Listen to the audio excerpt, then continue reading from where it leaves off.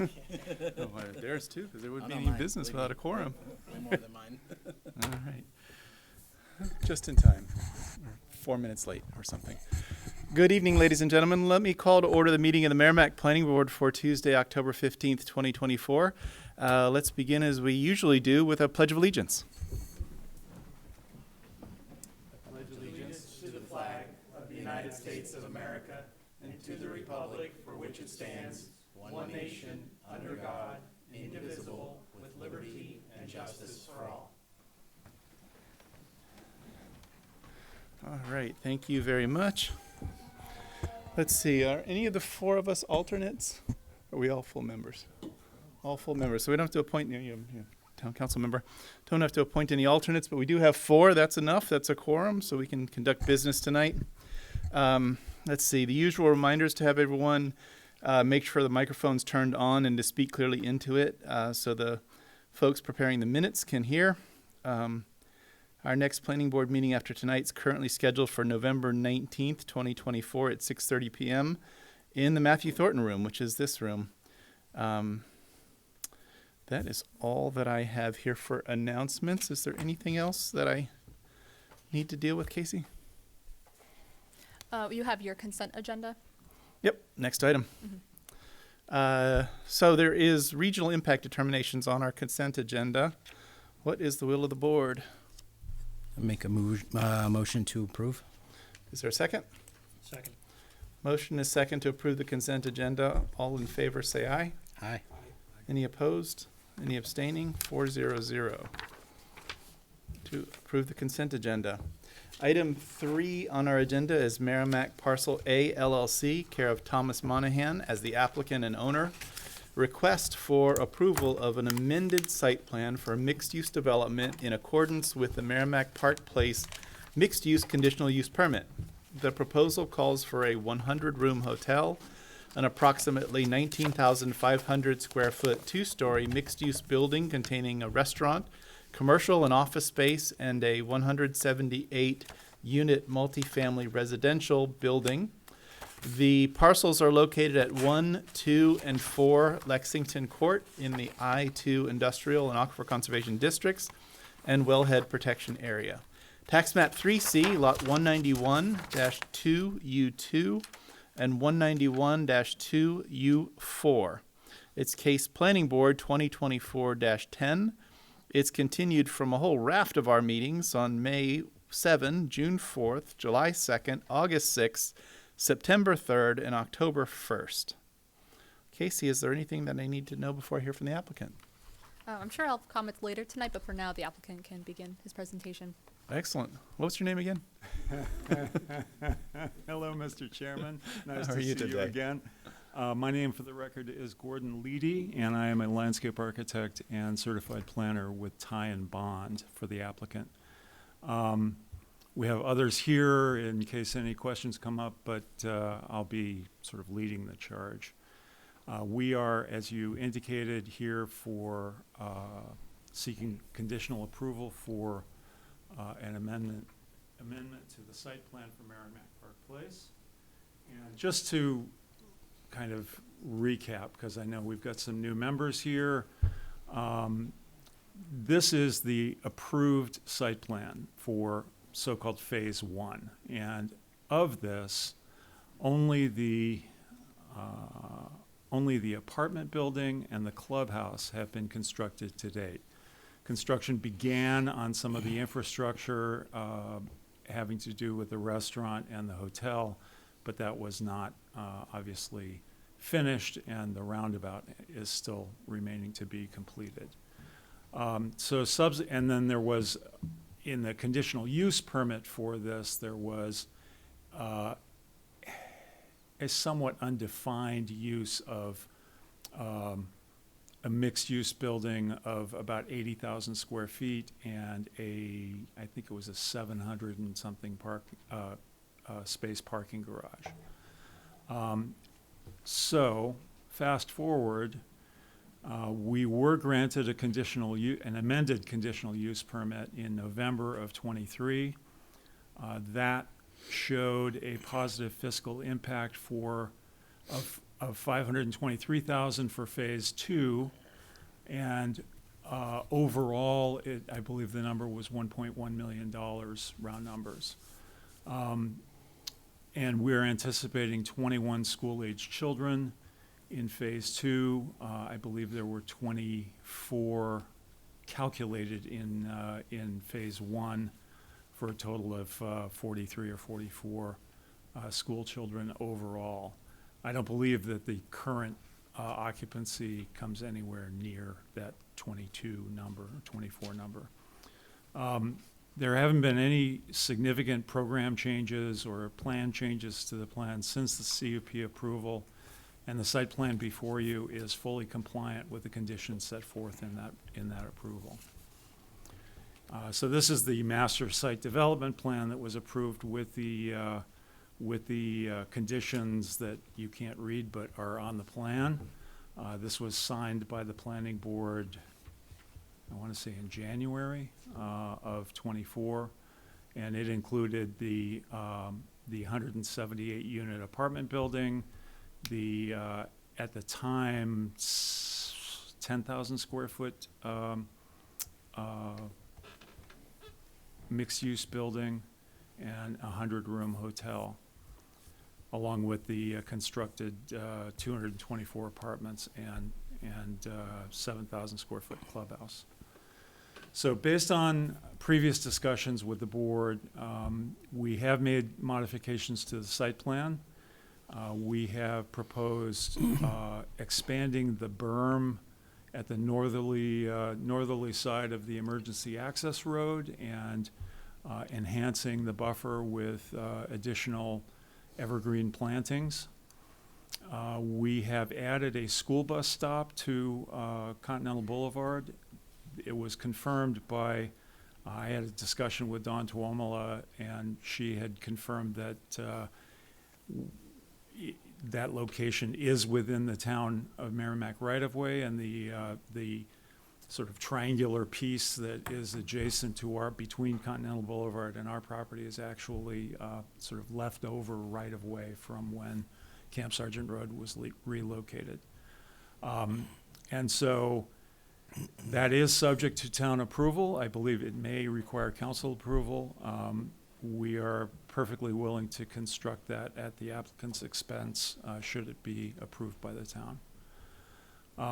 We've also made fire protection system enhancements, which I'll discuss in a few minutes, and there were some question about accessible parking locations and numbers, and we've addressed that, and there were a few architectural enhancements. And the biggest thing, and what has, along with the fire access, what's caused the delays in coming to an agreement on the project is what's going to be required to handle the sanitary sewer system. We have, for phase 1, an existing sewer discharge permit and allocation to the site of 69,000, round numbers, gallons per day of discharge. That is discharged into the Continental Boulevard system. And we went around, we also collected data, flow data, from or the town did at the applicant's expense, collected flow data from a number of locations on Continental Boulevard along with at Whittier Place. So, and we had some discussions about, and we also have water flow data from the existing apartment building. All of that came around to, we've agreed on the numbers. So the numbers are what DPW would like to see with regard to design flows.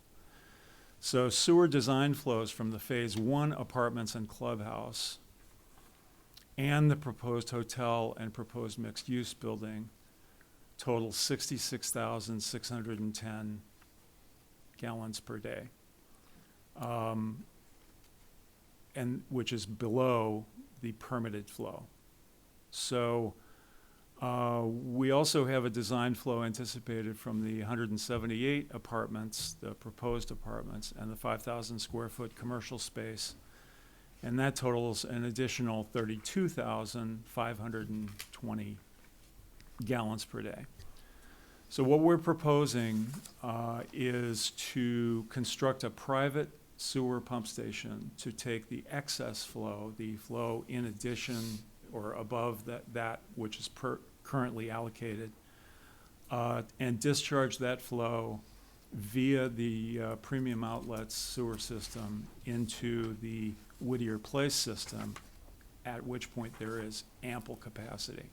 I think even with our flows, the design flows now, with our flows, the peak flow is only 33% of the total pipe capacity. So there's ample capacity there. And I believe you may have a memo in front of you from DPW Director Tuamala that was, I got it at 3:39 this afternoon, but, so you may not have it. I don't think I have it. Yeah, like he said, that letter just came in, so they didn't make it into your packets. But Yeah. the long and the short of it is that she agrees with the numbers because they're her numbers, and she agrees with the idea of a private sewer pump station that will divert excess flow from Continental Boulevard to the Whittier Place system. So we have and there were a number of notes that she wanted to add to the plans as well, which we certainly will do. So it appears that pending final agreement on details of, you know, where and how much of the flow from this goes where, we have an agreement with. Can you get the mic closer? Yeah, It's- we have an agreement with it. No, she's not. Oh, okay. I can see the lights on. Get the microphone. We haven't- She's not hearing you. Grace, is there, hang on, let's get the audio sorted out. Is so I that- can hear you Ooh. over the, That works? is Yeah. that better, Grace? Okay. Thanks. Thank you. So, yeah, Attorney Hollis has a 2 copies. couple of copies of that memo From Dawn? from Dawn. Yeah, if you've got an extra one, let's have a look at it. I know we want probably the, Underline that one, sorry. no worries. Maybe you can all share it. Sorry, we pass it around. You have a copy as well? John's got one anyway. So the bottom line is I'm that still reading we this while you believe read we this while I'm have reading this. reached an accommodation with the town to construct improvements at the applicant's expense that will resolve the sewer capacity issue. And I believe that's what Dawn's memo says in so many words. So that is sewer. And do you want me to give you a few minutes to? Yeah, let us have a chance to read that, and also some questions about the connection to Whittier Place. Tell me about the impact on the residents of Whittier Place that would come during construction of that connection. The connection already exists. What do they have to do to get connected to it? They need to discharge into the Premium Outlets system. Okay, so no construction off your site There would- over on Whittier Place or anything like No, that? no. Okay. Thank you for that. I didn't know what was involved with that. So, There's an existing sewer system that goes sort of behind and maybe in front of the Premium Outlets, connects, and there's a system of drop manholes down that steep bank that connects into the Whittier Place system at that cul-de-sac down at the bottom of the hill. So Okay. that's where the sewer from Premium Outlets is going now. And as I said, there's ample capacity in that pipe to deal with the additional flow that we're talking about. so the change that you've got is the new building, the new residential building would have a pump station that pumped it up the hill to the Premium Outlet system and out Whittier Place rather than down Continental where the rest of the lower development goes. Okay. That's correct. Where's that pump station going to be located? It'll be located probably on The the, audio's changed again. I know your microphone didn't, but I'm not hearing you overhead anymore. And Grace is okay. Maybe All I right, should use gestures. this microphone. It worked again right then. I don't know. One in each hand. Is it static? Click the one off that you're not using and try it. Okay, does that work? I can hear you overhead, so it sounds good. Okay. Okay, good. So what was the question again? Oh, where does the pump station go? We haven't determined exactly where it's going to go, but we do have a spot. It's going to be underground. We have a spot, where we currently have a dog park that we could potentially put it beneath. There's other areas between the building and the maybe if we had a plan, either in this area here or this area here. The physical piece of this that's above ground is very, very small. So it's So like a manhole cover or a structure of some kind? Or? well, I mean, we haven't designed it yet, but it could be, it's primarily in a vault. So you'd have a wet well and you'd have pumps and there might be a small enclosure to access the pumps. Is it landscaped over the top of it or around it, or Around how's it, sort yeah. of disguised? Yeah. Okay. Let me take a second to read the memo. If anybody else has any questions about the sewer connection. Gordon, can you tell me one more time where you were going to put that? It would be on the east side of the building. So it'd be either over here or over here. We know this area here is slated for a dog park. I mean, it could conceivably go beneath the dog park. Didn't you have a pump for the sprinklers? There's a cistern. This is the puzzle that we have Yeah. to put together. That's- So there is a cistern and a pump, fire pump, in this location. That's also kind of a placeholder because we haven't designed it yet. Conceivably, that could go under the parking in the building Okay. if we needed to move that. Okay. Gordon, the mall originally had a proposal for more stores, their version of Phase 2. There is 150,000 square feet that is approved. Right. Now, is Um, the flow taking into account potentially building that out? Yes. Yeah. I mean, there's the kind of order of magnitude that we're talking about is that there is 1.1 million gallons a day of capacity in the pipe underneath the highway. So at the end of the Whittier Place Okay. system. And we're talking about discharging potentially 30, conceivably 40,000. The mall, on a calculated flow basis, may flow 100,000, but the actual flows from the mall are more like 15,000. Hmm. So, I mean, there is, and there's peaking characteristics that you have to take into account and all of that. But even with that, we're saying that there's 67% of after accounting for our flow, there's like 67% of the pipe capacity left. Okay. So, Thank you. So thank you for giving me a minute to catch up on Don's memo. It certainly looks promising, and there's a few options and some details that could be ironed out. yeah. What's the status of those? Are you looking to deal with those, or what are you asking of this board tonight? We would contemplate an approval conditioned upon meeting, coming to some final conclusion of those details. Okay. Let's see. I know that there's a butters who will have a lot to say about the way the board should approach all of it, but I just wanted to know what your ask Yep. of the board was tonight. Okay. Okay, so this is the overall site plan. And as you recall, these lighter shaded buildings were part of the Phase 1 approval. We're not really, these are constructed. The hotel is the same as what was previously proposed. So the site plan that we're talking about is really the Phase 2 site plan, which is the 178 unit apartment building and the 19 to 20,000 square foot mixed use building. This building has 2 restaurant spaces in it, like a cafe of 2,500 square feet and a full-service restaurant.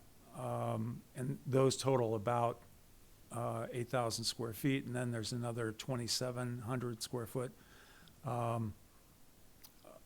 sort of general retail space on the end. And then the second floor is 100% office. So the footprint is about 10,000 square feet. So that's going to be another 10,000 square feet of either professional office or co-working space or some other such thing. This is the evergreen screen that I was talking about earlier. That is a mixture of 3 different kinds of evergreens: balsam firs, eastern red cedar, and white spruce, that are all, native and hardy. So we anticipate that to be a big improvement to what's out there today. This particular area that we're talking about planting, we went out and surveyed all of the large trees, and by large I mean over 6 inches, I believe, in diameter, some of which are dead. So we're proposing to remove the dead trees, save the large trees, enlarge the berm, particularly on this western end, by 2 to 3 feet of additional height, and then plant on top of the berm to give us the maximum that we can expect for screening. Do you know what the height of the berm is as compared to the height of the level of the road, the access road? These are 1-foot contours, so it's probably 10 feet. 10 feet high to the berm, and then whatever the planting is on top of it. Right. What are the expected heights of the evergreens at planting and at maturity? At planting, we're talking about 10 to 12 feet, and at maturity, that varies, but the white spruces are, can be sort of an average of 40 feet and can even go to 80 or more feet. The balsam firs are a little bit smaller than that. They probably are more like 30 to 40 feet at maturity. The eastern red cedars are also 30 to 40 feet at maturity. Okay. Thank you for that.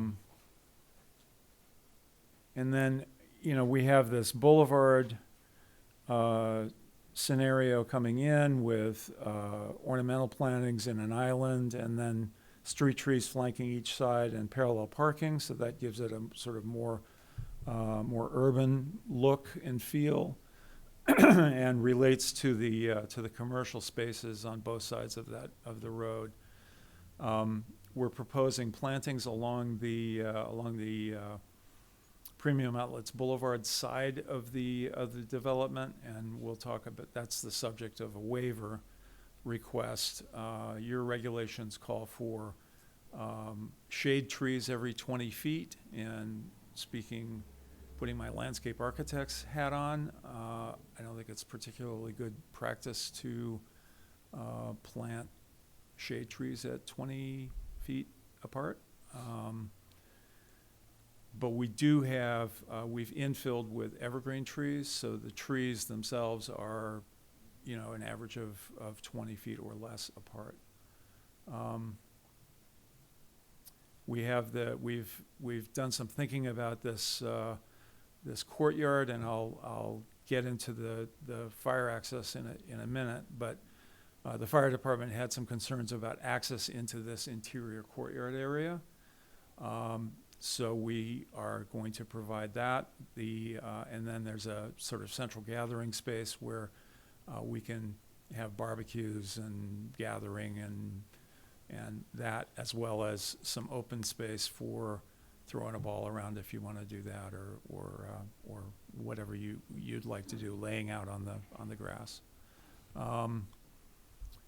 So in terms of fire protection, what we've done is, in that scenario, we are proposing to do a combination of, we have concrete walkways, and we are proposing to do turf instead of grass. So the turf would be underlain by a suitable base material that would be able to take fire truck access. So essentially, we're turning the entirety of that internal courtyard into a fire lane.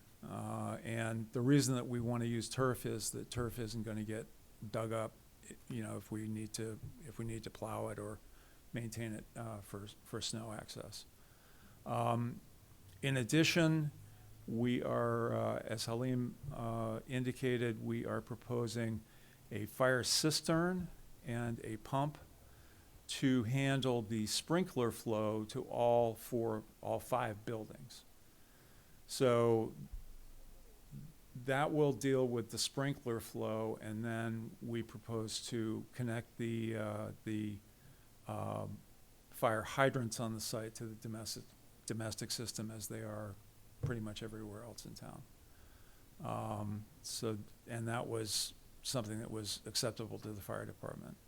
And also, our flows are anticipated to be, because we have the sprinkler capacity offline, it's anticipated that our flows will not exceed the agreed-to flows that we hammered out going on 15 years ago now, of 1,500 gallons a minute. That's fire flows. So, Gordon, are you going to disconnect from the existing system? yes. So there won't be any cross-connection or as an emergency backup mean, or anything? I think that might be a good idea, but that's not something that the fire department was looking for. So Okay. maybe it's something we can discuss, but it kind of makes this, the reason for that was that the occupancy of this part of the site is different than the occupancy up the hill. So the fire department was reasonably adamant that they wanted to see a separate system. So that's what we provided. Okay. And I think that's really it for the site plan.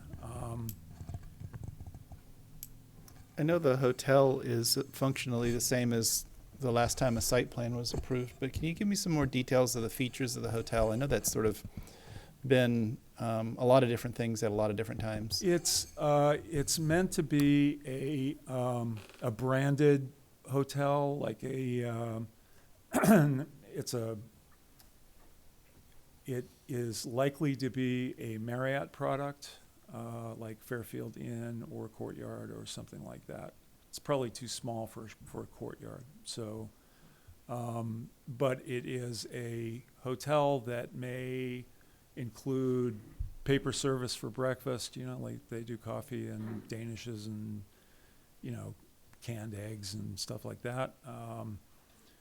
But it's not going to include a full-service restaurant. It may have conference rooms, but it doesn't have a big meeting function space. It's basically the same as every other hotel that you might see out there. It's not an extended stay either. So there won't be kitchens in the rooms and, all that stuff. Yeah, I definitely don't want to see an extended stay. In terms of what product or what amenities are there, I don't necessarily want to, as a planning board, dive into redesigning or what Marriott thinks belongs on the property. I think that as a planning board member, I'm interested in seeing it not be sort of the race to the bottom line minimalist approach where it's, rooms and a desk and that's all there is to it. It should have at least some features to feel that quality that the rest of the property holds. And the Well, there would neighborhood be, holds. those facilities usually have a lobby space that, is a gathering space, and there might be a TV in the lobby space where people can come down and watch games and stuff like that. I mean, that's pretty much the standard, and it will most likely have an exercise room. It will have, those kinds of amenities. But we're not talking about a pool that I'm aware of. We're not talking about, here's the guy who knows about hotels. Hi, Hello, how Tom are you? Monahan, and just You need to put that really close. yeah, we have a signed agreement with Marriott. It's going to be a Fairfield Suites, and it's going to have the amenities that all Fairfield Suites have. It's going to have some meeting rooms. It's going to have the indoor swimming pool. They do a swimming. Yes, Okay. yeah. And, you know, all the amenities that come along with the Marriott. And this is in collaboration with Fidelity. That was their request, that's what we do. And so we got a signed franchise agreement with Marriott Fairfield. It was Fidelity's request that there be a hotel or this specific one with these amenities, or tell me more about that. Marriott, they wanted Marriott, their employees want the points. That's the truth. That's the truth. So, Whatever works. They may have some corporate rates and things with Marriott and whatever, but Marriott's a fine brand. It's fine. Yeah. Any other questions of folks for this? They're not taking cash. That's what I want to make sure of. Good. And so will your residents of your apartments if they're built. Phasing of the project, I want to talk about and understand better, and when are these different buildings going to be constructed? What's already underway, and What can we expect? what was approved in the conditional use permit is the roundabout before anything else is occupied. Okay, so the roundabout is coming next, along with either the mixed-use building or the hotel. And from what I understand, it seems like it might be the hotel. And then the next building that is not built first, and lastly, the apartment building. Well, as you're putting them in order, are we talking about the starting of these things or the completion of them? It would be the In that completion of them. So the hotel and the restaurant building and the roundabout will be completed before you break ground on the hotel, on the residence? I mean, I don't think that's tenable. I mean, I think we'd be looking for sort of the timing of the COs is what we'd be looking for. Okay, so they might be going concurrently, but they'll come online, be completed. We're In not that getting order. a CO for the apartments until we get a CO for for the hotel, for example. Okay. Do you understand that nuance? Because it's going to take longer to build the apartments than it is to build the hotel and the other items. Mm. And nobody's going to come to a restaurant that's in the middle of a construction site, Yeah. so you want it Right. to be relatively close to it. I know that there's just a ton of discussion about the roundabout and Yeah. timing of it and why it hasn't already been done and that sort of thing. And I'm not sure I totally understand the intensity of that discussion because it seems to be the traffic's flowing as it exists today. But Well, in actual fact, the traffic analysis doesn't show a need for the roundabout. But in deference to Alster, God rest his soul, here it is. And the applicant has agreed to work with Premium Outlets and build the roundabout. So the timing, as you can imagine, is critical. So we wouldn't want to be commencing construction right now, for example. Mhm. So, you know, the developer needs to work closely with Simon and Premium Outlets to minimize disruption to their business, because it is going to be disruptive. So, I mean, the thought is that we would begin, you know, pending approval by this board, we would begin construction of the roundabout this spring, next spring of '25. And begin construction of the hotel and/or the mixed-use building at the same time. The roundabout certainly isn't going to take too long, and especially if you're No. trying to keep it from being disruptive to their building. Where does that sewer line connection to the premium outlets have to go? Well, it would be from the pump station up the road and most likely across this area. So you'd want to install that at the same time that you're doing the roundabout work, essentially. At least that section of force main.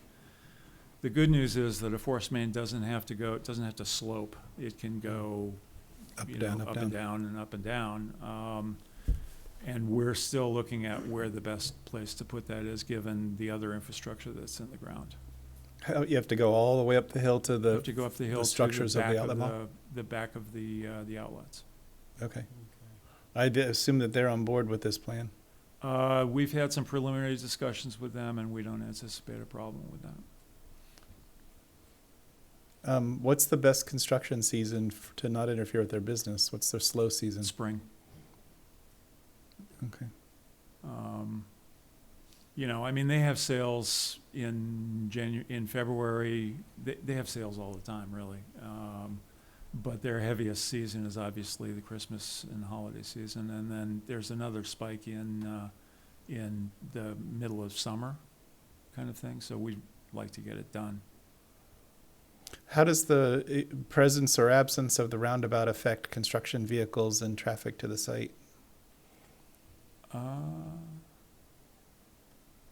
I'm not sure it does.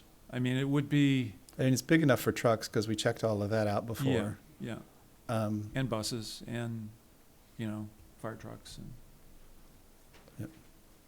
That is a 2-lane hybrid, so it's somewhat more generous than even the ones that are over at Fidelity. Understood. Okay. I don't have any other questions about the roundabout. Does anybody else have any discussion items about it? No, the roundabout, no. Okay. Is there, I think you presented everything that you wanted to present to us tonight as far as the changes and things. Does anybody have any questions about any of the other application in total? The dog park. Cassie, is there anything in the town regarding dog parks? There is.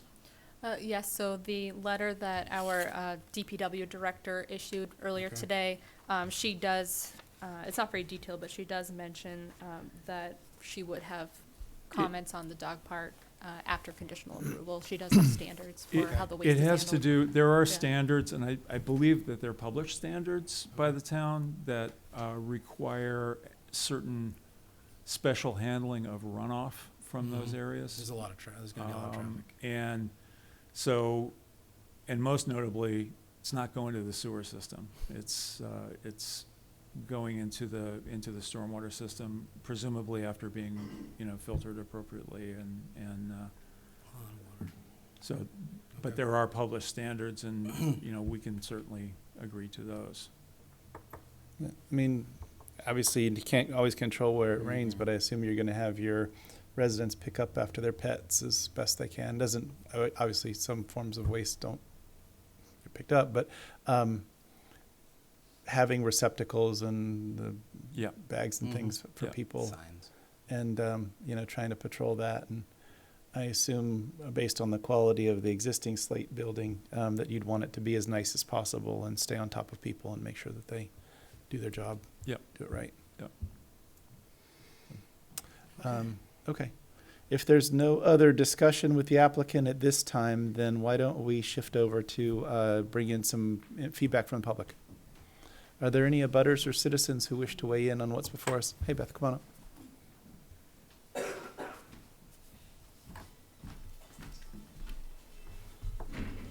Hi, my name is Beth Burns. I live at 5 Spruce Street. I'm glad Gordon left this here because I just wanted to note too, are we going to have enough dumpsters out there to take care of, you know, hopefully eliminating unnecessary trash and things and debris from people? We'll check on it. For apartment 1 and apartment 2, I think that's important that we provide that with them to at least encourage them that, You know, we provided you with plenty of dumpsters to dispose of your trash and other things, you know, respectfully, and not, you know, toss it somewhere where it ends up on your own property or floats its way over to ours. You know, I think that's important to note for environmental reasons and not just personal. So I'd like to note that if that can be addressed. We'll certainly ask them about it. Yeah, I think know that's that- important with this many people, with this many occupants in both buildings. And then you have the hotel, the restaurant, the multi-use building, you know, people coming in and out. You know, I think it would be important to have enough dumpsters and it to be monitored and, you know, emptied accordingly, you know, not just piled up so it's overflowing and ends up on the parking lot of the area, you know, around this this development. Sure, we'll certainly get an answer from them. I know that in a partially developed site, the trash situation's different than perhaps in its final state, but has there been any litter or trash problems?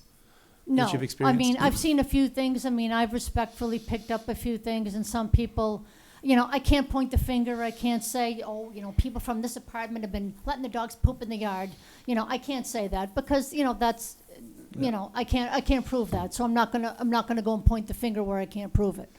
No, that's But fair. I think There's- it would yeah. be, you know, I think it would be nice to just have a kind of development here where people respectfully pick up after their dogs, dispose of it properly in our neighborhood as they would their own, you know, and as they should. You know, that's really what I ask for on the dog end. I love dogs, so, you know, I'm glad that people are able to take their dogs with them as part of their family. I love animals, so I support that.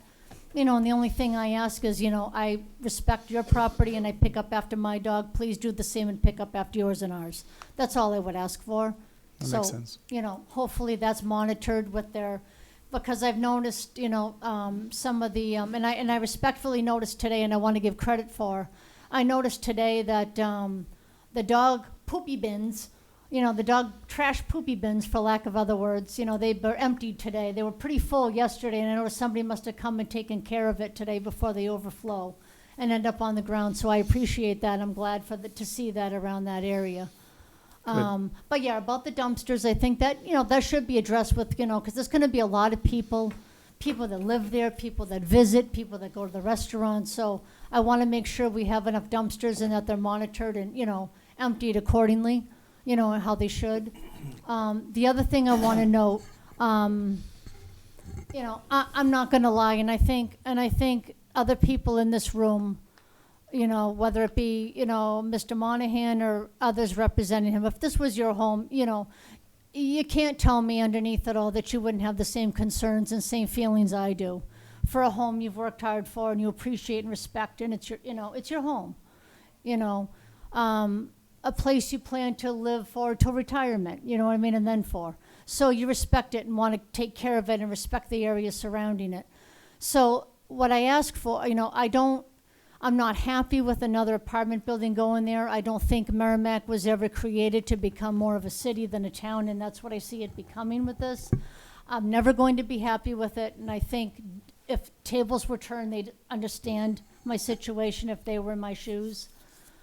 With the next apartment building, I'm not happy with being as big as this current one. I would like it to be shorter because it is so much closer to us, and I think if you come and look at the area when all the trees are bald this fall and you see how big the current apartment building is to us because of the size of it, how close it is to us as abutters, then you want to go and put another one in even closer to us with that height. It's going to be a definite eyesore, and really literally feel like I could throw a stone over the fence in my backyard and I'd hit the apartment building. And I'm not exaggerating, that's how it's going to feel. So I'm not happy with the height of the building or the size. I think with all due respect, it could stand to go down a floor. I think that's respectful. And I think that is the least we could ask for. Between the abutter, I appreciate the points Gordon's made about leaving the abutter alone. The trees, you know, I hope it works. I don't see how it's going to with the new apartment building, you know, blocking a lot of the sun. I don't see how some of these are going to handle the shade more so than sun. I pray I'm wrong and it works out beautifully. But I just don't think with the position we're in, asking for a smaller, shorter apartment building is too much to ask for with apartment 2. I really don't with what you're putting over there. And the other thing I have to ask is, either way, whether it's the current way or shorter, are we going to follow the same rules as the current apartment building, no lights on the top and no decks facing Spruce Street? I'm writing down the question. We'll have the applicant answer it. So I think they did discuss it before, but we'll get it I verified. want to make sure that's in writing for the next apartment building, if you would. That's another thing. I think that's, very, very, small thing for us to ask for, that the lighting is not on the top again, like the current one was that's been removed, and I appreciate that, because of how much it stood out. But no balconies facing Spruce Street with the next apartment 2 building. Okay. We'll definitely have the applicant address it. I see Gordon nodding up and down, so I think they may Yeah. have already. but I we'll would come to confirm it. greatly, like I said, and I'm not trying to create a war here. I'm trying to see both sides of the coin from a business perspective as my own personal homeowner, and I'm trying to see it from someone else as a homeowner. So the few things I'm asking for, I believe, are very little, and I would be forever grateful if they could please be granted. That's all I ask for. I'm just trying to, I'm not getting younger either. I mean, Tom Monahan and I are what, 25? Right, Tom? I mean, so we're just, just these little things. I'd greatly appreciate it if the town and Mr. Monahan and his team could please, respect that and grant that to us. I'd appreciate it. Thank you. Thank you. Ms. Beth, Burns. just one quick question. Yeah, I'm sorry. When you started, you were talking about dumpsters located on the property. Yes. Are you referring to the large trash dumpsters, or do you mean just- I trash don't- I'm not- cans? well, with all due respect, I'm not sure exactly the whole, design of how tenants can dispose of the trash, if it's done in a certain spot inside the building, if they do it on the outside. But I'm just wondering for the outside, I guess the outside perspective, if there are going to be dumpsters, if that's where things go when there's an overload inside, if that's, I just want to understand how well we're trying to monitor the cleanliness of things and monitor where stuff is disposed Yeah, of we'll get some answers properly. for them. I think it'll involve both dumpsters and trash cans, and this is an old Walt Disney trick. If you make people walk with the trash too far, they put it on the It's ground. exercise. Yeah. Yep. No, so, I just want to note that. I mean, I'm just trying to keep things, clean in our neighborhood, and I would like to see things clean in theirs, because we're neighbors, and if we want at least that part to be pleasant, I would appreciate that, to be respectful of each other on that. Thank you. Thank you, Ms. Burns. Who's next? Wherever you like, Nancy. Whatever you like. Let's see if it's, It's on. is it on? Okay. Couple of questions. I did go downstairs community development to look at landscaping for the Rotary, because I know the Rotary is going to be done soon. Now, if I remember correctly, and you'll correct me if I'm wrong, there are 3 layers, I'm talking about the berm. There are 3 levels of trees. My understanding the last time we spoke is that only the first row would be taken. Okay, because the landscaping doesn't reflect that. At least when I tried to look at it in the design, so maybe it's just I didn't read it correctly, because it looked like it was more than the one, and it went in, if you're looking at the map there, to the right as it goes up toward, it went in a little bit further. And what that's going to do, remember the berm was put there for the lighting, because all the cars go. If in fact you cut in on the right side going north, I guess, the cars coming down are directly going to have lighting going in. So I just would like you to take a little bit of concern about that, that's all. And I'll keep an eye on it too. I might park and I might sit down to the top of the berm and watch you do it. Okay. Nancy, you're talking about the berm that's in the curve of the road by the Correct. roundabout, Rotary. not the berm that Gordon was talking about putting these evergreens on to the left side Correct. of The the plan. berm that's existing now, Gotcha. where the Rotary is going to be. Okay. And has all the trees and planting on it. You're absolutely right. That are finally grown. You're right. Okay, a request in terms of the lighting for not presently but in the future. One of the neighbors talked about the stairwell lighting that is on all night, which I'm sure by regulation has to be. If in fact in the new building, when you have the stairwells, don't put any windows facing the neighbors. You can still have a lighting on, just have the windows for the lighting go to the exterior so that's not reflected on the neighbors. I think that would be easy design change, or at least keep in mind when you design it. Pump station you already talked about. Sewerage versus drainage. As a council member, we have to be really careful with MS4, as you may or may not be aware of. And they are really sticklers now of drainage from dogs and poops going into the drainage. So I think you need to be cautious when you make a design for that dog park. It has to drain into the sewer, not the drainage. Okay, but We'll look, adjust whatever look the into it requirements as, are. Yep. look into it is my point. Yep. Because that is something, Dawn she works very closely with that, and so be prepared, because she's not gonna want it going into drainage, because we'll have to end up paying for it in the end.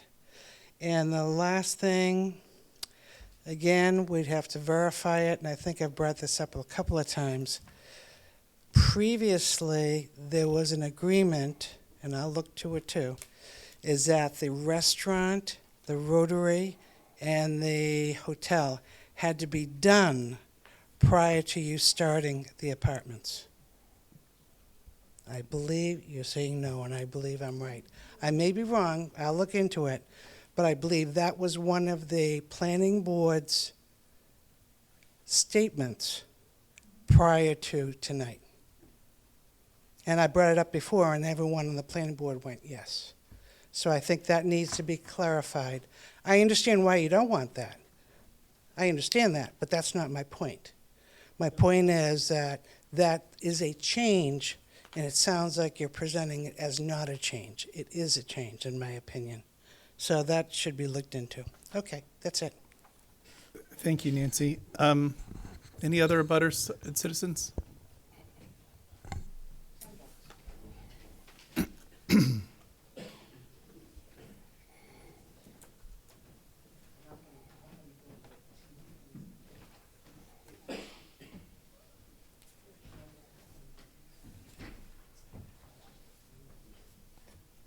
Good evening, Mr. Mills.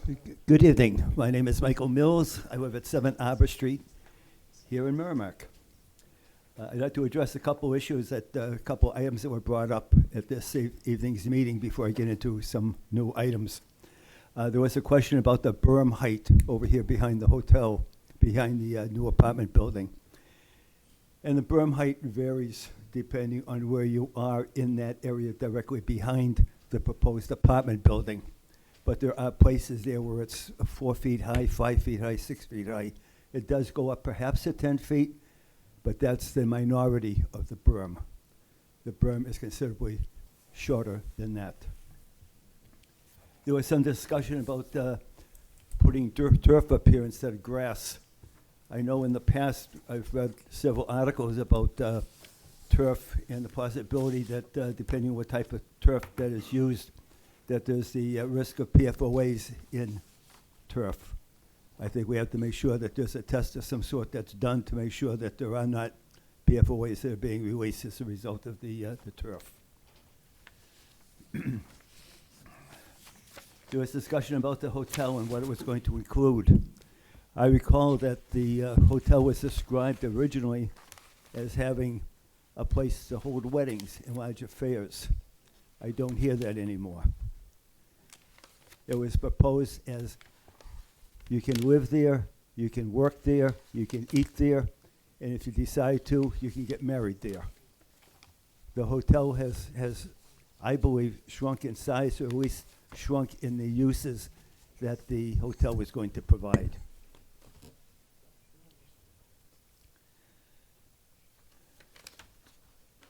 And finally, the other item that was brought up, and it was just brought up just a moment ago, the phasing of the project. The apartment building was under construction, and the developer wanted to be able to get occupancy permits as units became available, but he would not build any. He would not ask for occupancy permits for any more than half the number that he could have if the building was 100% complete. And this planning board, I believe, made it very clear that in order to get the remaining occupancy permits, the hotel had to be 100% complete. And the turn lane into this project had to be 100% complete. It's not. When it was brought up many months ago, I remember mentioning that fact and being corrected by the developer's agents that the hotel was under construction. If you want to consider under construction maybe running a sewer pipe to that general area, then I guess that's under construction. But there hasn't been a single board, a single nail, a single anything put there where that hotel is. And now we have promises, we're not going to build the apartment building until all these other things are done. And I say to this board, we need some assurance that this is going to take place. I've attended many, many, many of these meetings, and I have to admit myself that maybe it's my age, but I'm getting confused on what pray tell is going on. I know originally, when the plan was originally brought forth, there were studies that were done. How many kids were going to be going to school? Not, I think maybe 5 or 6, I think was the response the last time. No, there was a study done. How many kids are going to be going to school? What is that going to cost the town of Merrimack? There was a study done about what the tax revenue was going to be on these buildings to help offset any additional costs coming into the town. There were estimates proposed from the police department, the fire department, the DPW, what it was going to cost the town to approve this. At that time, I believe it was just the one apartment building with larger hotel, larger commercial space, larger retail space, larger office space. That's all changed. The developer went to the zoning board and asked for permission to make a little larger building. Well, now we're talking about a 170-unit building here. Doesn't he have to go back to the zoning board to find out whether or not 170 units on such a small tract of land is allowed? Yeah, the That wasn't ZBA part gave of- them approval for like 208 or something like that. It was an even bigger number than what they're actually proposing.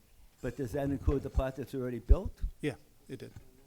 So if it's including the part that's already built, then there can't be another 170 units. I'm sorry, 208 in addition to or 206 or 5, 4, 3, whatever it was.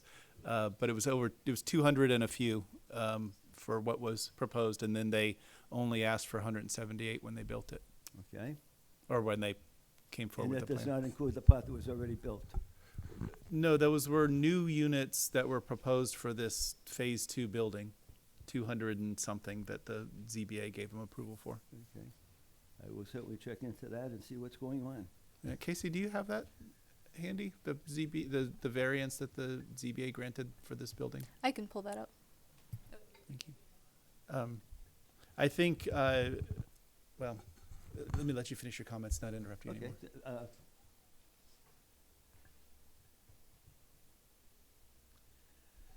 I guess my first question, and I proposed this question here the last time, is there any penalty or any action that can be taken because of not following this planning board's rules and regulations, if you will, about the turn lane into the project and the construction of the hotel? Why have a planning board say, you can't do the, and it's being proposed again tonight. Don't build the apartments until these other things are done. Great, that's what we're gonna do. What happens when that doesn't happen? What happens when they start building something in violation, if you will, of what this planning board's approved? They have done that with the apartments. There is no hotel, there is no turn lane into there. Is there a penalty? Is there anything? How about if you're going to propose whatever's going to be proposed here on this site, whatever it is, that at least a sizable bond be required from the developer that would be forfeited if he didn't follow this board's recommendations or this board's rules and regulations. Without some type of a bond, without some type of a financial weight on the developer's shoulders, keep doing whatever you want to do. That's obvious what's happened here. Building's 100% occupied, no hotel, no turn lane. And I don't believe that this board has ever said you don't have to do that. I sat here when that was imposed by this board. We've talked about the size of the building. Let me point out again that we're talking about building a multi-story building 240 feet from the back door of the abutters. 240 feet. You go to sit in your backyard on a hot summer day, and you look up and there's an apartment building looking down on you. It was the intention, I believe, of this board and the developer this summer to do a site walk. I know the neighborhood has been after this board many, many times to do a site walk when the leaves aren't on the trees, so you can see what we're talking about. I know Ms. Burns has come in with pictures of how the neighborhood is lit up as a result of the one building quite a distance away. I've come in with pictures trying to show you how that building lights up our street and our neighborhood. You can't see that in the summer when you have a buffer there and all the trees have all the leaves and everything else on it. We'd like you to come back out to the site before you make a final decision on this in another month or two when there are no trees and see what we see. See what we see. This information about we're going to plant trees every 18 feet, and the trees we're going to plant, they're going to be 10, 12, 14 feet tall. That doesn't hide a multi-story building. And to say it's going to grow up into being a big tree, yes, it is. But what do you do in the interim? My wife and I planted a wedding tree when we got married. It's tall, it's beautiful, but that's not what we planted. I planted it. I carried it into the yard. It was many years before it got to be what it is today. And what are the neighbors supposed to do during that interim time period? Just see this apartment building with all its lights on and you know, the balconies all lit up and what have you? I don't think that's the intention of the board. My final suggestion, suggestion, if you will. This plan has been around for so long, now we have a new plan. But I have lost track, and I believe several members of this planning board have lost track of what's approved, what's the intention. Is this hotel bigger or smaller than what was initially approved? Is the retail space bigger or smaller than what was approved? How about the water, the sewer, everything else that goes into a project this size? It's all changed. And we're saying, well, the zoning board say, yeah, they can build 200 units there. Did the zoning board take into consideration that these other things were going to change as well? I don't believe so. I was at that zoning board meeting, zoning board meeting. I don't remember any discussion other than please let us build more apartment buildings. This is a new, I know, no one agrees with that. But I believe this is a brand new plan. I think this is a brand new plan. It's not the hotel. The streets aren't where they were before. The retail is not there. The office isn't there. This is a whole new plan. So let's treat it as a new plan. Let's get the studies done that are supposed to be done for close to 200 new apartments coming in. You have the authority to do that. You've done it on other projects. You did it on the initial project when it was just one apartment building. Why aren't you doing it now? And I respectfully request that you take that into consideration.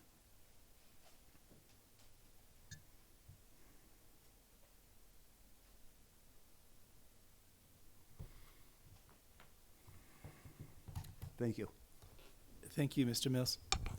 Are there other abutters or Was citizens there who wish to weigh in? any comment on what the planning board, what the zoning board? Casey, did you find that? Yes, in April of 2021, it looks like it was, the ZBA approved an additional 208 units. And was that the last planning board meeting? Because I know that they had 2 years in which to build it. Yes, so then 2 years later, around that same time of year, they had to come back before the zoning board to ask for an extension because of variance sunsets after 2 years. And it was reapproved then? Yes. Thank you. Thank you, Mr. It'd Mills. be nice if there was a sheet of some sort that had a summary of this information. I think that that might help the planning board. I know it would help the abutters, the neighborhood. I wouldn't be here saying that if I had a place that I could go to find the planning board meeting, the zoning board meeting that stated that. I think there's a lot of confusion of what's approved and what's not approved. Sure. Thank you. Thank you, Mr. Mills. Are there other abutters or citizens who wish to weigh in? Go for it, sir. Are you, Robert, I forgot that I wanted to ask one thing for a neighbor. let me let this fella come first. He's, Thank you, sir. okay. I know in the last meeting, Robert, we noticed that we were debating, kind of cleaning like a walkway area for the current students waiting for the bus. Yeah, they mentioned Whereabouts bus stop. would I that didn't ask be? him about that. What's that? Whereabouts would that be? I'm gonna have to get them to clarify that detail. I saw in the memo a discussion of bus plans, and I never asked him about it, so I wrote down right here, bus stop. Yeah, if we could The note that, bus stop. because Barbara wanted to be a part of the meeting tonight, but she's unable to attend, and she was curious about that too, and she's concerned about it. There are other people that are concerned but can't always attend. Yeah, very So good. I just wanted to note that tonight, if we could kind of be more open about where that would be, Sure. so she's aware. We'll get the applicant to expand on it. My understanding is it's along Continental Yeah. Boulevard. So get far, some where the details. kids have been seems to be okay. It's just a few children at this current time, which hasn't been an issue traffic-wise or anything safety-wise that I've noted. And as a mother, that stuff will stand out to me like a sore thumb, but Yeah, it and it does seemed me to be too. okay currently. So I just want to note for Barbara and other people, just make a note where that would be if they do it. Thank you. I Okay. want to say as a planning board chair, my goal is to change the way we approach bus stops all over town. I don't like buses stopping in the middle of a street in front of a complex and having to have 20 kids Yeah. getting on at one time. Or on a sharp corner where people could pull in and quick and not even see that there's a bus stop there or something. So that's something to address. Okay. Something like what's proposed here, I think, is going to become the standard around town to see for Okay. developments. Okay. And so we'll see that come forward. Thank you All for right. that. Thanks, Robert. Thank you. Please introduce yourself. You're the only one I Yes. don't know so far. It's come My name is Ben Niles. I live at 11 Fernwood Drive in Merrimack. That's the Woodland Park area. I want to raise an issue for the record, recognizing that I don't think there's any rules or regulations that addresses it. It has to do with affordable housing. What percent of a project like this should be 10% or 15% low mod housing? It only makes sense. As citizens, we have a duty to provide some affordable housing to future citizens that want to live in our town. For our town employees and policemen and firemen, they're not making six-figure salaries and want to live in a town, be it renting a nice apartment or buying a house. And this is something that plagues much of our state. And it's only a few large cities that have taken the lead in addressing some of it, such as, say, Manchester. I think Nashua probably has, and maybe Concord, a few others. But many, many have not. And, smaller cities and towns, they have an equal responsibility. And when you look at future generations, they're struggling because of the high cost of everything from college tuition and getting a degree to start their careers and the financial burden that represents to the day-to-day cost of food, gasoline, clothing, utilities, etc. And I don't think our zoning code addresses this. I believe it doesn't. And I don't think it's a function necessarily of the planning board either. But I want to be on the record that this is an issue that at some point we need to address. And I think when you're proposing a development of this size, that's different from just putting up a 5 or 10 unit apartment building. That's different. And so it'd be like over X number of units, then this would apply. And for a developer to be a investor in our city and for the owner of the apartment complex, they too should have a citizen duty to provide a small amount portion for affordable housing. And the longer it gets neglected, the greater the problem is going to become. And at some point, the state is going to be working very hard to force or disincentive towns and cities that aren't doing their part. Because I think you all agree, I see a lot of nodding heads, you all agree, this is something that we all have a responsibility for, but yet it's not anything one individual can solve, or one committee or one board. It has to be all players at the table. Do you agree? I absolutely, you're speaking my language, man. I taught a class at UNH this semester on workforce housing and homelessness and all of that. And There you go. You're definitely speaking my language. Yeah. We do have workforce housing addressed in our zoning ordinances. You're required to in New Hampshire. The state requires every town to deal with it. The Right. state's requirement is that we have opportunities for developers to propose it, but we don't even have the authority to require a developer to provide it. Not today, right? But they have we have the obligation to make it an option for a developer that's interested in doing so. We've got a couple of developments in town. Probably the most recent Right. one is the NeighborWorks development, which is probably now 5 years old or something like that. Yeah. And it's a 30 or 40 townhome development. Twin Bridge Road. Oh, that's true. The South Pizza, those Yeah. are still under construction. Those are workforce housing as well. Yeah, that's a recent one. Yep. Yeah. Forgot about that one. I shouldn't have, because I used their numbers for a different client's project.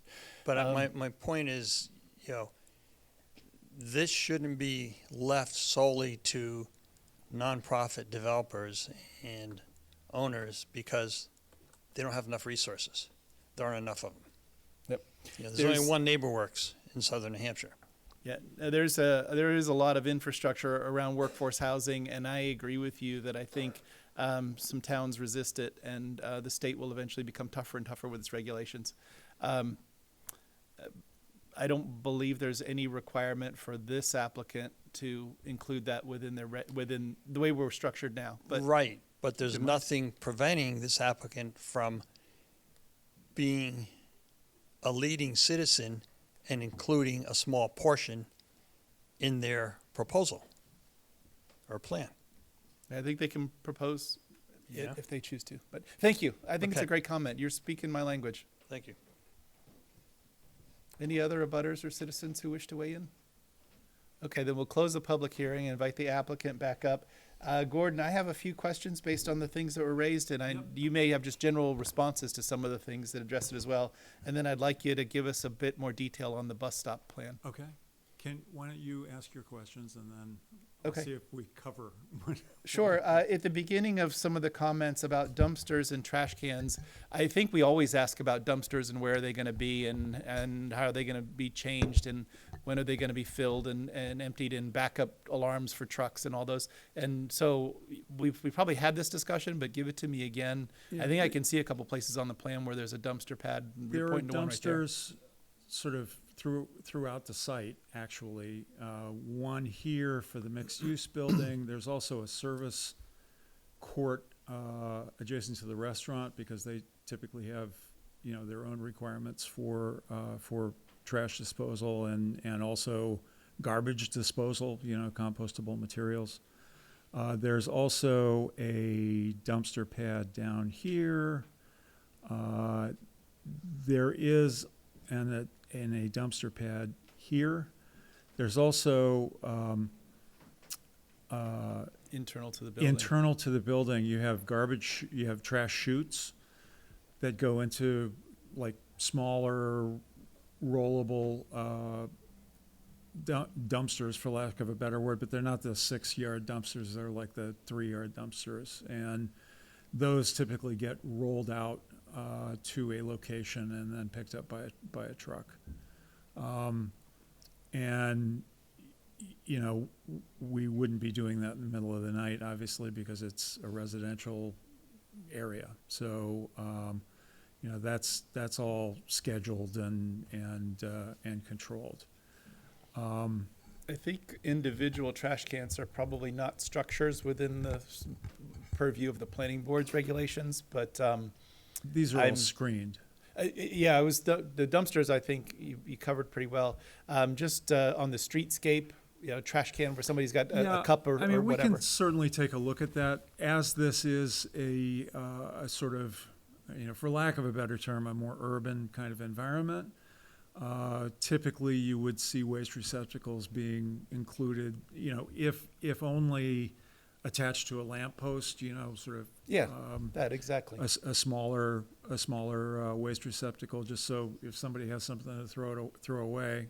they Yeah, a don't just throw it on recycle the bottle ground. or something like that. Yeah. That's what I think is probably not a planning board regulation, but think about that. I mentioned Disney earlier, and I think there was actual studies for if you put them more than 30 feet apart, it's going to get on the ground because or whatever 100 feet or whatever the number is. People will only carry it so far. Within areas where we're expecting people to congregate, we'd want to have some kind of trash receptacle as a part of that.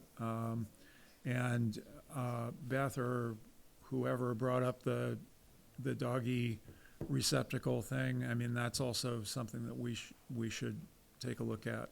On the dog park, I think that if I understood her correctly, DPW Director Tuomola basically said that the runoff cannot go to the sewer, the sanitary sewer. It has to go to the storm sewer. Infiltration. And the good news is that we have a gravel wetland over on this side of the site that we may be able to discharge to that would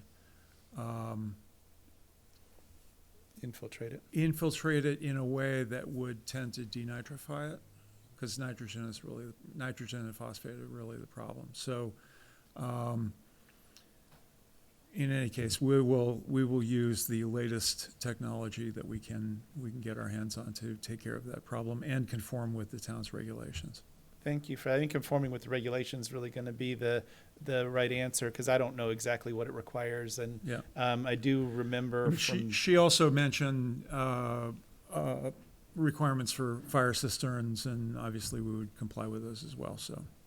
that makes a ton of sense. My memory is similar to what you said, that discharging anything, including rainwater, into the sewer system isn't permitted because it's just too much volume. Yeah, we can't even take, they don't allow floor drains in the parking garage to be connected to the stormwater system, or to the Sewer system. sanitary system. Some municipalities require that because it's inside a building, but not here in Merrimack. So apparently they had some discussions with the builders of the Slate building that were disconcerting. So Okay. they're not allowing any of that discharge to go into the sanitary system. So there was questions early on about whether there's porches and lights facing the Spruce Street. Let me get to that. These are, one page up, I think, or at least it was in the package.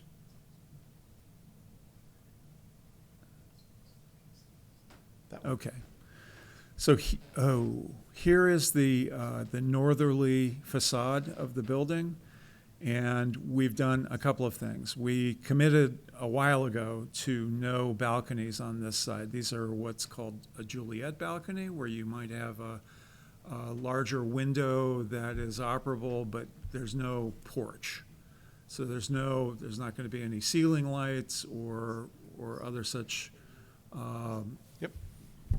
intrusions into the neighbor's space. We've also, in a recent revision, made those openings smaller, so there would be less light cast out. Okay. That satisfies my questions about that business. I think Nancy had some questions about the berm plantings that are near the roundabout. Yeah, I didn't know. I the honestly underlying I issue. haven't looked closely at that, but we will take every precaution to maintain that existing screen.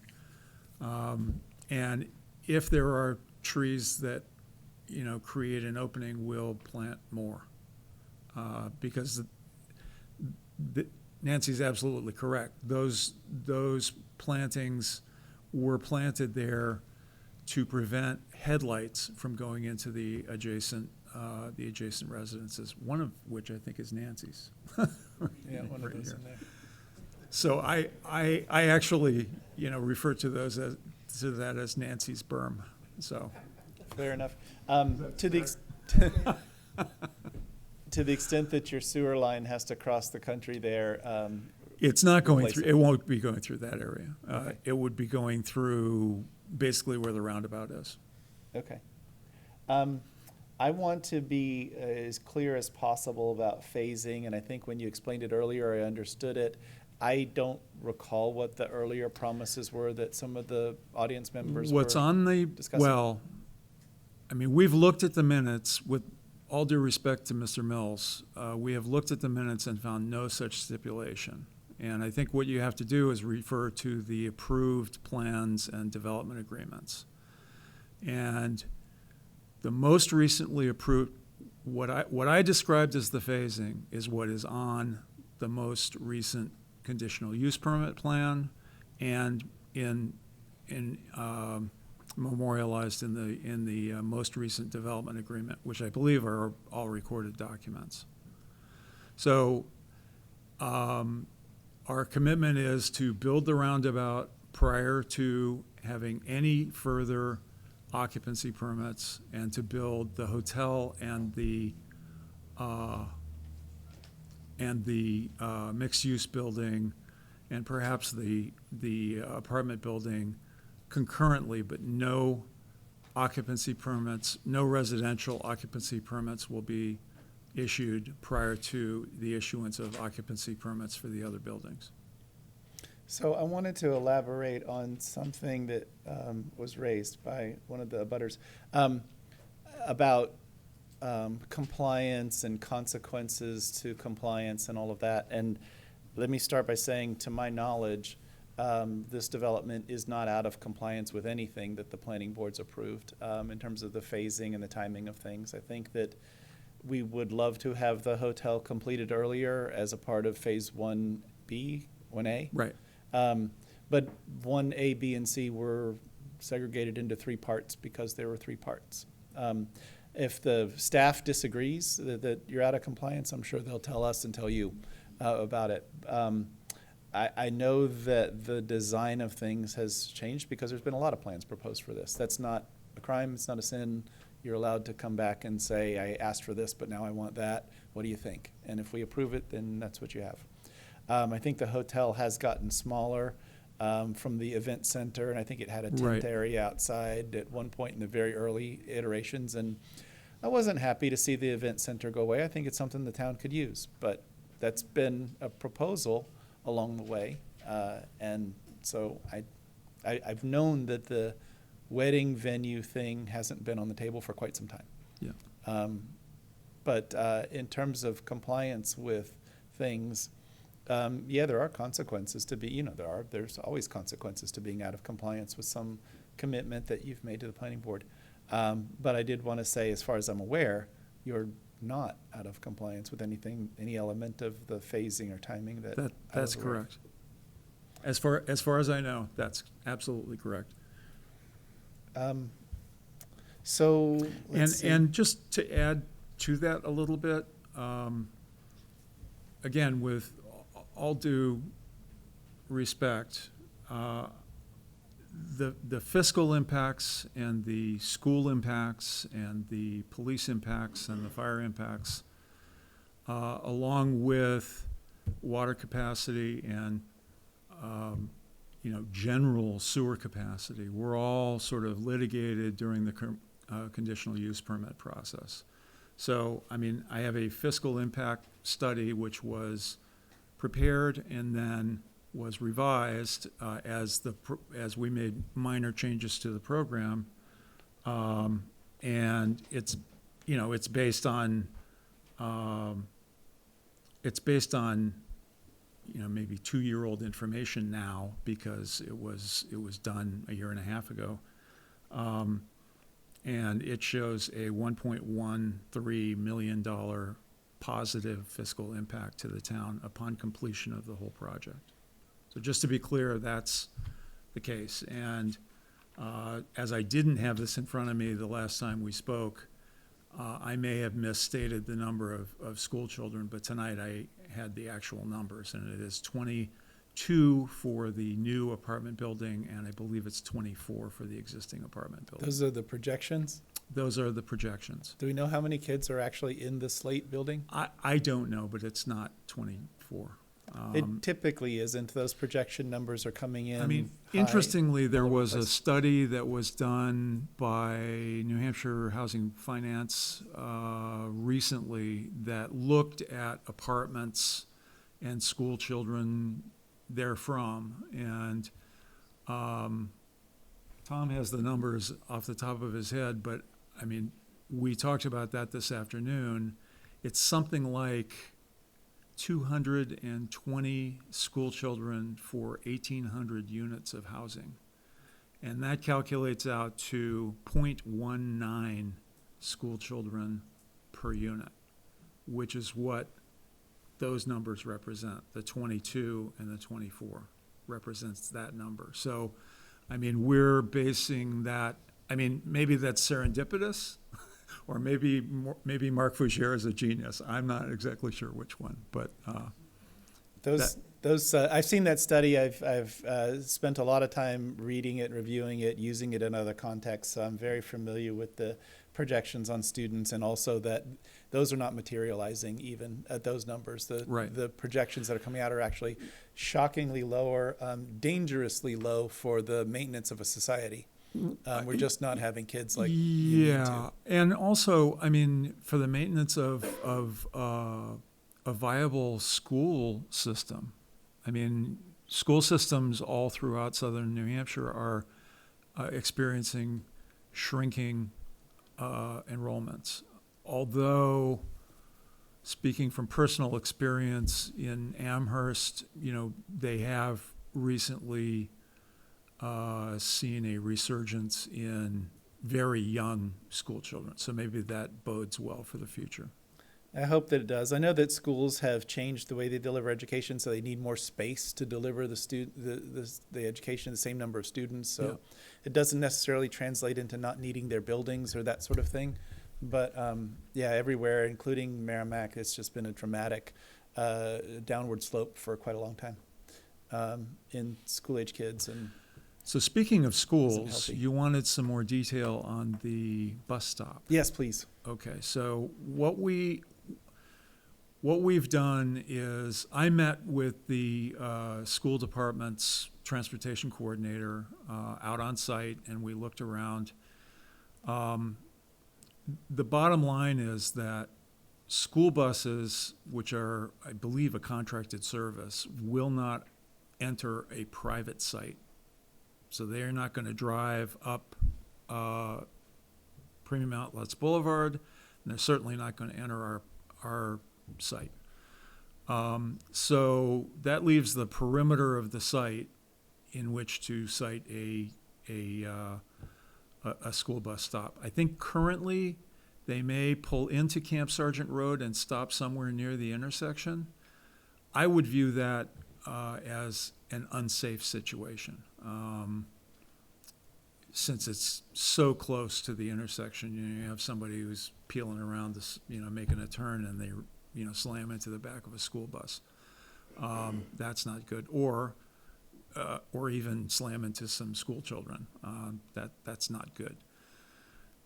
The other thing that was a concern of ours is that, as you know, we are limited in the use of this driveway to emergency access only, and I would not like to encourage a situation where parents, in their desire to give door-to-door service to their children, might drive up that road and either wait for them to pick them up or drop them off, because that would create a potential fire hazard, and it's not meant to be that way. So what we land, and Industrial Drive is kind of out of the question as well, because of the volume of traffic on that road and the way people use that road. So we were left with Continental Boulevard. Now, It's also a huge elevation difference. a portion of Continental Boulevard is DOT right-of-way. And I believe it's from this angle point south. So that all belongs to DOT, and it is limited access or controlled access right-of-way. So it would literally take an act of the legislature to allow us access to that. Well, they're trying to give that back to the town last year. They We're are, fighting back. the town It's is, been quite- the been town quite is something. valiantly fighting that effort, which I Yeah, certainly they'll give it to you. understand. You want it? No, I don't want it. So we arrived at this location for a school bus stop. It is proximate to the sidewalk system and to the two residential buildings, or one existing building and the proposed residential building. This is a little bit misleading, because there actually is a clearing where Camp Sargent Road was. And there's a gas line that runs up through there. There's other stuff, utilities that run up through there. But it's already cleared. So the area that we are showing this walkway within is not an area where we're going to have to take out a significant number of trees to accomplish. So that's good. And the grades are relatively gentle there as well. So what we're proposing there is a plus or minus 10-foot pull-off beyond the shoulder. So a school bus could pull into this lay-by area, pick up or discharge children, and go on their merry way onto Continental Boulevard. Now, that Continental Boulevard at that point is not a divided highway. So if they stop in the travel lane, or even probably in the shoulder, they would have to put on their blinkers, and traffic in both directions would be required to stop. I'm not sure if you have a pullout like this, if they would be required to do that. But in any case, that's sort of handled by state law. We don't really have much to say about that. But I think this is probably the safest condition we could come up with. Do you have a close-up or a detail that shows exactly what you're laying out? I know I can kind of see a little bit there, but not much. Hang on just a second. The bus company's refusal to go onto private ways, by the way, is a very subjective insistence on their part. They do it all over the state, and they also do it elsewhere in Merrimack. So it's sort of when they feel like it, insistence. But accept it for what it is. I get it. Don't fight City Hall. I mean, this is as far as we've got. Wait a minute. Looks like it's. No, You were there for a second, but I it know, kinda I went off was. the side. Looks like it's part of page 10, not 8. all right, we're getting there.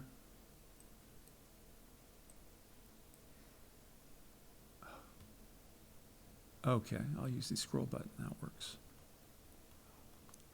That's it. That's the bottom of the page. Go down to 10. Oh, I'm on the wrong page. Hang on. Sorry. There we go. Here it is.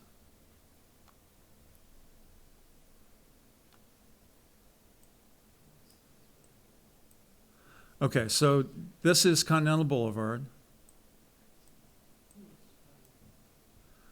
And it is 2 lanes in each direction, here and here.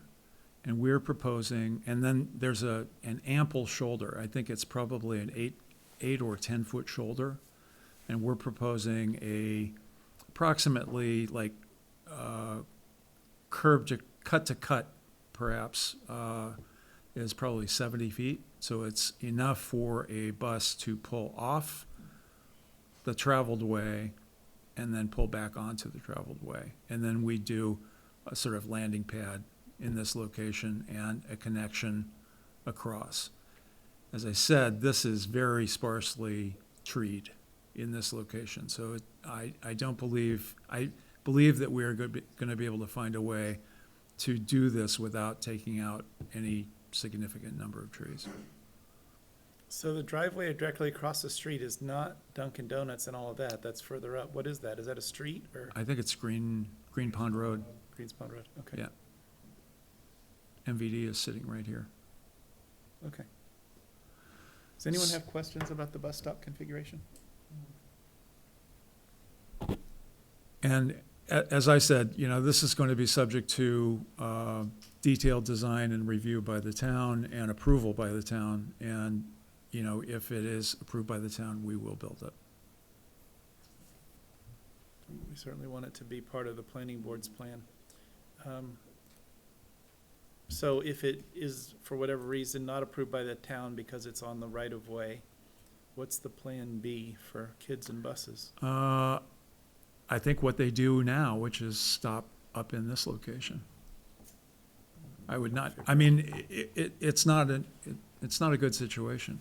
So we would encourage the town to approve it. When we get going with our next master plan, we need the town the school system to be involved in the discussion about buses and bus stops. We need a better approach to it. Okay, thank you for the detail on the bus stop. Any further questions by any members of the board? I think one of the concerns was the height of the berm. Somebody addressed that it isn't actually 10 foot across there and is much lower in some areas. And then there was a concern of how long it's going to take for the trees to mature in that area. Well, again, let me try the zoom thing again. Oh, wait.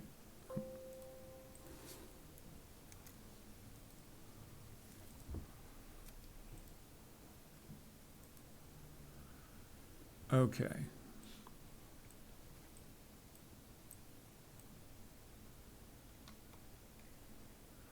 So as I said, these are 1 foot contours. So you've got 1, 2, 3, 4, 5, 6, 7, 8, maybe 9 feet between the road surface and the top of that berm. We are proposing to clear out the kind of trash or weed vegetation that's come up and to increase about 75 or 80 feet of that berm, increase the height of that berm so that we're getting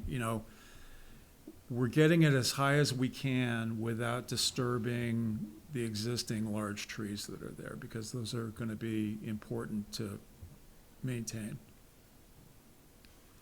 So, and then, what's generally available in the trade are, 10, 12 foot evergreens are probably twice as high as you usually see.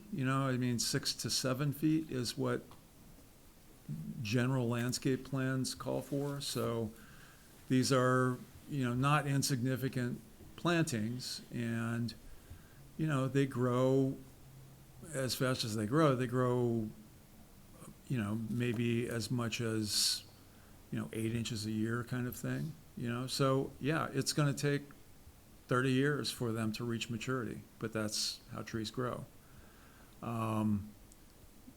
This is, I think, I think, a good, it's a good augmentation of what's out there. And it's, given the other constraints that we have, this, we're not moving this emergency access road, we're also not cutting any trees within the buffer area. So, this is what we can do. But, so the berm today is not the final berm? You do No. plan to do some additional work No, in no, that berm? we're going to add to it where we can. With respect to the height of the building, I don't know whether you've been privy to all of the discussion that's taken place No. these many years. No. But, Fortunately, I Tonight, have it's probably not. just me, the only one that's been here for the whole ride. Yeah.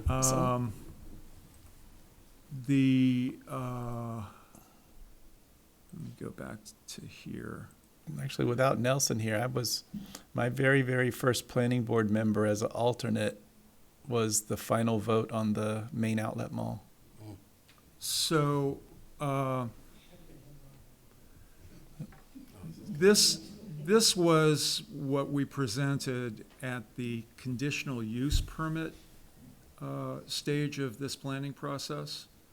Now, keep in mind that this parcel has been proposed for a number of different uses, but up until this iteration, it was really a parking garage and a kind of multi-use building of some configuration.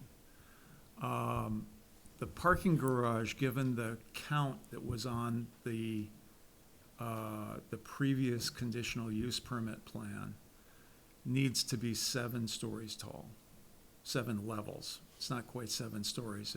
It's probably about 68 feet or 70 feet. The office building, commercial building, would also be 4 floors and would be close to 60 feet tall. So, and this is what was proposed in precisely the same location as what we're proposing now. So what we're proposing now is not significantly different than what was proposed previously with regard to massing of the buildings. The uses are certainly different. I would say that potentially you'd have less impact from a residential building, particularly if we're limiting, balconies and so forth. But, I understand and respect the neighbors' concerns, but this plan has been essentially this way for a very, very, very long time. I started working on this plan in 2016, so, or 2015. And then prior to that, it was the outlets, and we started that planning in 2005. So there has always been a significant structure here. And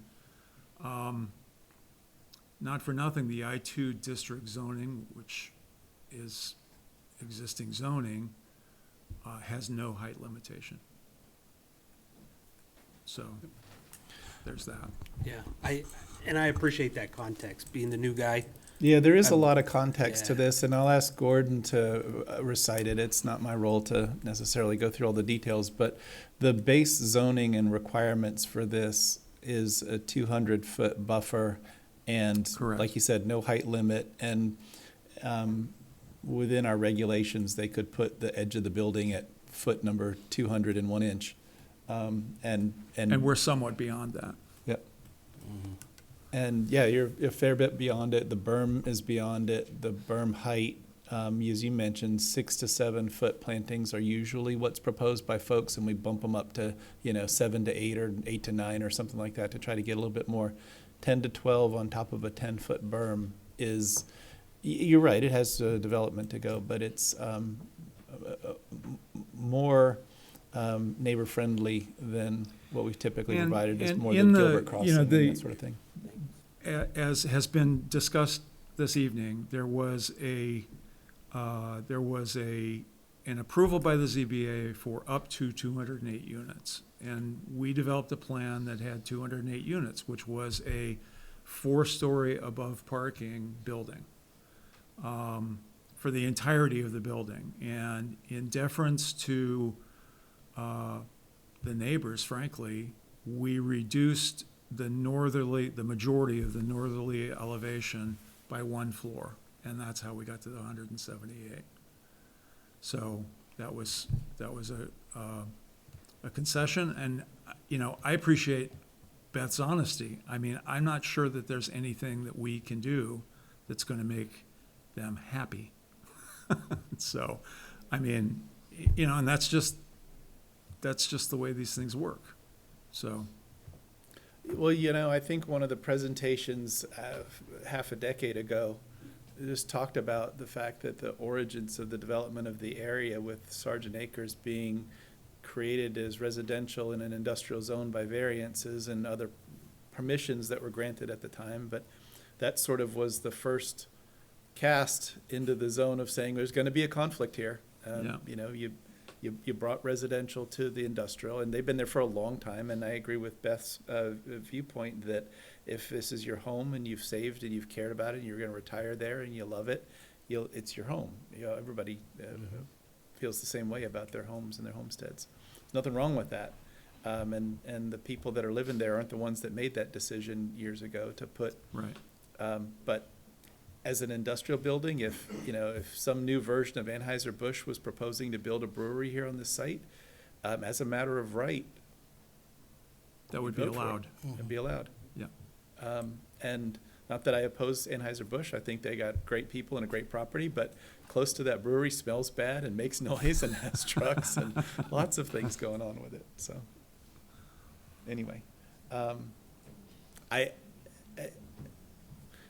the changes that have occurred with screening this have incrementally occurred over so many years that I didn't want to lose sight of the fact that there's actually quite a lot of adjustments and tweaks and accommodations and Nancy's berm and putting the dog park and things that the applicant's done. And as a planning board, we've got our conditional use permit regulations to support what we've asked of the applicant, but without a height regulation, you don't have to take too many steps forward before you're out over your skis a little bit as a planning board, and trying to require more, so. Gordon, do you have any finishing comments on the detail? I think that pretty much covers it. Can I ask a question? Of course you can. Gord, can you touch on Nancy's comment with the stairwell lighting? Actually, we have our architect here who might be able to. You just let him know who you are. Aubrey Bennett with Market Square Architects. I believe on one of these pages, we can see it, the floor plan, right, yeah, that one. That one. 24? It's A3. Sorry.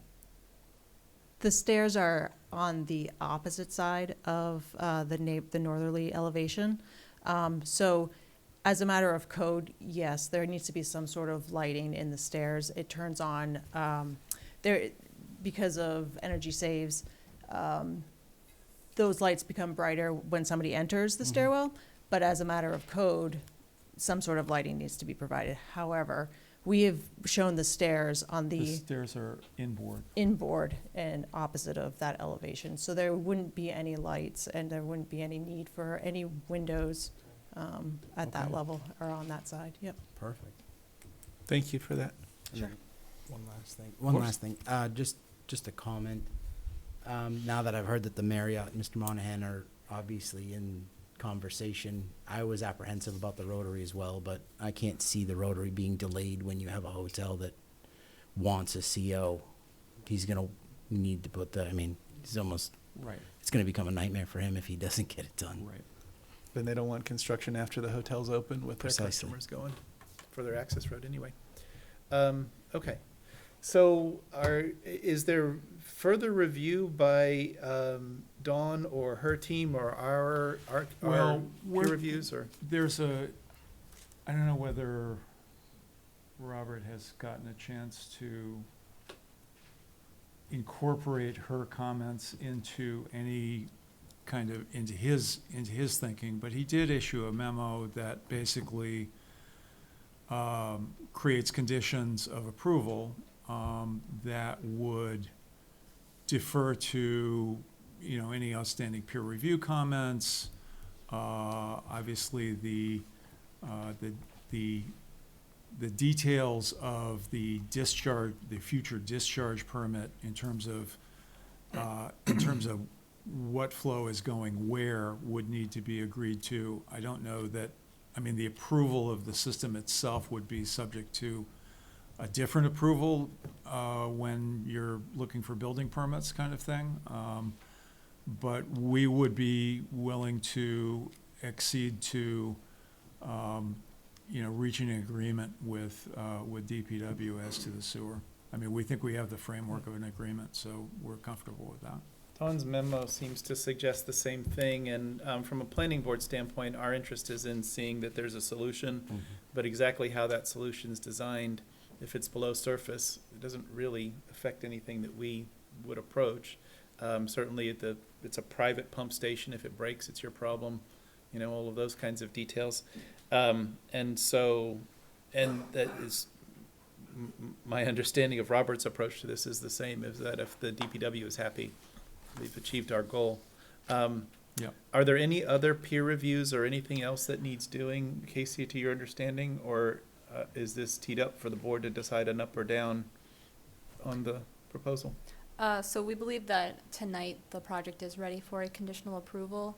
The way that the recommended conditions are drafted tonight, they would capture Dawn's letter from today.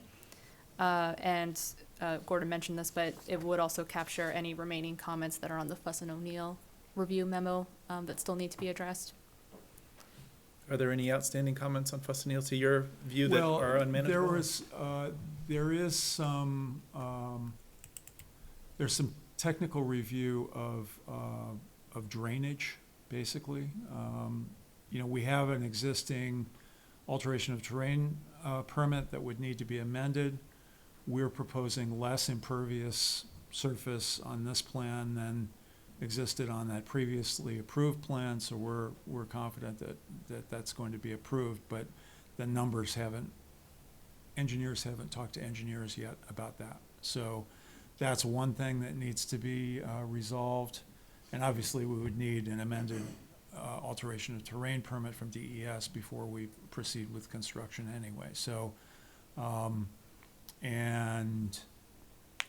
notes on plans, that kind of thing, it really wasn't anything significant. So, side questions just occurred to me. This end of the site is no salt use? Correct. Down here? And is the artificial turf product impervious or pervious? It's pervious. Okay. So it doesn't count towards any runoff or drainage or any problems for you guys? No, we'll have to design it, but it's sort of like you can design it. Think of it as a flexible pavement, really. So it's like pervious pavement could be. We can design it that way. Yeah. Well, that stuff requires maintenance and things like that too, so I hope you keep up with those details. Okay. If the staff and the applicant seem to think that this is prepared for a final decision, what is the will of the board? We do have a number of waivers. Yes. Oh, I'm sorry, We need to yeah. talk about. Let's go through your Would you like to waivers. do that now? Yes, please. Okay, so we have, thank you, Aubrey. We have, I think, 4 waivers. One is site plan review, section 3.08C5, which proposed and existing driveways that are upgraded as a part of a site plan development shall be constructed to the structural section standards detailed in the town standards. They are somewhat different than the previous construction that is out there, and we're seeking a waiver to allow us to match what's out there, essentially. And the reason supporting that is that the site is privately owned and operated. There's no intention or chance, really, that it's going to fall under the town's responsibility to maintain. So the applicant seeks to have the site consistently constructed throughout. And granting this waiver is consistent with the intent and purpose of the regulation. The intent and purpose of the regulation is met by providing consistent standard of construction throughout the site development. So the standards that you're looking for a waiver of, It's like pavement thickness and base depth and that kind of thing. okay.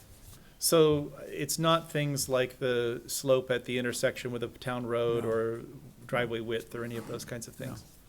And when you talk about matching what's there, do you mean at that interface between new and old, or you want it all to be the same? The interface between new and old. All of it needs to be one consistent way. So Okay. that in the future, when they're redoing things as they do, they're not dealing with a number of different kinds of situations. Okay. So, is there an as-built plan or something that records the way the things were done out there, so we know what to judge the new stuff, or not us, but the, Yeah, there's a plan set. I mean, and actually, we show on our plans what we're proposing. okay. Gordon, why do the existing ones not meet the standard of today? Because it's a private site, simply put.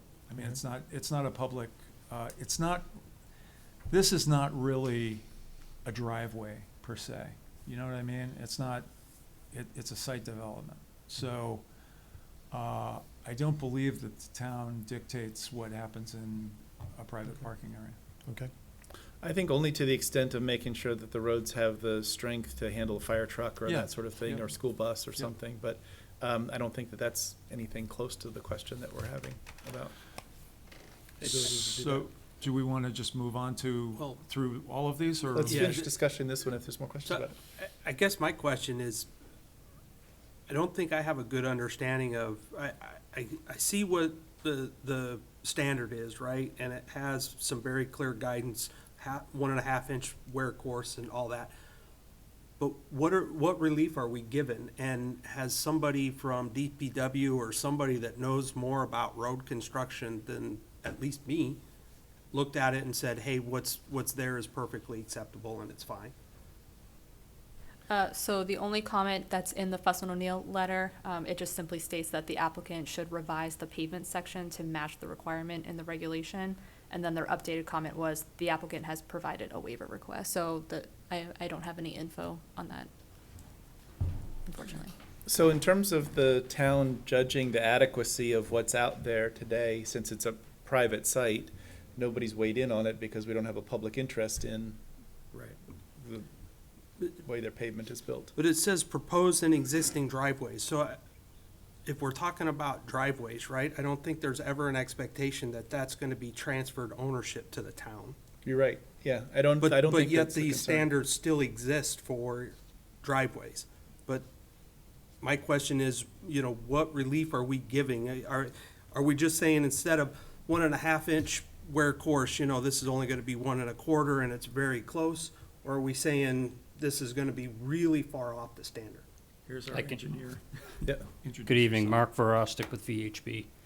I don't have the details of the plans, but in front of me, the intent is to be consistent with what was previously constructed for originally the Premium Outlets driveway and for phase one of this, and I would have to look back at the details to see what the difference is between the town standard, but I believe the pavement thickness is on the order of 3 inches thick.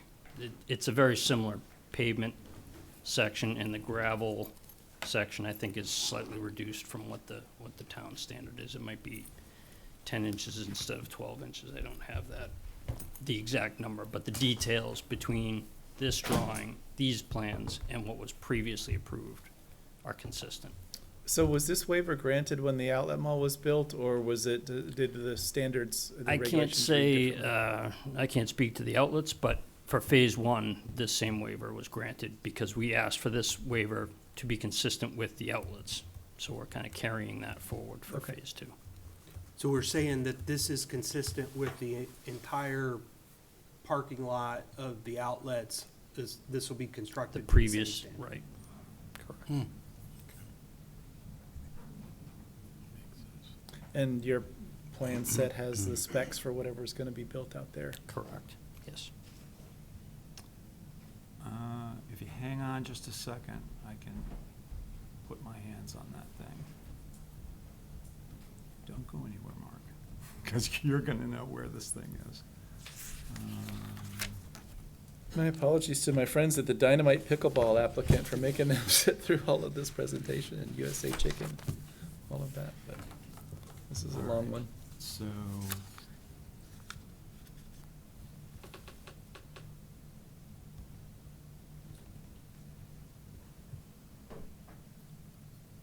it was.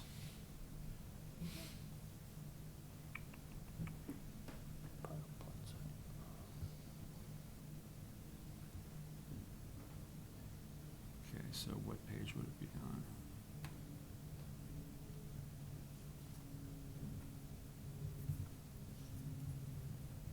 Not that.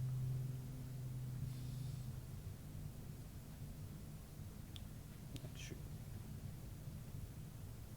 There you go.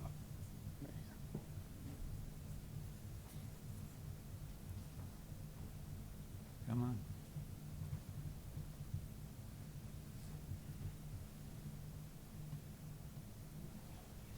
If you're, do you want a minute to find that? We take Well, a I've got it in recess front of me right now. It's 1.5 inch of super pave. So it's 1.5 inch wearing course. 1.5 inch wearing course, 1.5 inch base course, and then 12 inches of compacted gravel. That's what you're proposing to build? Yes. That's What is correct. our requirement? That's what we're proposing to build. So it's an inch difference. An inch difference in the base course? And then An the, inch difference in the pavement, and then if the base course, our standard according to this is 12 inches, they're saying they're gonna use, no, the, ours is 6 inches, they're gonna use 12 inches. that's the correct. gravel. The base, the pavement goes down in two layers too, a base and a Yeah, layer. and 1.5 and 2.5 is our standard. They're saying they're gonna use 1.5 each. 1.5 and 1.5. Okay. I guess for me, if the entire premium outlet is done to that standard and we're following that standard, obviously it's held up over time. I just, other than that history, I don't know enough to say, well, yeah, this is, this there's is also, consistent and fine. there's also portions of the site that have 1.5 inch and 2.5 inch pavement. We call that the heavy-duty pavement. So any place where we're expecting to have heavy truck traffic, for example, like up in the outlets, it would be adjacent to the loading areas and so forth, would be paved with a heavy-duty pavement. I'm good with the answer. This is gonna be consistent with the entire premium outlets. That gives me some kind of reference to say this is the quality. So, thank you. Okay. So let me have you introduce the other waiver requests as well. So Okay. we've got them all on the table. Okay, so the next one is for section 3.11.I5 for shade trees. I think we discussed this a little bit earlier. Requires that shade trees be provided around the perimeter of all parking areas at a minimum ratio of 1 tree per 20 feet of parking lot perimeter. And so we request to remove the requirement to plant 1 shade tree per 20 feet of parking lot perimeter. We are, again, speaking as a landscape architect, I don't think that's consistent with good practice to plant trees, shade trees that close. And it is consistent, granting the waiver is consistent with the intent and purpose of the regulation. The intent and purpose is met in the plan by providing a mixture of evergreen and shade trees at approximately 20-foot spacing along the side of the parking lot facing Premium Outlets Boulevard. Okay. So that's that. Any questions about that? I don't have any questions about that one. The third is site plan review section 4.08, requiring a legend on every sheet, and we respectfully request a waiver to put a comprehensive legend on one sheet, the legend and note sheet, and save space in the set for, you know, other things. And it is consistent with the intent and purpose of the regulation, and that intent is met in the plan by providing a comprehensive legend, reducing the need for duplicate information. Just speaking generally, it's a good idea if you have something in one spot in a plan set, you don't want to have it in multiple spots, because if you change it in one spot for some reason, any reason, inevitably you're going to miss a change in another spot. So. Yeah, I agree with that. So I'd say just make sure that the references across pages don't change the numbering, and note 18 that's referred to on page 7 didn't become a different note on the front page. Yeah.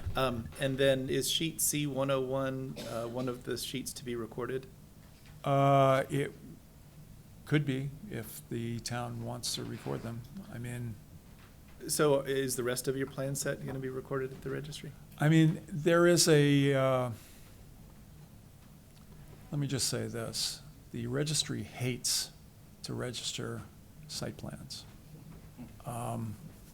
And there are certain shading and like we have to do a separate recordable sheet for everything that needs to be recorded. So typically what we record is, you know, if necessary, a legend and note sheet, perhaps a cover sheet, and the site plan itself, like the layout and grading, or you know, something that shows the intent of the plan, but not all the details. And then also on the recordable set, you can put a note that says the full set is available at the town, which it is.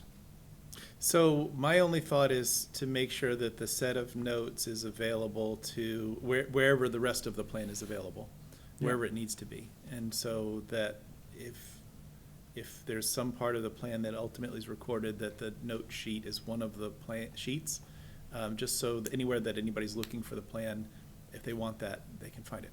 Yeah. And if it's not recorded, then so be it. If it's that it's on file with the town or whatever, but just so the notes in the plan stay as one. Yep. That's Understood. my objective, my thought about an objective. Otherwise, I think that particular waiver I could support. Very technical one. And the fourth waiver is a little bit of an oddity because it is a retroactive waiver. In doing the analysis of the site illumination plan, this is the existing apartment building is in this location. The new apartment building is in this location. The new mixed-use building is here, and the proposed hotel is over here. There is a section of, I believe it's approximately 240 feet, although it might be a little more or a little less than that, exceeds your standard of 0.2 foot candles at the property line. And it is not,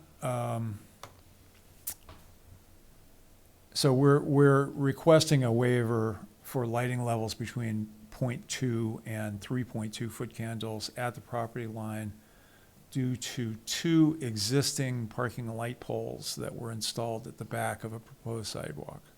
Now, this light trespass is trespassing onto a multi-lane highway and is not impacting any adjacent residential uses. So we believe that we meet the intent of the regulation, which is not to produce light trespass on abutting properties that might be objectionable, as well as, a commitment that, we will look at the existing light poles, and if cutoff shields have not been installed, we can install those. This one sounds familiar, like we may have already granted this waiver before, because I remember I'm talking not about the sure. lighting of the sidewalk out there, and making sure it was safe for people and there was enough, Yeah. all of that. And remember thinking about, nobody cares about lighting up Continental Boulevard, which is, I think it's got street Well, this is lighting. Industrial Boulevard. Industrial, yeah, that's what I meant. We Industrial. actually, I mean, we do show some light spill in this location, which incidentally is where the bus stop might be. And there's a small area over here against Premium Outlets Boulevard, but Premium Outlets Boulevard is all lit up too. And Continental Boulevard is all lit up. And these areas actually comply with your regulation because it's only 0.1 foot candle of spillover. Okay. So is that all four of the waivers, or is there That's another one? all we have. Does any member of the board want to talk about the waivers, either individually or collectively? And I would think it's efficient if the board's willing to potentially consider addressing all waivers in a single motion, if you're inclined. Discussion first, or potential motion? Motion? Motion Go ahead. to accept the waivers as written. Cite one of the two statutory supports for waivers, which will be in the memo. I don't actually have my. I gave it back, it's in this pile, there it is. It'll be this one or this one. Specific circumstances to the site plan or conditions of the land in such a site plan indicate the waiver will properly carry out the spirit and intent of the regulations. Okay, so there's a motion to grant all four waivers with the second of the statutory criteria supporting them. Is there a second? I'll second it. Motion and a second. All in favor say aye. Hi. Aye. Any opposed? Any abstaining? 4-0-0 to grant the four waivers. Okay, now we can go back. I was a little too premature earlier about suggesting final action, but now it seems like it's up for the board to consider a up or down motion on the site plan, conditional approval of the site plan. Any discussion or potential motions? Did Dawn's memo have the dog park Yes. referenced? Yes, Okay. she does reference the dog park in her Okay. memo. Other comments, questions, or potential motions by members of the board?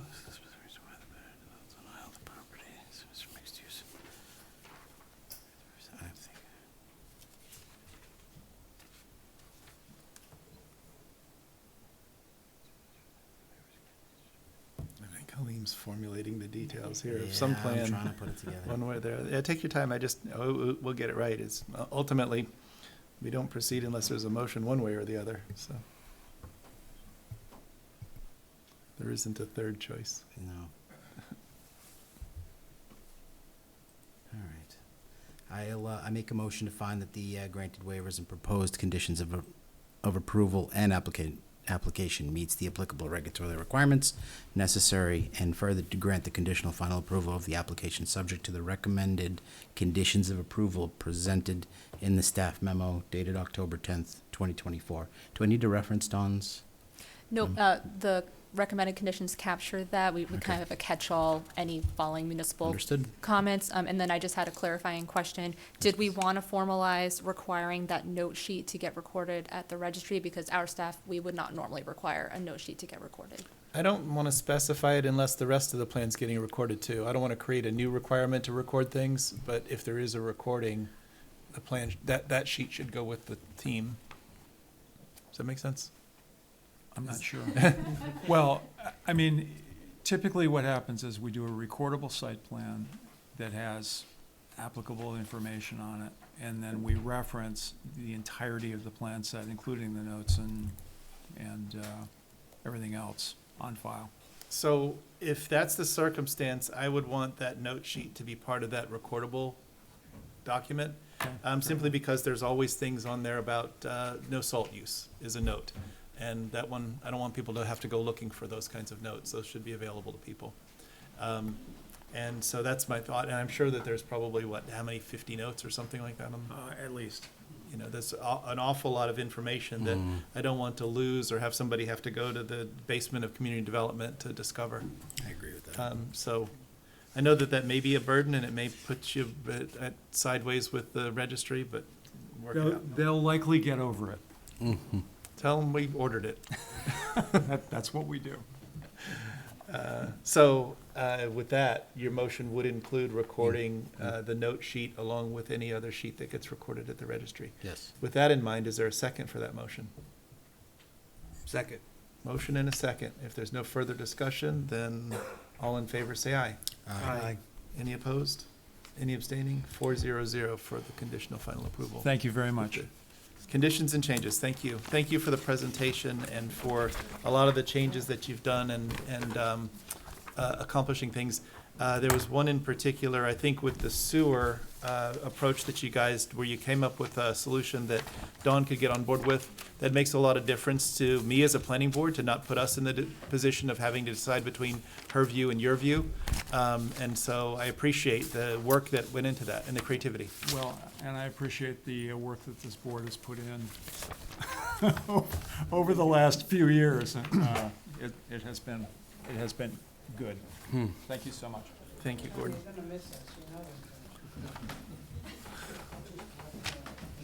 All right. Item 4 on our agenda is Dynamite Pickleball as the applicant and 702 Daniel Webster Highway LLC as the owner. Review for acceptance and consideration of a site plan to construct a 2-story, 29,276 square foot commercial, recreational, and entertainment use as an indoor-outdoor pickleball facility and associated improvements. The parcel is located at 702 Daniel Webster Highway in the C2 General Commercial District. Tax map 7E, lot 23-1, and it's case planning board 2024-19. Casey, is there anything that we need to know before we hear from the applicant?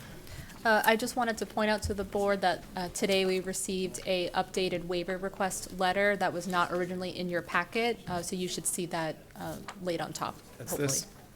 Yes, Excellent. All right, I can tell you that my wife asked me like a week ago, what about this pickleball thing? And I said, no idea. Here we go. Now I do. When you're ready, introduce yourself and then tell us about your plan. If you need the remote microphone, you can grab the one off the stand back there and go next to your paper plans with it if you need to. Good evening. My name's George Chadwick with Bedford Design, tonight representing Dynamite Pickleball. We are here to discuss a property located at 702 DW Highway. The property is north of an existing bowling alley. To the west of the parcel is a single-family condominium-type development. To the north of this particular property is a single-family residence, and then to the east of the property is a industrial, commercial-type development. On August 28th, we did attend a zoning board meeting to obtain a special exception for the use, and we did receive that special exception. Our proposals for a 29,276 square foot, 2-story structure that will contain 12 indoor pickleball courts, as well as 6 outdoor pickleball courts. The site's to be serviced by municipal water and sewer. The access to the parcel is via DW Highway. We do have our DOT curb cut permit to allow access. In the review, they did look at a traffic memo that was prepared, and as well as Fuss and O'Neill reviewing that memo as part of their review. They both concurred that there'd be no significant impact to DW Highway. As far as parking goes, 24 parking spaces are required as part of your regulations, and we are providing 42 spaces. Trash will be disposed of via dumpster in the northern back corner of the property. Drainage will be collected, treated, detained and discharged into the state drainage system. And that was under their state review as well. The hours of operation for the pickleball court are 6 a.m. to 10 p.m. As I stated before, Fuss and O'Neill and District 5 reviewed the traffic impacts for the project and concur that the striping out there, or excuse me, back up. I asked the question of DOT based on a memo that was written by Fuss and O'Neill regarding restriping Daniel Webster Highway out in front of the project. And DOT concurred with the design as was proposed, and they had stated that no additional restriping will be required. We spent quite a bit of time looking at this site, knowing that we have single-family residential to the north of the property, and decided to place the building where we have it shown on the plan submitted, and the pickleball courts on the south side of the building to help reflect any noise away from the residential use. The building, as I stated, is a two-story structure. I do have some elevations.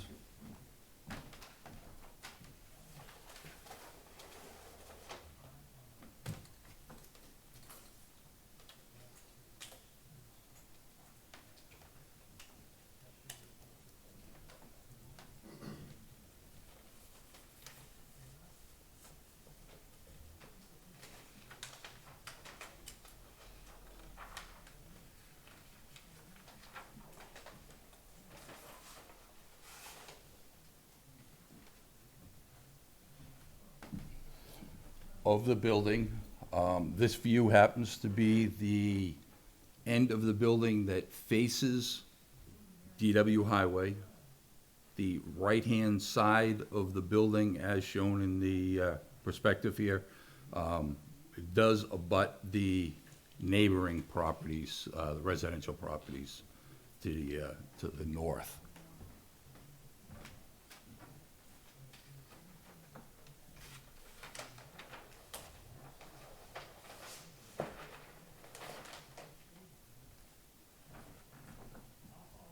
And this is the elevation that would face the pickleball courts or face the bowling alley side of the project.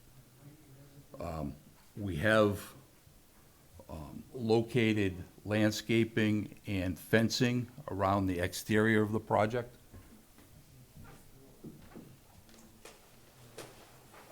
Maybe it would be easier for me to grab another mic, but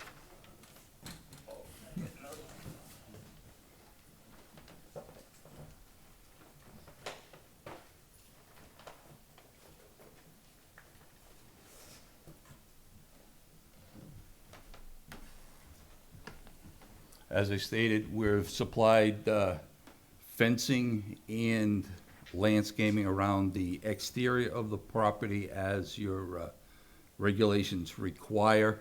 The fencing around the northern end of the building or the end of the building at the bottom of the sheet would be a 6-foot tall solid fence. The fence along the parking lot is only 4 feet tall. And that fence, the whole parking lot as it projects toward DW Highway is elevated above the elevation of DW Highway. So this fence really didn't need to be as tall as the northern fence in order to buffer the parking from DW Highway. I do have a revised waiver request that staff had mentioned that was submitted to the board, which has 6 waiver requests. My original one, I believe, had three. The additional three waivers are a result of a Fuss and O'Neill review that was done. And if I could, I'd like to go through those. Yeah, please do. First waiver, we're asking from section 3.08D, and which the planning board will require a sidewalk along DW Highway. The sidewalk, we're requesting not to construct the sidewalk.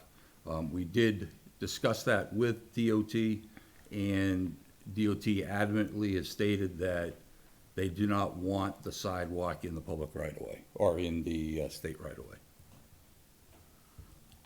So we're asking for a waiver of that one. Waiver number 2 is section 3.11-L1I, and that has to do with providing 10% of the parking lot, exterior lot, parking lot landscaping, interior landscaping, my apologies. The parking lot area is 1,610 square feet, so 10% of that would be 16,100 square feet. 10% of that would be 1,610 square feet.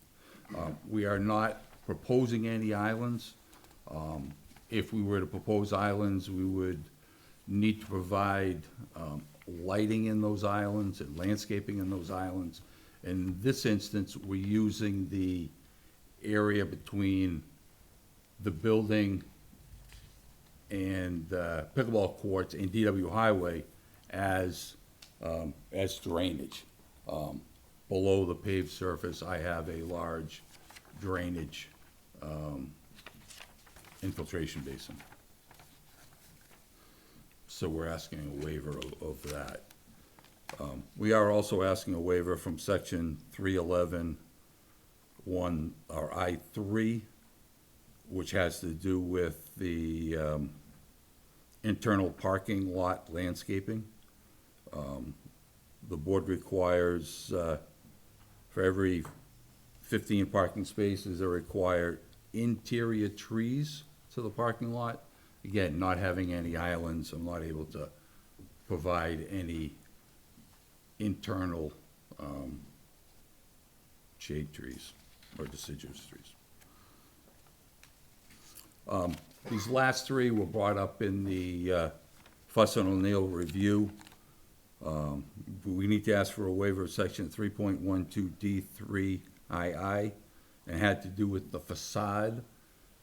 Your regulations state, because we're in the transitional district, that no wall can be greater than 100 feet in length without a bump out or a protrusion in it. The northern and southern faces of the building are 180 linear feet. We have broken up the elevations by material and color, but we have not added a bump out to the facade. I would state that the northern face of the building, you cannot see from DW Highway. The fence and the existing vegetation on the abutting lot blocks that northern face. And I would say that the building is also a great distance above the elevation of DW Highway. We're asking a waiver from section 3.13E3II, which has to do with a maximum illumination level on the property line to be no more than 2.2 foot candles.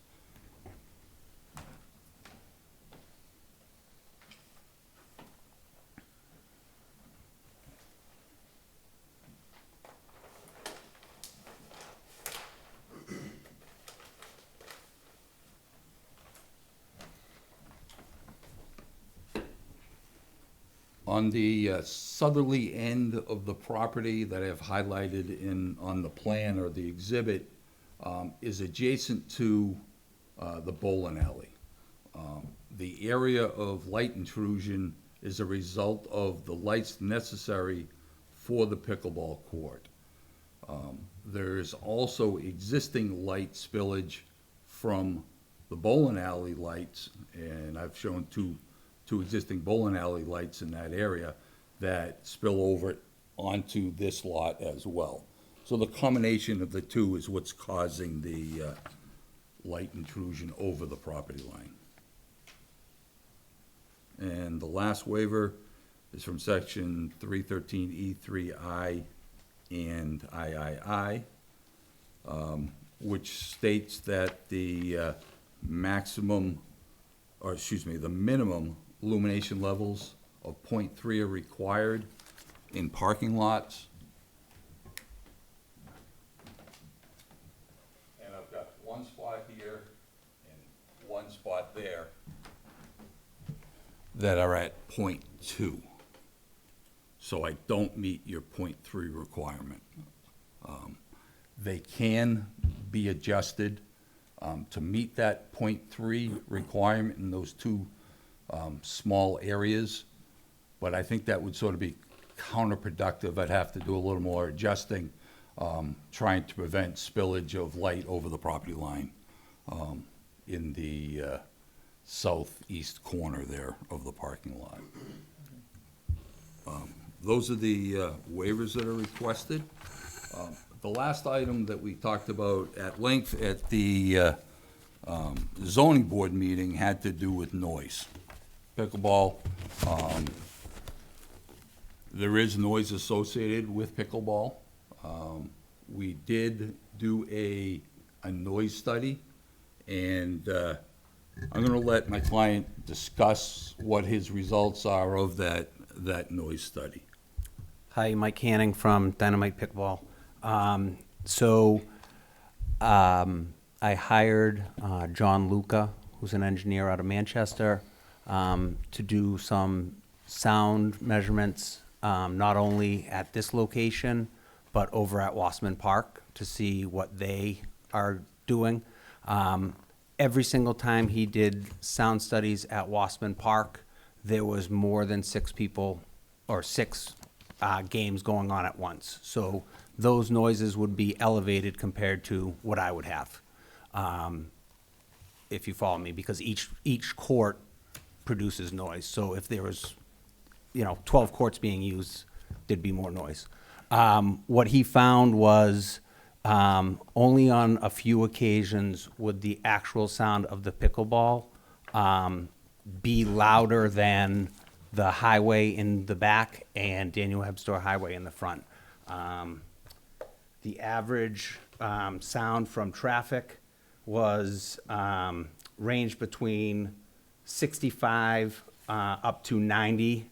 It had 2 spikes right around 90, but most of it ranged in the 75 to 80 range. The pickleball itself ranged mostly between the 60 to a few above 70, with 2 or 3 times where it did go up to 75. But again, it's more of a spike than it is a constant noise. So the pickleball is consistently lower than the traffic that they're already dealing with or hearing. I have questions about the waivers, but I want to recognize that our first task is to decide whether the application's complete, and then we'll get into some details. Is there more to your presentation that you wish to make before we we're all address set. that? Okay. Thank you. So board members, as I mentioned, the first task is for us to decide whether the application contains enough information to invoke our jurisdiction and is complete. What say you? I will move to accept the application as complete. Is there a second for Halim's motion? Second. Motion and a second. All in favor, say aye. Aye. Aye. Any opposed? Any abstaining? 4-0-0 to find the application complete. So I have questions about a few different things. The view from DW Highway, I saw the end of your building has a sign on it, and then is that sort of a horseshoe-shaped fence, 4 feet tall, around the parking area? It is. What's that for? We have,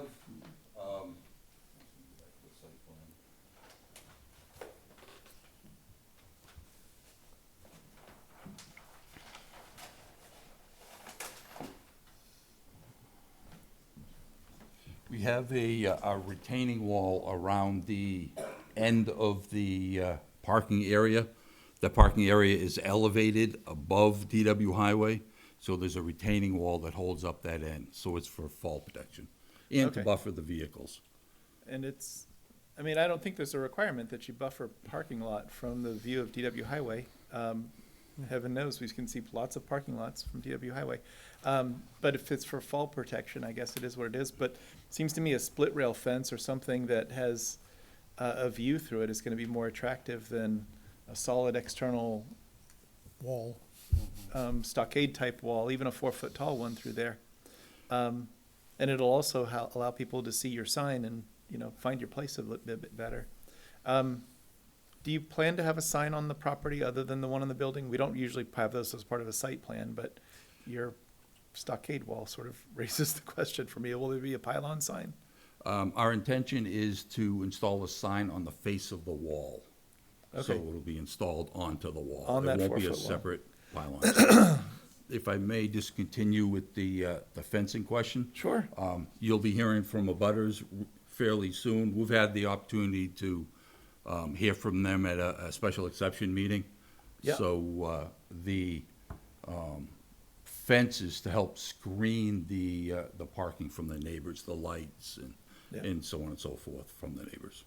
You know, I noticed the fence behind the back of the building, and I think that's makes sense, because you're certainly very close to the property line there and screening buildings from it, but I'm not persuaded about screening cars from view.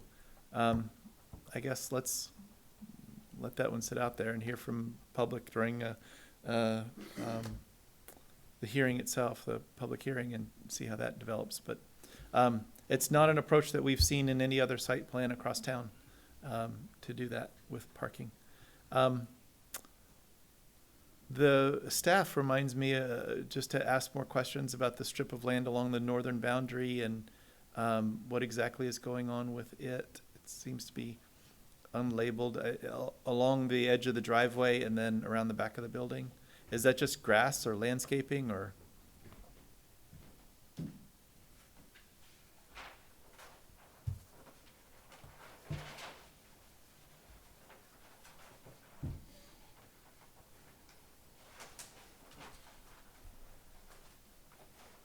Here we go, landscaping plan.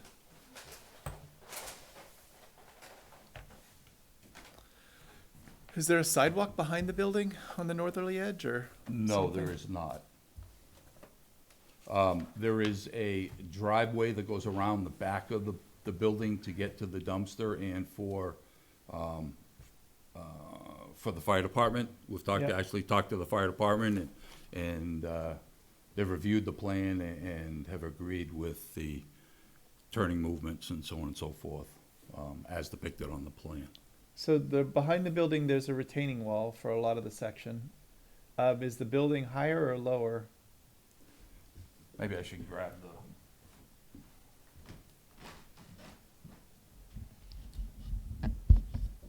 Is this on? Yeah, it is. Are you referring to here? Yeah, that retaining wall. Yeah, there is no retaining wall there. This is a 6-foot tall fence with landscaping on the abutter side of the fence to help buffer the aesthetics and that of the building and the fence. So what's inside the fence that looks like cobbles or? It's a drainage, it's a riprap drainage swell around Okay. the exterior of the building. Casey, is that the strip that you were asking about understanding? Yeah, that was exactly it. I didn't notice a labeling that on the site plan page. Maybe it's labeled on the drainage page. It's on the Yeah. drainage Yeah, sheets fair enough, yep. and the grading plan, the utilities plan. So that's drainage, and then around that is just grass or, That is correct. okay. Now, the retaining walls that you have for the parking lot, how tall are they at their highest? 12 feet. 12 feet? I think we treat them as structures when they're over a certain height, and I don't know, I think your 12 feet is certainly over that height. Does that fit within the building setbacks and all the other requirements for a 12-foot structure? The area right here is within the setback, just barely. So yes, I will have to get a variance. I did see the comments of staff today. Okay. Is there a reason to elevate the parking lot? I mean, parking lots don't have to be flat and level. They could be at whatever the grade is. Yep, no, I've got drainage that's beneath the parking lot. And in order to meet AOT standards and your town standards, I need to be a certain distance above the seasonal high water table. So that's forcing the elevation of the parking lot. That makes sense. Up That is a in the wet, air. muddy site. And I remember seeing it. Chris Ross had a hotel proposed for this site some years ago. It was very similar. Yeah. I don't remember the details of the retaining walls, but I know it was way more than fit on a site. So the voices and the noises that come from pickleball, those like just the players' voices as they shout scores at each other or whatever else, or is it something else that makes noise? It's also the ball hitting the rackets, and then the ball hitting the ground is kind of a secondary noise. But the loudest comes from the ball hitting the racket. Okay. Wouldn't have thought that that was as high of decibels as you were talking about. And you mentioned 90 from the traffic. 90 is very loud. Yeah. For traffic. So some truck was on his brakes or something like that. It could have been a motorcycle. I wasn't there, so I don't know. But That's true. Harleys will make noise. Yeah, 90 is a lot. Thank you for whatever you did to try to make it a lesser impact on the neighbors. I would not have thought pickleball was particularly noisy. But it's not because I doubt what you say. It's just because I'm not that familiar with the game. I think the waiver that you've asked for, so most of the waivers that you've asked for, I generally can find support for. The two that I'm not persuaded yet are the island landscaping in the parking lot, and sort of the justification of not putting in the islands that are required is that there aren't any islands that are required. And like a kind of circular logic in your memo. I think the first one, the parking lot would require 1,610 square feet. There are no islands proposed. Well, I guess that's the point. The typical idea of having some parking lot islands is for aesthetic purposes and to break up the expanse of pavement. Talk to me more about why we have to do that. I know there's drainage there, but there's still engineering solutions for everything in the universe, so. well, part of that I think is that the driveway's coming up, and then you have the parking. So theoretically, that middle span is somewhat an island. But as far as the site goes, if we widen that parking lot to fit islands, then I need to move the driveway entrance over, and then I will have little to no buffer in between the driveway coming in and the neighbor. Or just have less parking spaces.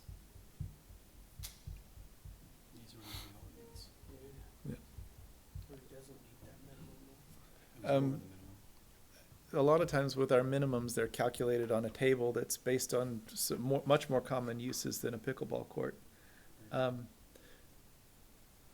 How do you judge as the expert in the industry? You want to build the thing, the need for parking for pickleball. Have you sort of thought it through in terms of the number of patrons that are there to use the number of courts that you're building and your staff and that sort of thing, or have you just driven it off of one of our tables in our regulation? A little of both. Partly, we have actually more than what he stated for parking spots. We left some of them out for staff. And then as far as the extra, one thing that happens with pickleball is tournaments. So I would need extra parking for those times. I also have been trying to contact the bowling alley. So when I have tournaments, I'd rent part of their parking lot because their parking lot is gigantic, and the time periods would work, I think, favorably for both of us if I use those. And again, it keeps the noise and everything away from the abutting neighbors. How many courts do you have inside the building? 12. And 6 outside, so Yep. 18 total courts? Yep. And how many parking spaces do you have? 42. How many staff are you gonna have? Probably 2. You got a lot more parking than I think you'll ever fill up, except for during tournaments. It's one of those things, if you go down, and again, it's hard to judge how many people are coming together or not. If you go down to Wasserman Park, and again, it's hard to judge because they have, I think, 28 courts. So it's hard to judge, but that parking lot does fill up at times. So for me, that's why I wanted to do more. Also, it was a big concern of the neighbors that people would be parking on their land instead of spots. So the more spots, I think I'm being a better neighbor. I certainly appreciate the desire to be a good neighbor. That's the right thing to do, as always. I like the idea of contacting the bowling alley and seeing if they're willing to consider any kind of shared use. I know that Home Depot has an arrangement with a church nearby to do the same thing, and it's pretty common to do that kind of thing. With the planning goal of not paving the world, and even our friends at the outlet malls don't have the parking lot that they require for Black Friday, but they do for the other 364 days of the year. Sure. And so you don't always build for that one day a year where everything is crazy. You build for most of the days. Sure. And more pavement means more drainage that you've got to deal with and manage as well, more runoff. What are pickleball courts made out of? Is it asphalt or concrete or? So what injuries actually happen a lot with pickleball because it's on concrete or just on asphalt. What I'm intending to do is actually, for lack of better explanation, like a mouse pad will be in the fabric of the court. So it'll lessen, the sound of the bouncing ball, but also lessen the impact on knees, to help, people So stay like the healthy. surface of a track, like a? Yeah, similar running to track? that. Okay. Without the roughness, though. Like the Okay. track, know how the track is almost pebbly? Yeah, It'll, not that, it'll be smooth top. okay. Does it absorb water or does water run off of it? That I don't know. We've designed it as if it ran off of it. Okay. So is that where the drainage need comes from? The building is 3/4 of an acre of roof and Yeah, it's the pickleball courts, the roof, and the paved surface of the parking lots is what's driving, and your requirements, your stringent requirements. okay. I understand. I mean, I'm becoming persuaded about the parking lot islands, although I'm not quite all the way there yet. Okay. You definitely got a tough engineering problem to work out there. Other members of the board have any comments or questions about any of the proposed application? Are you concerned about any additional noise during competitions? Having a loaded lot, I'm gonna assume that you won't have this pickleball court full capacity all the time, but during competition, you'll have all 18. I'm assuming it's 4 people per, that's like 72 people 72 playing. people. Yeah. A lot of competitiveness, overzealous individuals yelling, hooting, hollering. I honestly, at first, it's not gonna I'm not going to do tournaments. Need to iron out bugs, so on and so forth. And then one thing that I have noted is that you almost have one bite at the apple as far as doing a tournament, because if they go and there's no parking, if there's wait times and so on and so forth, very quickly, you are not a tournament that people go I can to. respect So I am slowly gonna integrate tournaments and make sure that I address those problems as we go, because, it'll hurt me if I just fill the place up and have one great day or one great weekend and then it's over. Fair. So, My other question, thank you. My other question is on the sidewalk. I see that the bowling alley has a sidewalk that terminates right at the line. I'm trying to understand why, Yeah, no, we do. why Yeah, you wouldn't want to continue that. I can't tell you how they got that in. I can tell you that we did discuss it with DOT at length, and they will not allow a sidewalk in the right-of-way. So we've had a lot of discussions back and forth over the years with the DOT about sidewalks, and in essence, it focused on us having a sidewalk plan for the town, and that when there was a sidewalk plan, then the DOT would be amenable to considering items that were consistent with it. And so that's the discussion that we've had with them, and that's the way we've approached review of sites around. And the DOT's, preference with or without sidewalks, it's not very far from the airport access road, where there's a sidewalk that's built as a part of that, required underneath the bridges and all of those kinds of things. And so it may need some higher up discussion with some authority at DOT, but they definitely don't impose that particular policy uniformly across town. Okay. I don't know what that means in terms of your future. Yeah, I don't either. I know of none of the projects further down toward the center, and you've required sidewalks, and we put sidewalks in. Yeah, If so. for some reason up at this end, the discussions I've had with DOT are that with the residential uses to the north of us and not having a lot of large parcels, they feel the sidewalk's not gonna go any further. And from a maintenance standpoint, they don't want to maintain it. They just don't want to have to, maintain that short section. I didn't ask the question, maybe I should. Who maintains the sidewalk in front of the bowling alley? Actually, I that's the don't other know. thing. It stops short, the sidewalk stops short of the property line, and then there's a giant tree. So we'd have a sidewalk to a tree, and then a tree to nowhere. Doesn't surprise So me. it doesn't really, and I can't go cut down a tree on someone else's land. Yeah, no question about that. I think it is an interesting discussion about sidewalks, but was more amenable to that one. I know you've got a huge grade that you're going to impose there with a 12-foot high retaining wall. It's 12-foot high at DW Highway, right? Correct. At the highway. That is the So- highest point. A sidewalk right between the road and a big high walkway. We like sidewalks and sort of support the idea, but I definitely see the idea that it's not really a walkable area. Okay.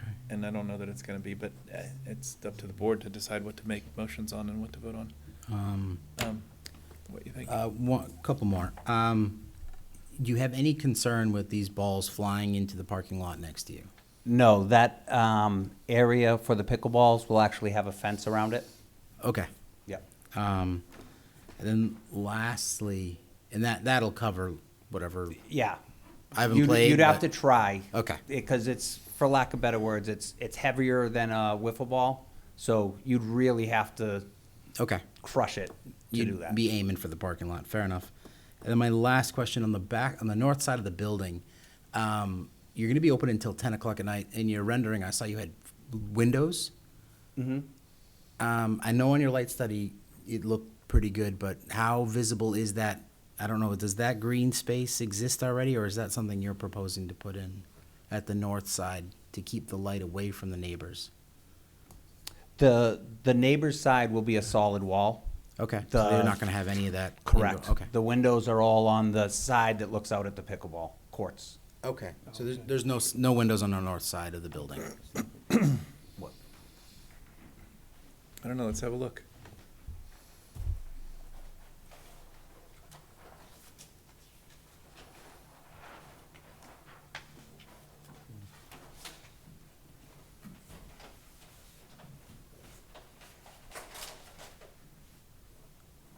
Those are Original plan had no windows on the back. Okay, that's fair. Hey, that's why we're here. That's all right. We can certainly get rid of those, if you're concerned about light going to the neighbors, again,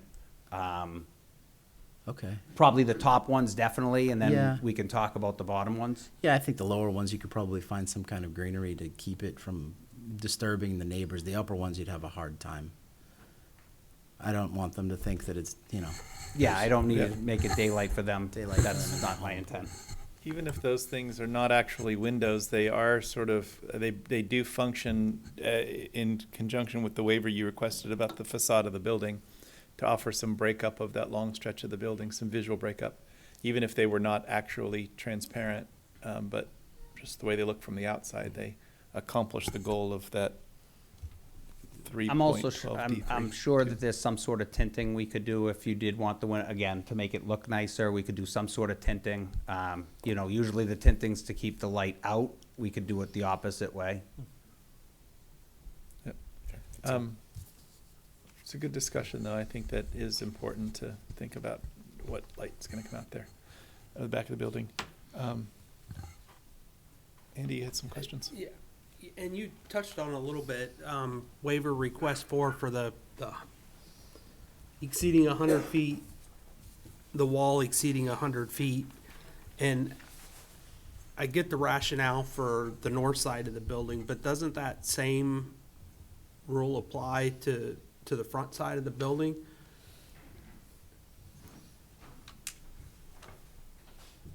Oh,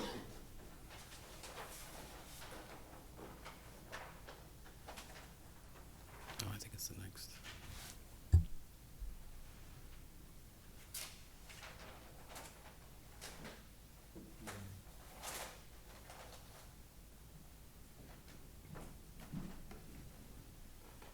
You are correct in that instance. There is, that wall is 180 feet long. Again, I guess we are, breaking that side up with color changes, windows, banding, different materials. You also gotta remember that we have a 12-foot wall at the beginning. So that site to that, but again, if that's something you absolutely want to have, we can alter that. But that is why we did it straight, so that we have the sidewalk on that side as well for that cut through, for the fire department and the trash. So it's an important discussion for the board to have on that particular waiver, although I'm sort of becoming of a mind to think that the next time we dive into our regulations for a rewrite, that we address that particular requirement. We get so many requests for the waivers on those, and we pretty much give them when they're asked for, and I think we got a requirement that it just needs to be refined to achieve something of a planning goal, that we're willing to stand up and say, yeah, we want that. And I think that the requirement of breaking up the facade has some weird formula, like 2 or 3% of the building length, which is 180 feet. So you'd be talking about a 6 or 8 foot bump out twice during the 180 foot span. And it just creates this really peculiar shaped building, which is visually interesting, but not particularly useful to the interior of the building in any way, to have those broken up. So as I think about this waiver, and I think every meeting that we've had, Andy, you've had this exact same waiver appear. And what you just explained is very helpful to me, because I didn't know that, there was a calculation of how big the bump out should be. And I agree, if you put a 6 foot bump out on the front of that building, it's just gonna look like you put a 6 foot bump out on the front of that building. It's not going to add to anything to the building. But at the same time, when I read, hey, we're requesting a waiver to this, I could see where somebody, said, hey, we don't want this long, flat building, these big square buildings in town with these 180, Yeah. linear feet of wall space. But at the same time, I agree, it doesn't, a 6 foot bump out, 2 of them on that wall doesn't make any sense either. I believe we granted the waiver to the warehouses at the north end of town just recently for Yeah. that reason. I voted Yeah, against that exactly. waiver. You did vote against did. that, yes. Yeah, and I knew there was more discussion to be had about, what's the spirit and intent of this Yeah. regulation, and what are we after with this one? At the same time, the applicant that's before us shouldn't be the raw material for a debate on True story. policy. True story. It should be. Yeah. Thank you. And again, with your explanation, I agree. I don't know that I could sit here and say, oh, you gotta have 2 6 foot bump outs on that, because I don't think that adds anything to the building either. I think the color choices that they have, overall, I think they're a little dark in shade or tone, but I like the fact that there's variations in different colors, upper and lower, and the orange stands out against the black and the and gray. And I think that there's there's definitely some interesting architecture to the face of the building that I think accomplishes what the anti-warehouse regulation is supposed to be after. But what I really think more underlies it is that we've got a regulation that's just not well tied to its purpose and is hard to consistently apply. That we ought to consider when we've got maybe it's master plan time as a chance to look at that. But anyway, that's my thought on that particular one. And that's why I didn't necessarily pick that one out for discussion. I think the 2 lighting waivers are, slam dunks, that they're just necessary to be able to do that. And the sidewalk we talked about already. Further discussion, application in general? Curiosity, are you going to have anything in the building other than the courts, such as a snack bar or a pro shop or anything like that? There'll be a pro shop. Right now, I don't have anything for food. So this is not really a planning board question, except in the sense that we want you to build something that succeeds and lives on forever and doesn't have to be repurposed into something else because it didn't work out as a pickleball field. But how do you make money at this?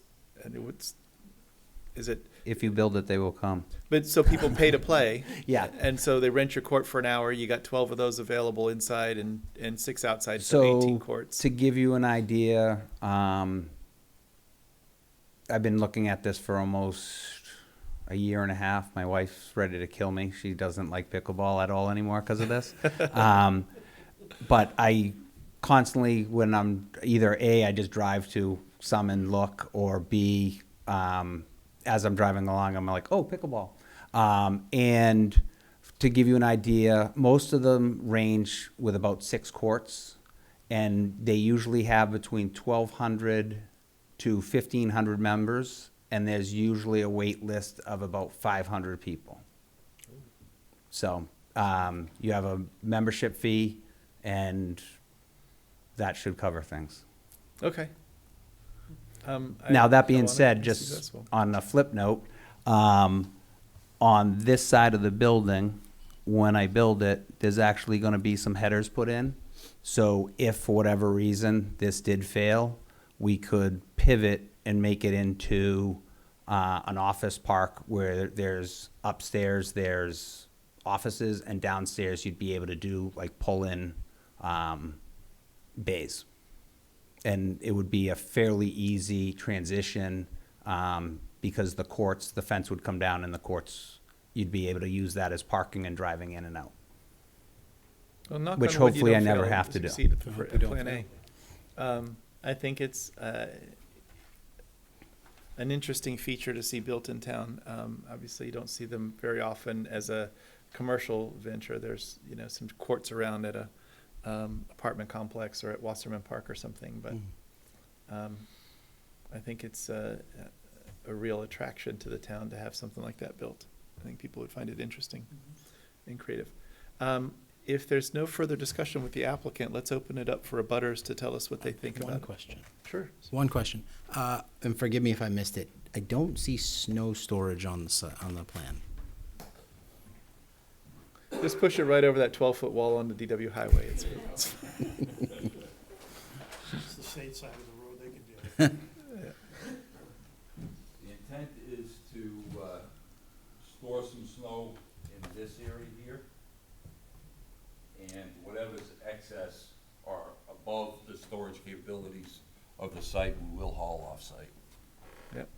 Okay. So, and that parking lot closer to DW Highway, is there any storage area around it that isn't fenced off or blocked with something? Because you certainly aren't going to plow it, push it all the way from that parking lot to the back. They will have to haul it back there. No, with your landscape requirements, having the landscaping around the perimeter to the extent your regulations call for, it sort of prohibits the ability of snow storage around the exterior parking lots in Merrimack. That is a question I did have for you guys. With me being over the limit on parking, could I use a couple of the parking spots? I just didn't know if it is or isn't allowed. So it's always a discussion item, and like our grocery stores and those big massive parking lots that never get used have huge snow piles in them all the time. So does the outlet mall and other folks. The school. The thing that you can't do is have people parking on your neighbors' lawns and along DW Highway and all of those kinds of things. Right.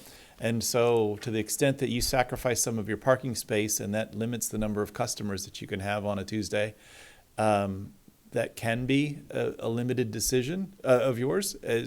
That's okay with us. But I would say whatever it is, share the plan and put a note on the plan to say we're going to haul it away, or these 6 spaces in the back are the ones that we sacrifice to snow storage or something. And then we can understand that we've got to think as a planning board, okay, for some part of the year, you're going to have 36 spaces instead of 42 spaces. Sure. And are we okay with that? Is that something that we would, and I'd say Another thing to probably. think about also, during the winter months, the exterior courts wouldn't be used. Yeah. Do you plan to keep them cleared of snow or just sort of sacrifice them from October to May? I think the plan right now is to sacrifice them. But if there's people that really want to play in December outside, I guess I could change my mind, but I'm not one of them. Not either. Okay. Thank you for that question about snow storage. It's an important one, though. Okay. Let's let the abutters come up and weigh in, tell us what they think. Are there any members of the public or abutters who wish to weigh in? Come on forward, sir. Good to see you. You can do any microphone you want. That one, at the table, whatever you like best. Hi, my name's Sean. I'm one of the abutters. I'm at 704A, Daniel Webster Highway. Hang on, your microphone may not be turned on. Grace is telling me she can't hear you. Hello?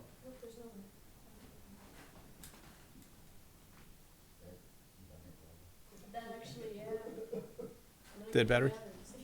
Yeah, use the one at the table while she's getting you new batteries for that one. Just have a seat and. Hi, I'm Sean Armin. I'm one of the abutters. I'm at 704A, Daniel Webster Highway. I'm also his wife. Yeah. Pleasure to meet both of you. 704A is to the north Yes. of this? Yes. Closest to DW Highway or behind it? Behind it. Behind it, okay. So close to the actual building that's being proposed? Yes. Yes. It's gonna abut my property. Okay, We're like adjacent to each other. okay. So our concerns are lights, noise, which he's been very kind, very nice guy. We've had conversations on the phone. But I also have a child, 8 years old, that goes to school, 10 o'clock at night, having this noise. I know I can't stop this project. It's nothing I can do, but the other thing I'm concerned about is now the dumpster being abutting my property. I'm gonna have that stank of a dumpster right there in the back and end and pulling out of the dumpsters and stuff like that. If there's any way that can be moved. We'll talk to him about it. He doesn't serve food on the property, so the dumpster is basically going to have For now, it doesn't. cardboard and paper type products. But let's get the applicant to respond to that and see what they say about it. I think the location of the dumpster is one part of it, but you also want to make sure that they're not emptying it at 4 in the morning or something. Exactly, exactly. I'm more concerned about the noise and the lights. Yeah. Because I know he's gonna have highlights for the outdoor courts, which I know the lights are gonna face down, but they do illuminate the sky. Yep, we'll talk to him about that and get to know a little bit more. The noise level from the traffic, his noise guy says the traffic makes more noise The than highway's courts further will. away than his place, though. Yes. Well, but the analysis was at his site for what the noise level was on his site. But are you affected by the traffic as it is today? And is it DW Highway or the? It's or the Turnpike? highway now because they came closer to my property. Yeah, I they don't- rearranged some things. Do you know took if out they're some building a trees. wall out there? I don't know. I have no idea. On But the when expansion we- of the turnpike? Yes. It's some sections they are because you can see it, but I have no idea in that section whether there will be. Didn't say When no. we moved, because the highway was way back, there was a noise. And if you go to Daniel Webster Highway, we are quite far away from the road. So we hardly hear cars. If there's a fire truck, yes, we do hear it. And whereas their building is and where we are and where our bedrooms are, I mean, we are right there next to each other. I mean, you can talk across from there to each other. So the noise is definitely going to affect us either way. I did look at some other properties where people, they build the pickleball around the residential areas, and noise is a big thing. No matter how much they try to circumvent the issues with the noise, it happened, and it's going to happen. Even though he's gonna promise that they might use like different rackets and the balls are gonna be different, the noise is going to be an issue. I know there's a Facebook page that is only dedicated to people who have been impacted by the pickleballs being built around their houses. And none of them, there's no one that has been okay with it, that hasn't been affected by the pickleball being built next to their houses. And Property value. they're going to build it either way. If I wanna sell my property now, just because I can't take the noise, unfortunately, I think I'm going to be affected because another part that I read, it said that the property value, 10 to 20% increase in the property values that where a pickleball has been built. So I am going to be affected either way. And I know that last time when we were here, my neighbor also mentioned that there was a lady on the news, which she still hasn't sold her property up to now. She ended up having to take it off the market, and she now has some lawyers who are trying now to help her to, who are fighting with the people who owns the pickleball company so that she can put her place back on the market, because she said she had up to 60 people who came in to look at her property. And even though her house is valued at more than over $1 million, nobody wants to be there. Nobody wants the house because of the noise. Everybody else around us who don't live in those 3 properties are going to come and say, well, it's an amenity that's going to help the town. It's going to bring the people, everybody together, but it's not going to bring us together because we are going to be greatly, directly affected by the pickleball, unfortunately. So if it's going to happen, and they do put it up, and I decide, because we just bought the house in 2022. We actually tried to buy that land also because we didn't want anything being built in there, because we're just scared what's gonna happen. But if they end up putting this building there, and then I try to sell my property, it gets affected, can the city and Dynamite buy the property away from me? I can get what is the current value of my house today if they put the building in there. And I say, you know what, I really can't take it. I don't want to bring up my son in a community where there are all these people coming in every day and into the odd hours of the night. My son is only 8, and I don't want that environment because I left Nashua because of that. So, and I don't want that environment around him. Can the city and Dynamite help me to get that property off my hands and take it, and then I can go somewhere else and find a place to stay? I don't know the answer to that. I think the Dynamite Pickleball can buy property if they want to. As far as the town goes, I don't think it has any intention to buy the property. But I think that your testimony about the noise of pickleball is enlightening to me. I've never imagined such a thing. I think I'm almost feeling like I need to take a field trip and be next to a pickleball court when they're playing. There is a Facebook page, not for people around here, not for people around here, just dedicated to the effects of the noise from the pickleball. So I think that I'm interested in actually standing next to a court while people are playing and experiencing it for myself. I think there's a Facebook page on literally everything. So I'm not necessarily moved by the idea of a Facebook page, but I am encouraged to go, stand next to a pickleball court and experience what it's like. Try taking a nap while they're playing. Yeah. Agreed. Thank you for your testimony. Do you have any more that you want to share with us? No. Thank you. Thank you. Thank you. Any other abutters or citizens? Come on, sir. Come on up, sir.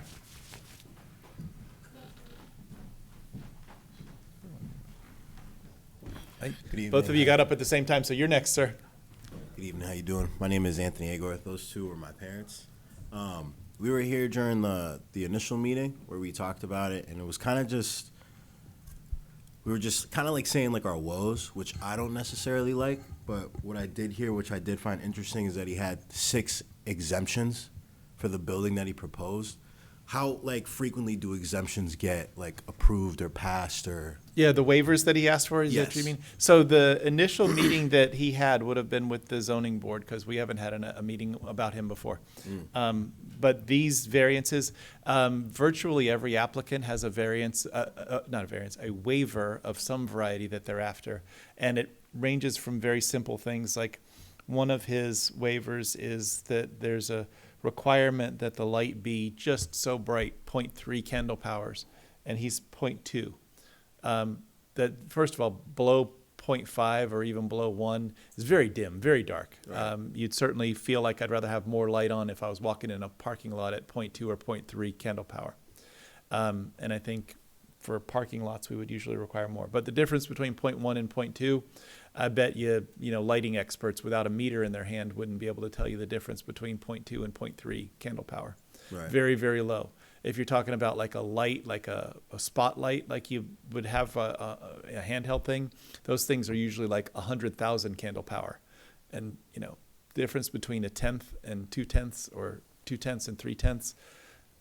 No one's gonna tell. And that's the kind of thing, well, technically he requires a waiver because he measured it and that's what he's got for his lighting. Right. So some of those. Now, not building a sidewalk when there's a sidewalk required, that's one of the ones he asked for.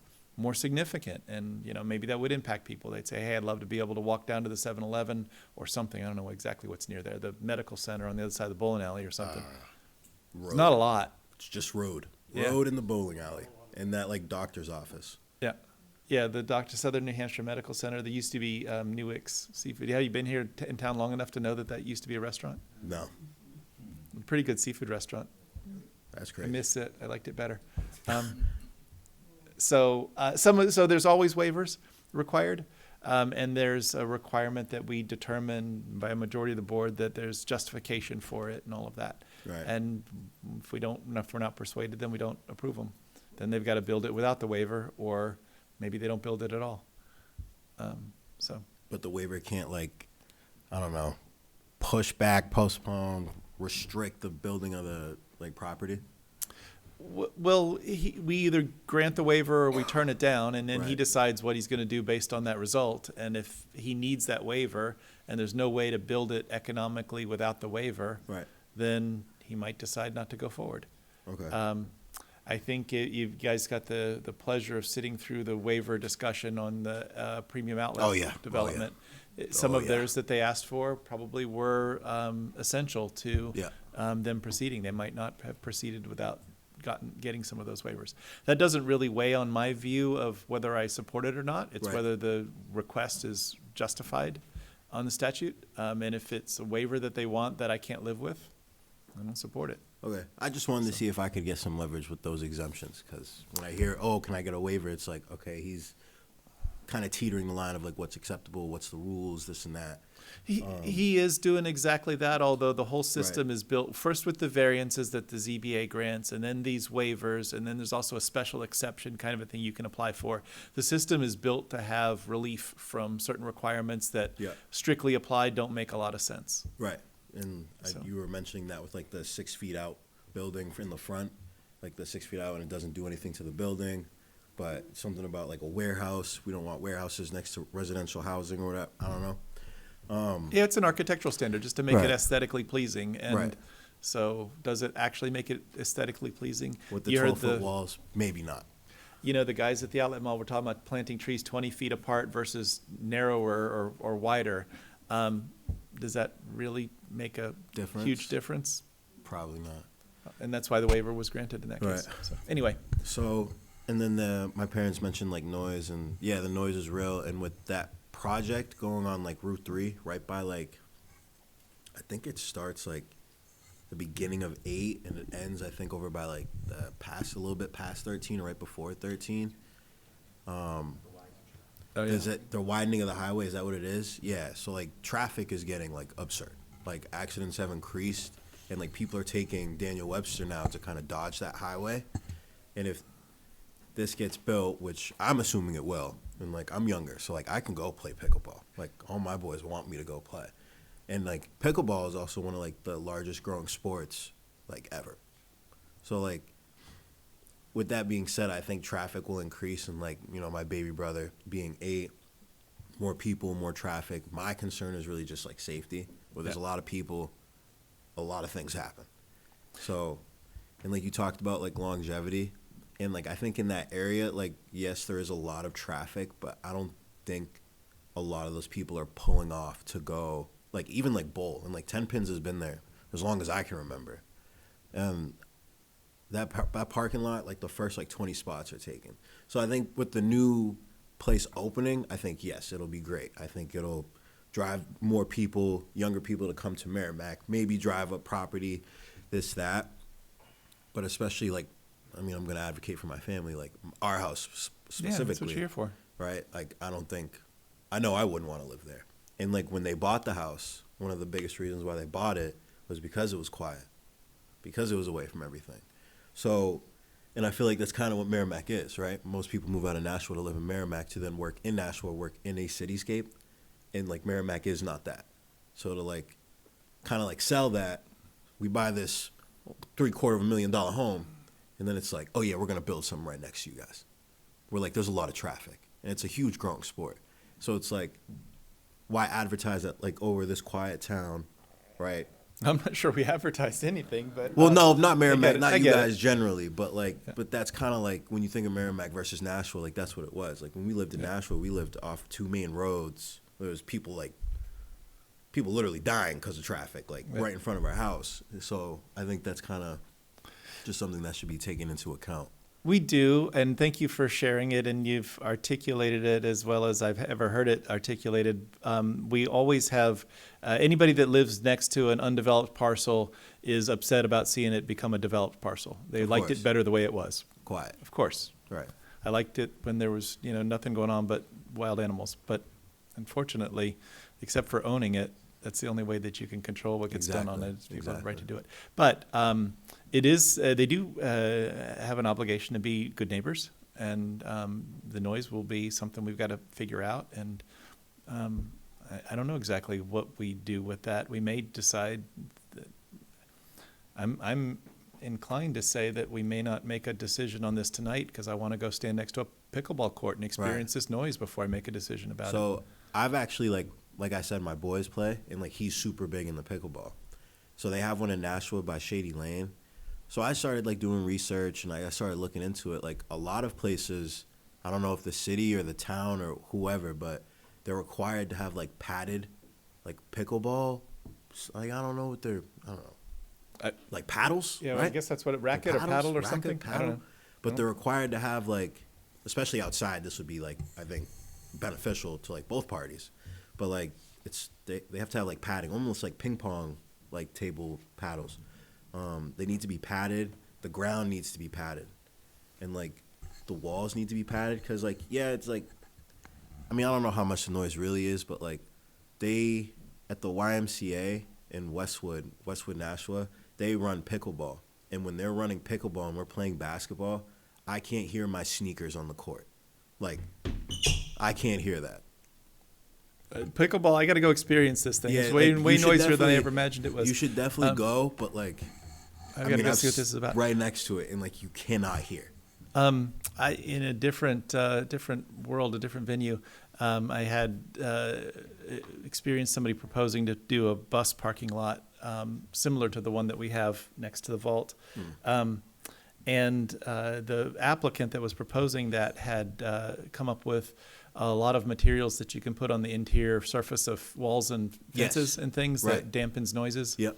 And I never saw it in real life, but they were talking about how it's like a measurable. They were like talking about 10, 15, 20 decibels of reduction in sound by putting this material on the inside of like soundproofing wall surface, like and dampening. And maybe that's part of the solution here too. I don't know. Thank you for your testimony. Yeah, thank you for listening. I appreciate it. Very helpful. Hello, sir. Welcome back.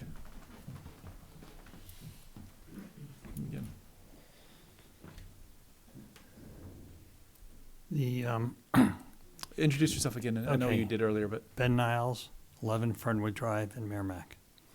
The concern I have is traffic, and I don't know if you've seen a traffic study yet.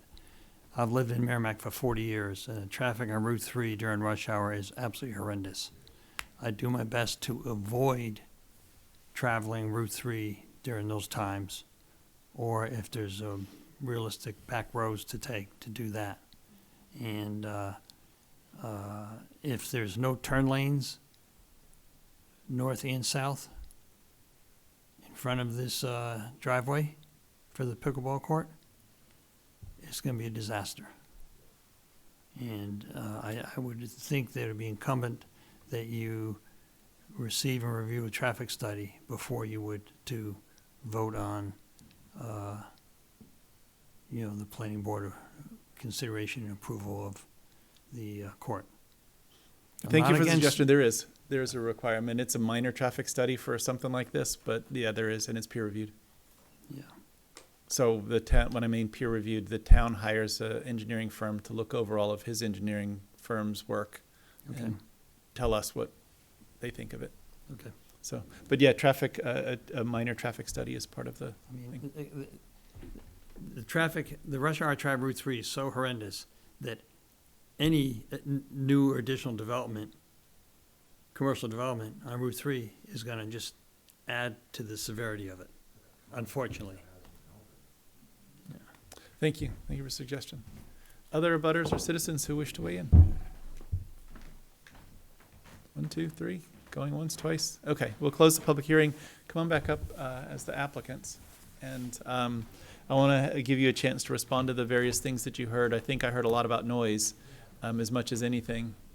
A little bit about a few other things, but really noise being the big driver. And I guess I got to figure out how to get my own eyes or ears around some pickleball to understand what this is about. I don't mean to suggest that it's not manageable or that there isn't a solution for this. I just didn't imagine that that's what we'd be talking about a pickleball application today. Does this work? Okay. Yeah, there you go. So initially, the building was on this side and the pickleball was here. The reason why we switched it is to give this a buffer. This is a 42-foot high building, so the lights here are going to be lower than the building and pushing down. Okay. Am I going to say no light is going over? I don't know that to be true or false, but we did everything we could to restrict the light going that way. Then on top of that, we have the fence, we have tree line, so we're doing an awful lot to try. And if you look on the news, yes, or you look on Facebook, yes, you're going to find people that don't like pickleball.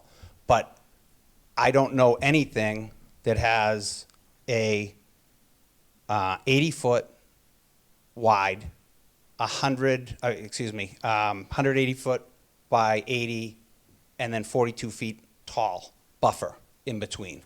And if you look at this here, you're going this way and you're going this way. That building totally buffers their house. And again, I'm not going to say, oh, there's no noise. That I don't know because I haven't built it yet and we don't know. But to go, i.e. to Wasserman Park and just stand there 10 feet away and listen to the noise isn't going to be the same as having a 42-foot building. That that's a being good said, point. if you go to Wasserman and there's a small little building next to the courts, and you go to the other side, it is extremely muffled compared to being right on top of it. Okay, that's good insight. And when you talk about the building being in between, that's like being on the sidewalk at the side of this building and being in the parking lot and trying to communicate with each other by shouting. I don't think you stand a chance of being heard from there to here. I'm sure there's some collection of people that could all together shout at things and make it at least heard, but it's going to have a huge effect on the sound. You're right about that. Okay. Other comments or questions? Is there anything other than sound that you want to comment on? Nope. We talked a little bit about lighting, right? Again, 42-foot tall building, 20-foot tall lights on the opposite side of that building. So the lighting from the pickleball courts probably won't be seen by the house. If they look at the lighting in the parking lot, yeah, they'll probably see it, but it is shielded down. And it does meet the lighting requirements of, of the town. Yeah. And we are in a C2 zone. We are in a commercial zone.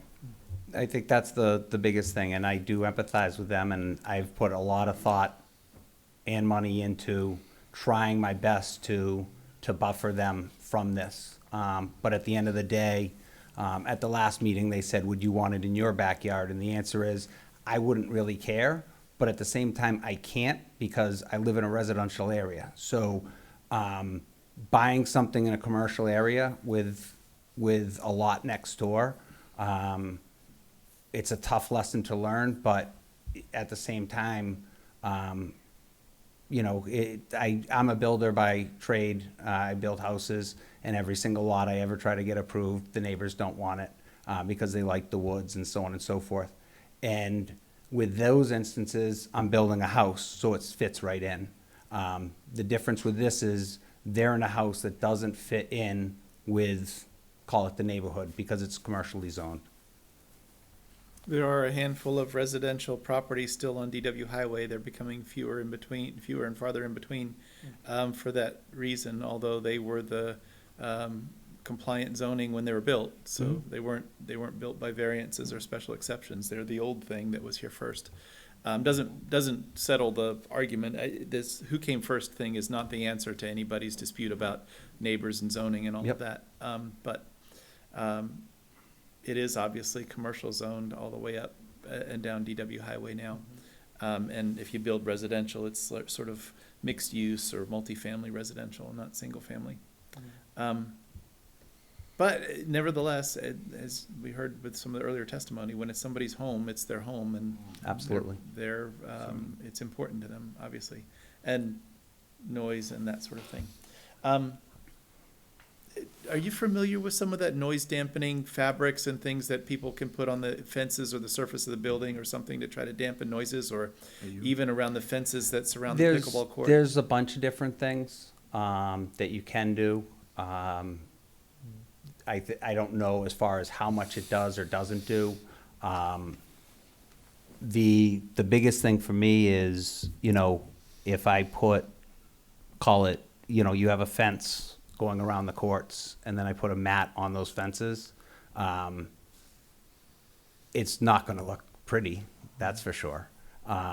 So, we're here saying, that we wanna make this aesthetically pleasing. We're talking about trees, we're talking about islands and trees and islands, and then I'm gonna put a mat up on a fence. So I kind of would say, where are we going with it? So should I build those walls and a ceiling too, and then they're indoor courts? So I think, again, I think the building is gonna do more than a mat on a fence. This isn't a suggestion that you change your plan in any way, but indoor courts would have a different noise profile and would be useful 12 months out of the year and things like that. What made you decide to include outdoor courts as a part of the plan? When I traveled around and looked at different sites, most of them only have indoor and don't have outdoor. And if you go visit them during the summer, they're ghost towns. So then you start trying to be a camp and have kids come, and you try and be, what's the game where you throw the cornhole. You become a cornhole place in the summer. That's not my intent, is to try to change the use for the summer to stay alive. This project is gonna be very expensive, and not making money in the summer kind of hurts. So when the weather's good, everybody wants to be outside. Yeah. And so those Now, are your premium So courts. 2 years ago, I would have been busy inside all summer long because it rained, I think 5 out of 7 days but this past summer, it's been nice. So, I think it's going to be one summer is indoor is great, and next summer it's not. Okay. Would limiting the outdoor hours to say 8 o'clock instead of 10 o'clock be an option? How about if I did the outdoor courts from 7 to 9? You know, I think any concession that you want to propose is something that moves in the right direction. I don't know where the right sweet spot is where you get the votes that you need among the members of the board, and whether it's hours or whether it's some modification of the site that helps to dim noise. I'm always careful when I suggest to other people about making concessions to make sure that that's the thing that gets you over the edge before you just give it away and then it didn't win you anything for the result of it. But it's up to each individual board member to decide sort of when they're satisfied that it meets our standards. I'm not sure that we have a specific noise ordinance There is no. related to There isn't one. No. Yeah, and I wouldn't have thought that pickleball would be the impetus to develop a noise ordinance. I would have thought, breaking rocks or something would be the thing that would make the most noise.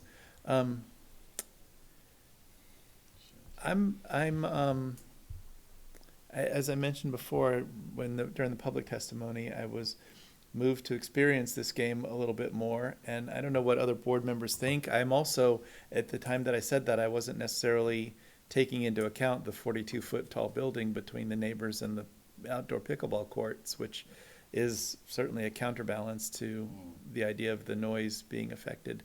But what do you guys think about the idea of, and I don't want to pause the proceeding to go do a site visit to somebody else's property because he doesn't have any pickleball going on there now, and then have, only 2 of us show up.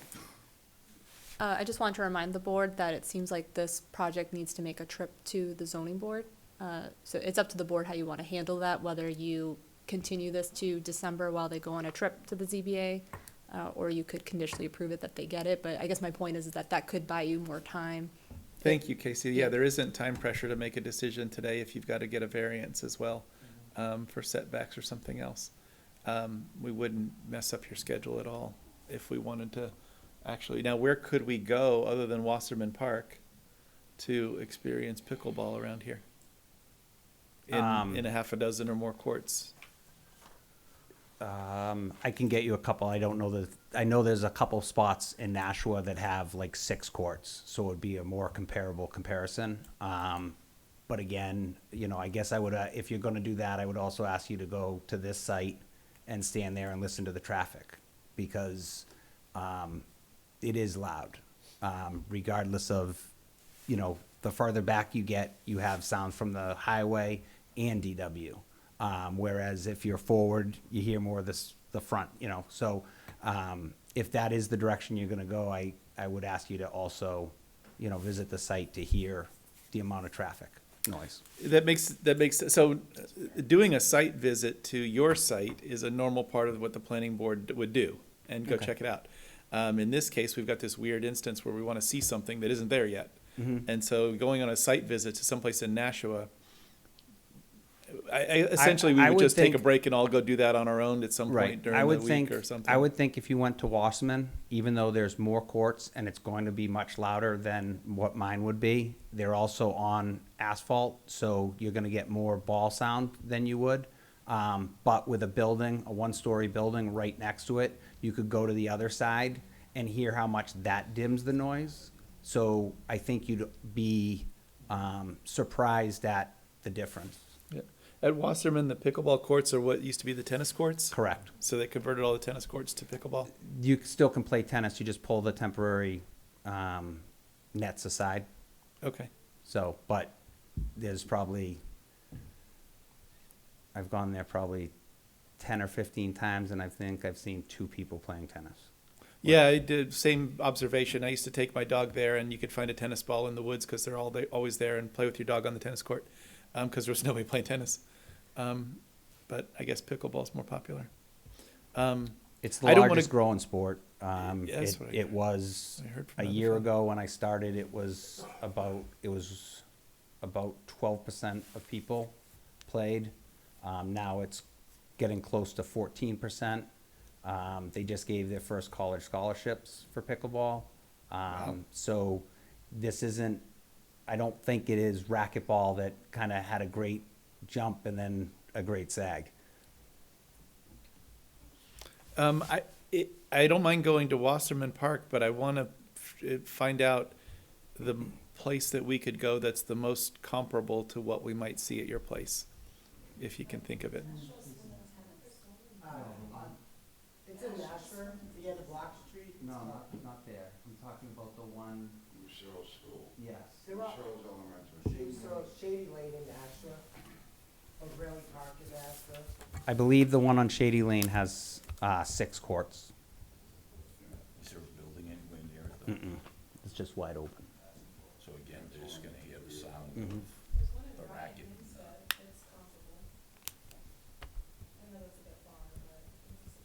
Another place is, Those are just indoor courts though, the one in Rye. Yeah. Okay. Board members, do you share the interest in doing that, or I don't want to commit us to going to do something and then come back and everybody says, well, I didn't want to and I didn't.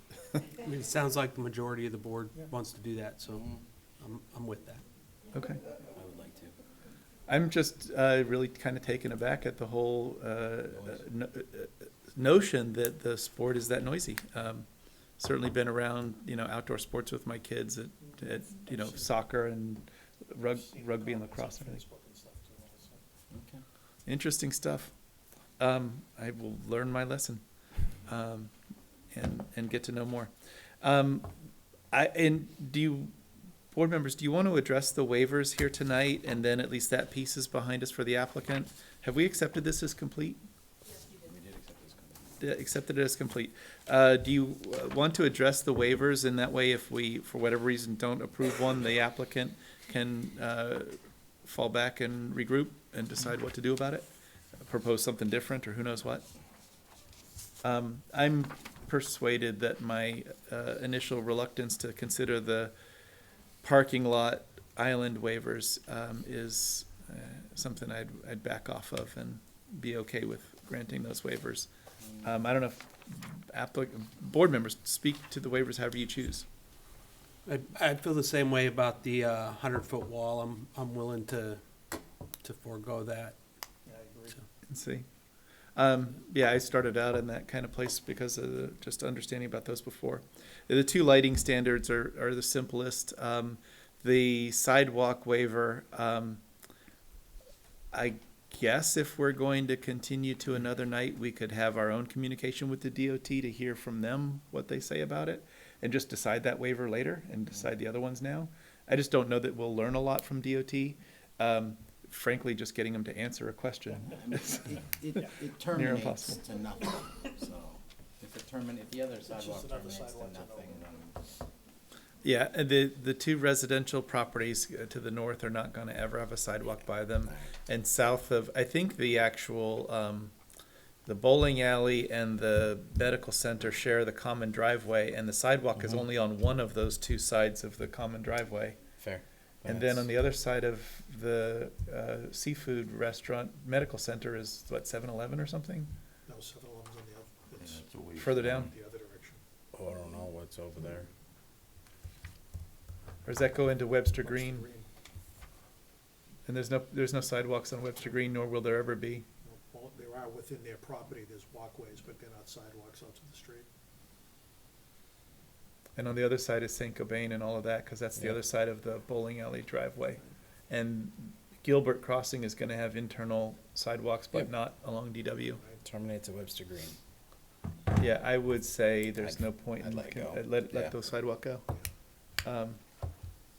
Okay, so with that in mind, is the board willing to address the waivers for the applicant tonight?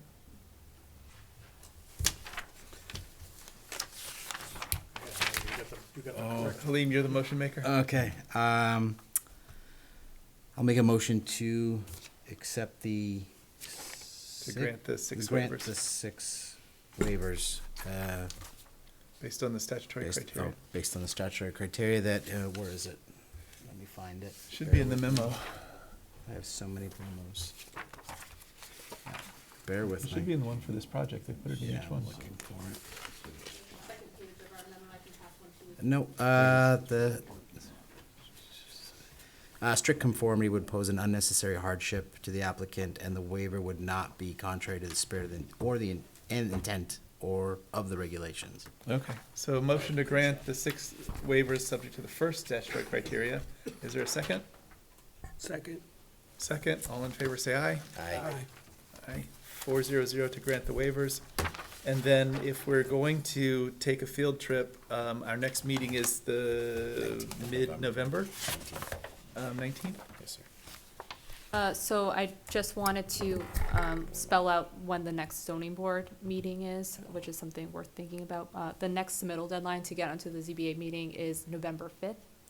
And then that meeting would be November 27th. So we're in December. So if the board wants to have their next meeting past that zoning board meeting date, which would probably make sense, that would be that first December meeting, which would be December 3rd. Okay. And so that would basically give us a month and a half to figure out how to get next to a pickleball court. Yeah. While people are actually playing on it. Or 6 of them if we can find it. Can you get a couple of suggestions and send it to the staff for things that you think we should go see? Yes. As close to nearby as you can, but if you tell me I have to go to Rye to do it, I'll ride the motorcycle to Rye. I'll ride with you. It'll be fun. It'll be cold. Yeah, it was cold last weekend too. Get us some suggestions with that. So with that in mind, I guess the appropriate action by this board would be a motion to continue to. I just have one question for the applicant.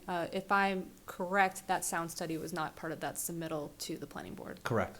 Would it It be- was done Yeah. afterwards, so I didn't. That's okay. Yeah. Would it be possible for my office to have a copy, just because it was discussed at a public meeting? Yep. Okay, thank you.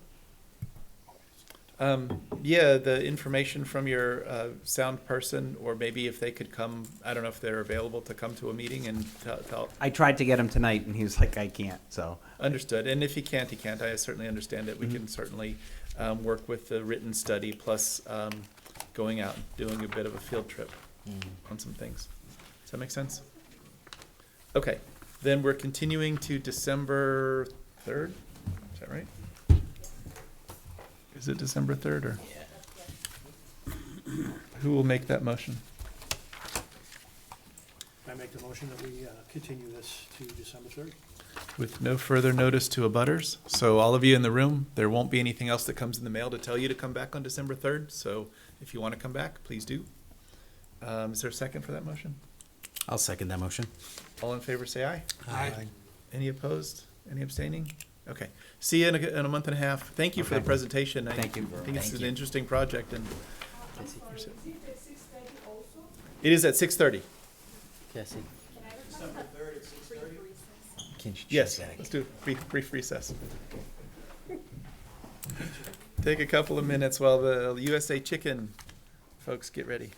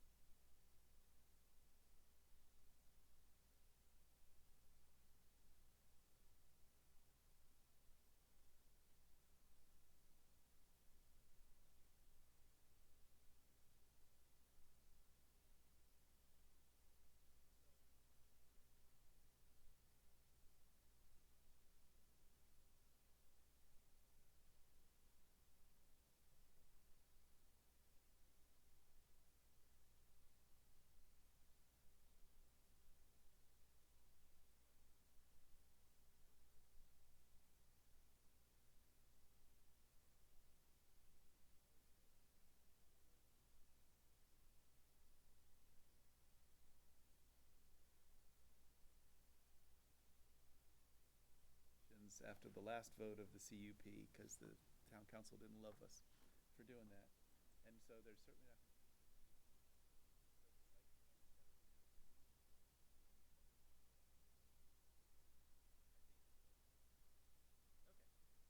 Back to order.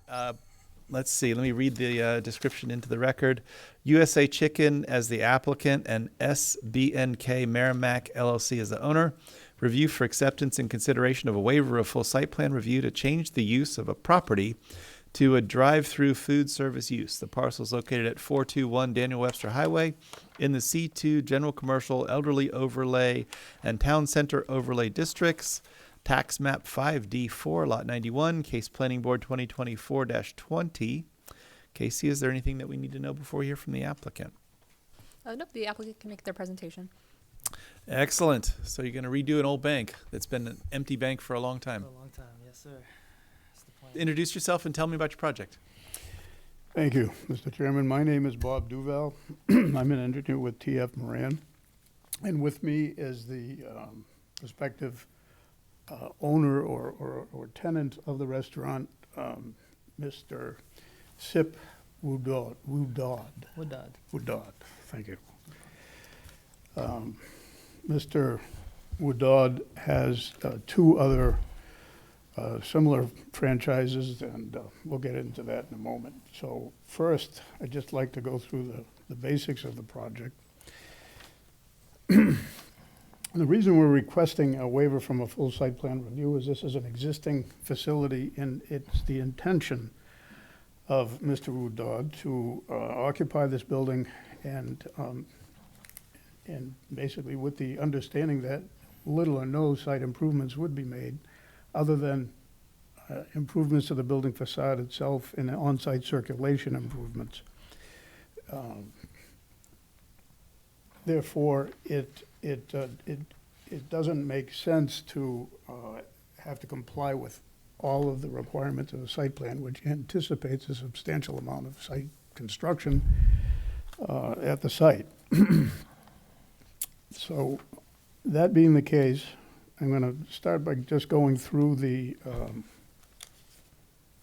waivers that we are looking for, or the reasons, I guess, that we're looking for the site plan waiver. In fact, when I first made this application, I submitted individual waivers for the individual items that we didn't believe were necessary, along with some justification for each. I'm not sure if the board has that in their packet. We don't. We just have the request for a waiver of full site plan review. Okay. So and then, as you attack that, it's probably an easier lift than you're imagining. So perhaps don't have so. to kill me with the justification. So, I mean, essentially being a change of use with little or no site work construction at the site, we think it makes sense that things like drainage and other things that would be typically required of a site plan be waived. So if the other waivers that we're talking about, I noticed that in the staff report, there were some comments on it, so I don't want to make it seem like we don't want to address them. Of course we do.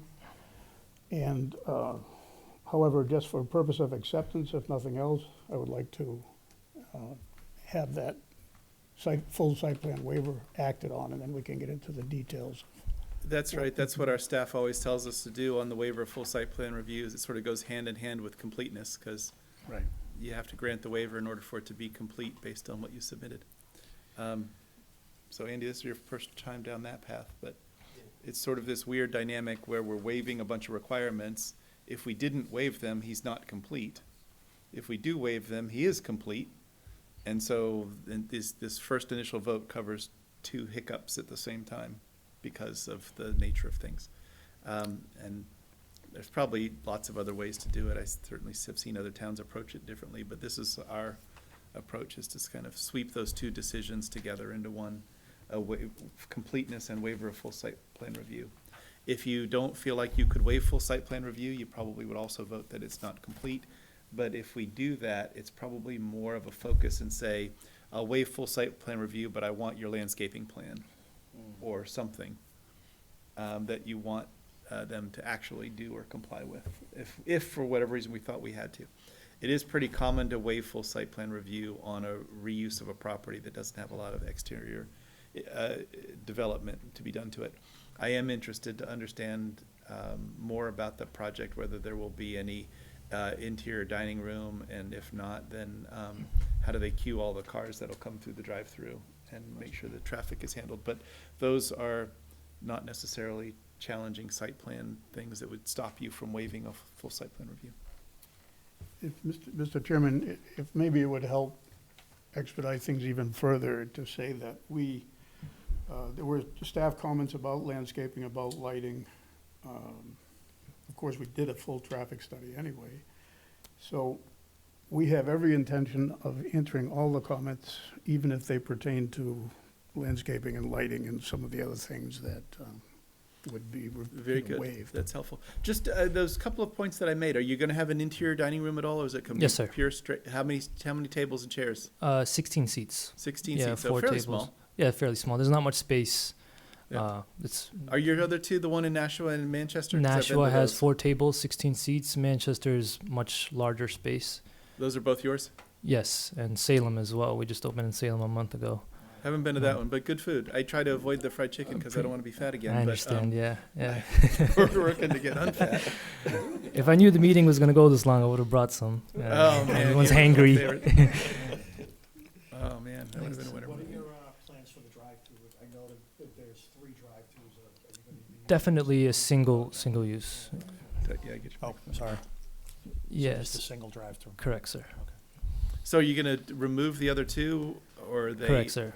Yeah. And then have parking spaces, or just, how many cars can you get in line for your drive-through? The requirement is 10, and we have, We have 11.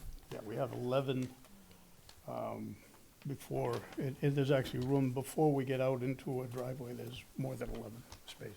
Okay. So you got everything that you need for that. I think 10 is a lot. I think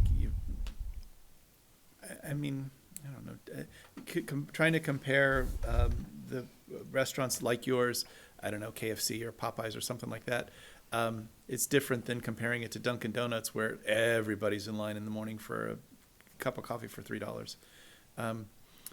What do you think your actual drive-through volume is going to be once you're open? This is our first drive-through location. So you're learning as you go too? Correct. Both of our locations, Manchester and Nashua, are downtown. We're used to picking up the foot traffic.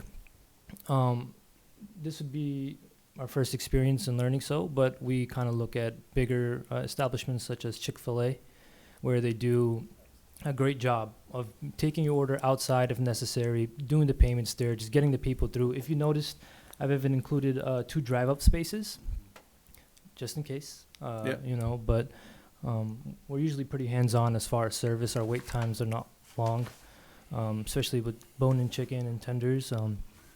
With the drive-through system, we're expecting those things to be ready to go in the warmer, you know, and keeping things in rotation. You're getting me going. I might have to stop at your place tomorrow. It's interesting, Mr. Chair, that you mentioned Dunkin' Donuts, because we do a lot of Dunkin' Donuts Designs, yeah. design. And we just completed a study of queuing on Dunkin' Donuts, the one that's going in Hooksett. And we found that by taking observations at a number of stores, that the 95th percentile queue, which means the queue that's only exceeded 5% of the time, is 11 cars for a Dunkin' Donuts. And that the maximum queue observed at any of the stores was 13, and it was momentary, you know, quickly collapsed. So that we think, and you are correct, that chicken restaurants and fast food in general is typically less than Dunkin' in terms of total queuing. So we think that what's provided on this site, which is at least 12 before you get into a driveway, is going to be more than enough. So you're hands-on manager for your business? Yeah. It's family members that have been in service businesses like this, retail businesses, and the ones that are managed by the owner will function faster and turn over customers faster. And the queuing, the 13 cars is probably the corporate run store. that never gets a lot of hands-on attention from its bosses. So it's me, my 3 brothers, and my dad. We currently have 3 locations. We got space for 2 more. Got enough family Yeah, members for exactly. 2 more? Then you gotta get, Yeah, somebody's gotta so- get married or yeah, something. exactly. Oh, boy. I shouldn't have said that. I don't think. Well, good for you. I think that it really does. I mean, it's not something we require as a planning board or even regulate, but your stores will always run better with your own involvement in it. McDonald's, Burger King, any of the rest of those, when they're corporate-run stores or they have distant managers, those are the ones that always look messy and they take forever and they get the orders wrong and 20 other things going on in them. TikTok videos in the sink in the bathroom and whatever else. Anyway, how many employees do you need to have? Currently in Nashua, it's me plus 2 on shift. In the evening is 4, at most on our busy nights. Manchester does double the volume because it's just busier, and they do 4 in the daytime and 5 at night. How many parking spaces do you have total? There's 19 shown on the plan, but what we are proposing to do is this microphone. Yeah, she should have gotten a new battery for it. Is this mic? Yes, it is. What we're proposing to do, there was some concern about the dimensions of these spaces in the staff report. And we already have enough parking, well, we would have enough parking on site with just 10 spaces. So I think it makes sense, since these spaces are unnecessary anyway. The only reason that we even tried to keep those spaces was to put a couple of handicap spaces close to the main entrance. Good idea. Which makes sense to do and is the right thing to do. I think if we remove the diagonal spaces and just put in enough room there for 2 or possibly 3 parallel spaces with the 2 handicap spaces closest to the door, we'd improve the site and still provide proper accessibility. So that would mean that we have the 10 on the east side of the site. We have 3 at the top of the site, and we would have then, let's say, 3 parallel spaces, so that would make 16 spaces where 10 is required. Yeah. Okay. And with 16 seats in the restaurant plus a handful for maybe employees, you got plenty of parking for all of that.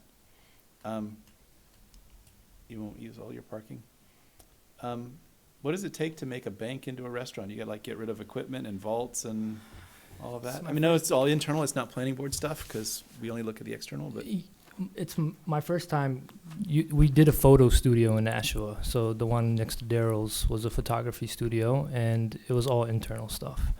The main concern from Daryl, because he has really expensive pianos, was the smell. He said it wasn't going to smell. It's food, and we installed the $30,000 exhaust system, and it does its job. And he's a happy landlord. He comes, he eats at my place a couple times a week, and doesn't mention anything in regards to that or increased water usage or sewage problems. We have a grease trap internally. We clean it once or twice a week. So the place is well maintained. I mean, it's like our second home, so it has to be a clean establishment. But externally, we don't see ourselves doing any work. Excellent. Okay. So back to the question of completeness. Are we waiving full site plan review and we're ready to consider it complete? If so, is somebody making that motion to waive full site plan review based on the first statutory criteria about hardships?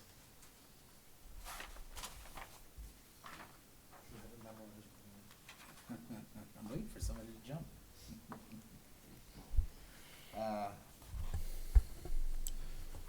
I will make a motion to accept the waiver, or grant the waiver and accept the the application, yeah. application as complete.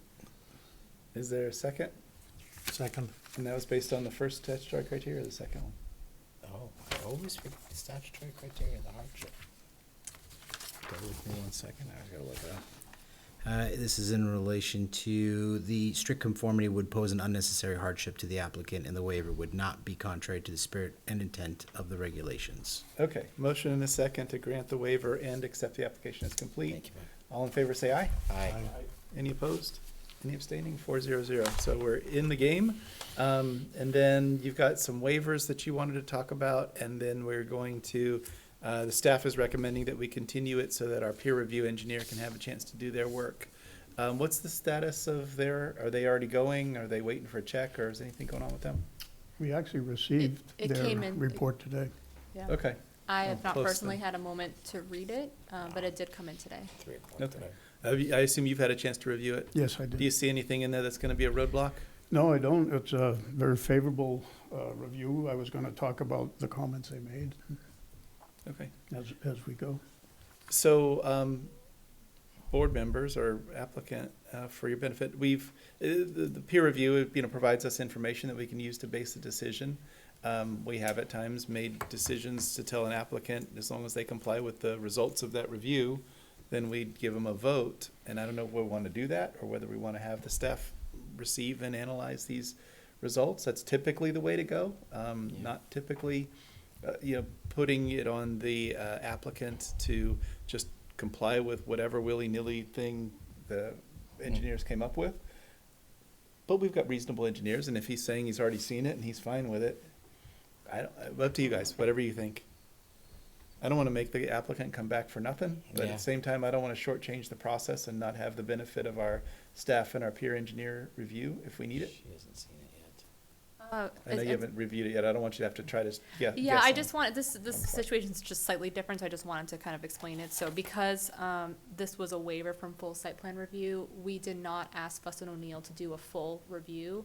We initially just asked for the review to be related to the traffic review, but then, we were emailing back and forth, and then I kind of added in, well, if you see, if anything else screams at you, maybe add it in. So, this is not their typical letter, but, they have a section just called Other. I haven't read it yet, but they do have, it looks like maybe 7 comments under that Other section. So I'd be interested to see what the applicant has to say, and then maybe after that, the board can make a decision.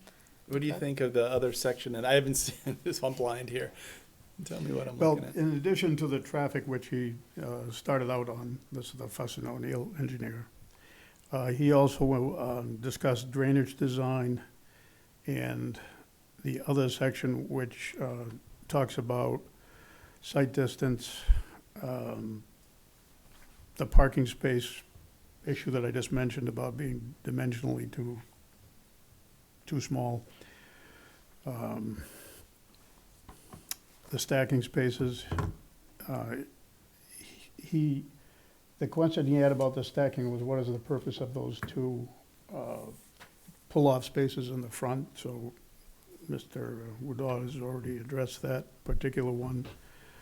And then a couple of questions about sewer and lighting, and I'm going to get into that shortly, but those are the comments that he brought out. So it's relatively, and then he also pointed out in the drainage design that there's no change. So without any change, there's nothing to compare pre and post to, so that a drainage study, a full drainage study is not necessary.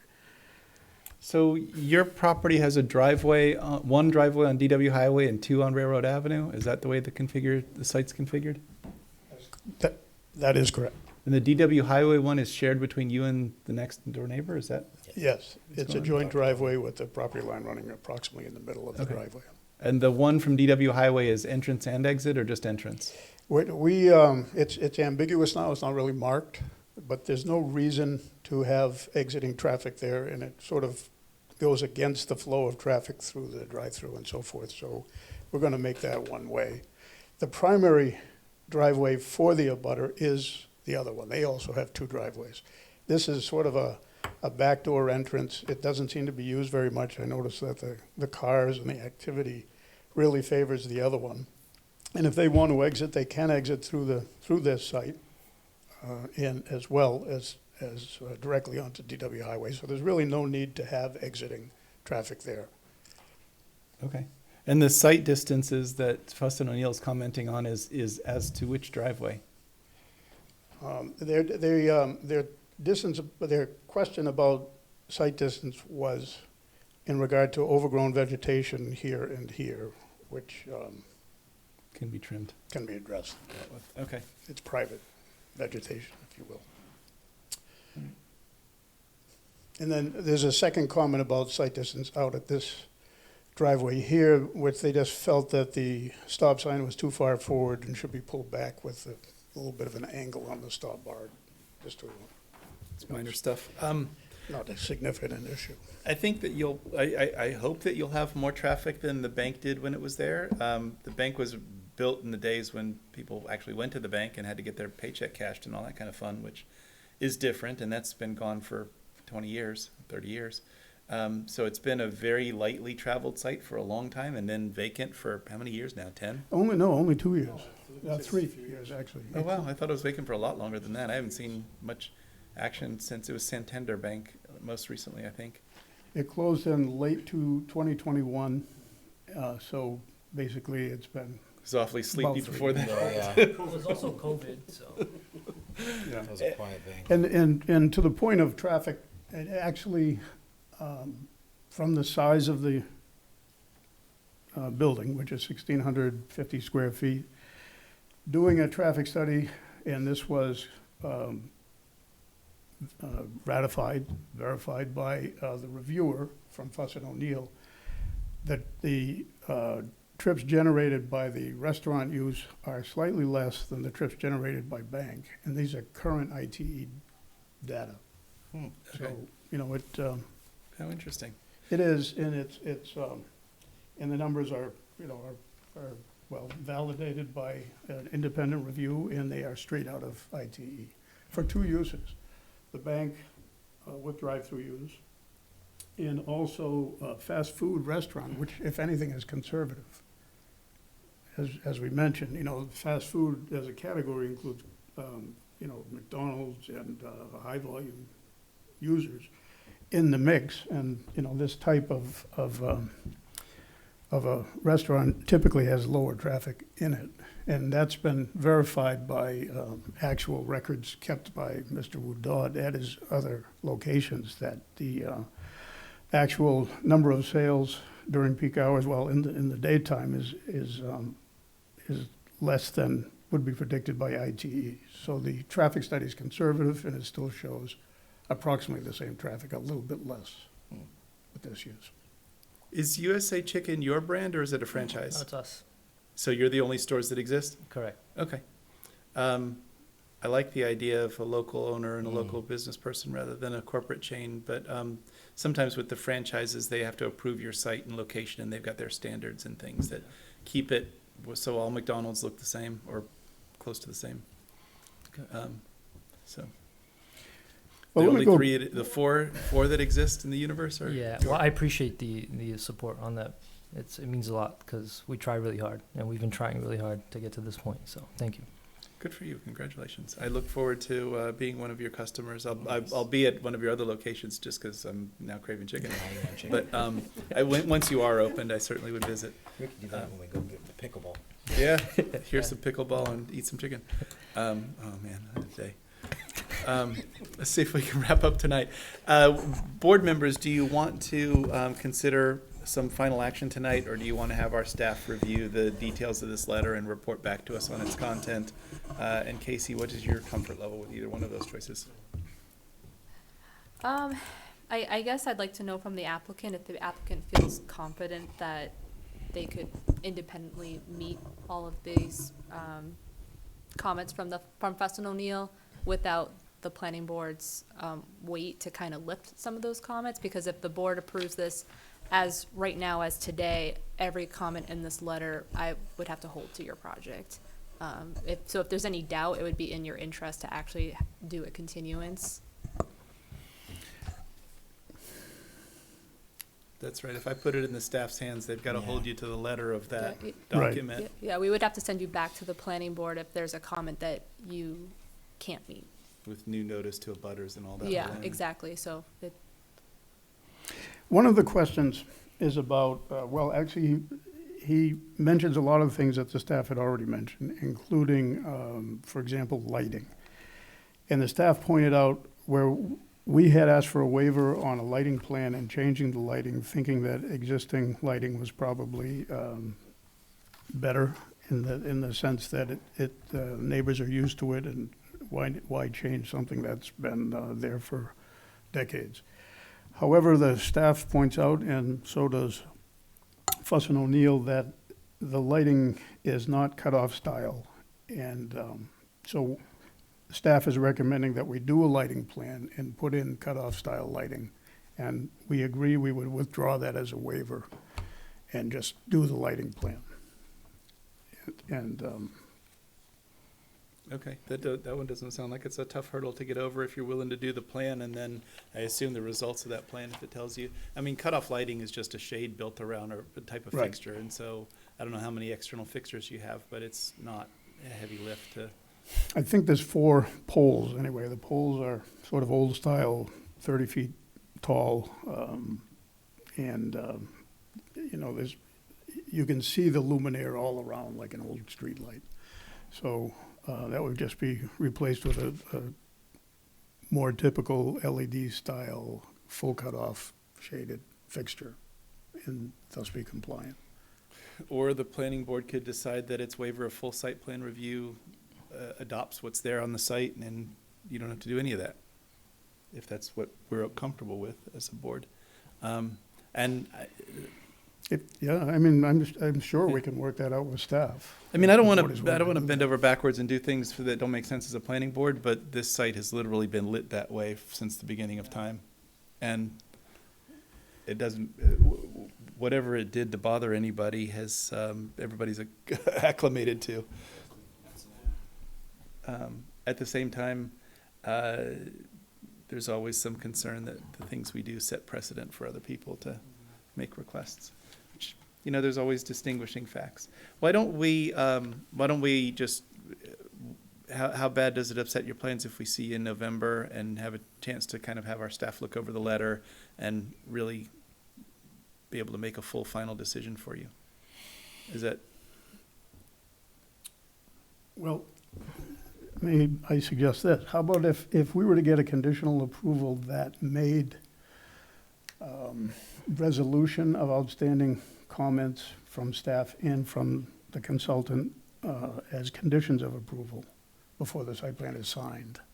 Yeah, that's the other choice. That would be the choice, but then you're stuck. If you can't persuade Casey or Robert or something, and you guys get hung up on a different interpretation of something like cutoff lighting, maybe you get those priced out and find out they're $1,000 a fixture and it's a $5,000 problem. Maybe coming back in November could have resolved that one.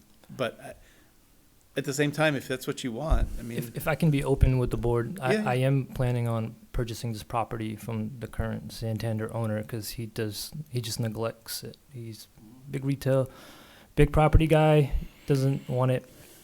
Any additions I make to the property is in my benefit in the future. I mean, I'm young now, 10 years, 20 years from now. Anything I do adds value to the property. So I'm going to treat this place like my home. So if there's something we're not looking to cheap out, I guess I can say. Fair. Thank you for that representation, And, too. I think and it's that's the important. reason why, not necessarily don't want to rush it, but it's on a contingency. So if I get this approval, we can finalize the deal with it, and it's the only. So your preference would be to try to get conditional approval tonight? Correct, sir. Okay. And then it's in front of you in your packet, but I will say that it does, in our recommended conditions, there is a sentence that says that the applicant shall replace the non-compliant lights to provide lighting that is complete with the lighting plan. So Okay. the board can strike that if they want, but that's what's recommended by the staff. I think that makes sense as a recommendation, and then if you find out those lights are stupid expensive or something like that, and you want to talk about it, then it would be an amendment to a site plan, an approved site plan, and a whole different process, so it's a little bit easier path. All right. But still a planning board action, though. Right, of course. Okay. We understand. And then I don't believe you opened up the public hearing, am I wrong? No, because I Okay. didn't know that we were going to yeah, fair. consider a final decision. Are there any abutters or citizens who wish to weigh in? Yeah, come on forward. You guys want to let them have some room at the table? Of course. You guys can't let me forget you like that. You were too quiet back there. Yeah, no kidding. Sorry about that torture. If you're not a member of the planning board, this has got to be atrocious. Do you guys do a cutoff? What are you doing? Okay. I guess we can introduce ourselves all at once to make it easy. Yeah, please. Can you guys hear us okay? I can. Thank you. Beautiful. First off, thank you guys for hearing us out. I do apologize if we're groggy. I'm sure you guys are too. It's been a little bit of evening. My name is Anthony Grant. I live at 6 Railroad Avenue, not too far from the restaurant that looks to be opening up. It's my wife, Sarah. She also lives at 6 Railroad. And then, Alice, you want to introduce yourself? I'm Alice Drohe, and I'm actually one of the owners of the property at 6 Railroad Avenue. Okay. So with this time, I just wanted to lay out a few reasons of concern, if I may. First off, I do want to say it is awesome that we have a small business that is growing. I think that's wonderful. New Hampshire needs it. We need the jobs. It's awesome to see. However, I have concerns as to whether or not Merrimack, specifically Railroad Avenue, is the applicable place for it. So to start off, my first concern is traffic and safety. The restaurant will significantly increase traffic in an already congested area with very limited road space. I don't know if you guys have been to Railroad Avenue anytime recently. We have a flower shop that gets deliveries very often. We have the rail station just down the way. A lot of traffic coming from there. And then we also have the funeral home, which shuts down a good chunk of the road. And they do use, actually, and we have seen with really big funerals, They queue up on Railroad Ave. They've used all of it. Even they've used the bank for parking because it can get very, very heavy with all of that. So just. Yeah, no, I get it. And I just want to mention with the, right by our house, if there is parking on both sides of the road, there's no way you're going to get two cars through there. Or To a pass each utility other. truck. I There's mean, not, it's terrible. You should see Amazon trying to get through there. And that intersection right at the triangle, that's dangerous. Yeah. Not only for 7, but it's dangerous for anybody that's coming down and trying to maneuver in that spot, especially if there are cars that are present for any sort of occasion. And we do have neighbors that utilize street parking, well within their rights. However, that does cause a natural obstruction of view. I take that triangle every single day to get onto Daniel Webster, and I kid you not, at least once a week, there's somebody who just flies by. Or somebody's always honking. There is always Yes. somebody honking at that when they're trying to get out, Yes. because everybody's flying on Daniel Webster. Like it's dangerous. To add on to that, the other concern with regards to traffic and safety would be an overflow of parking. I understand that they're presenting a case of an appropriate amount of parking for their site.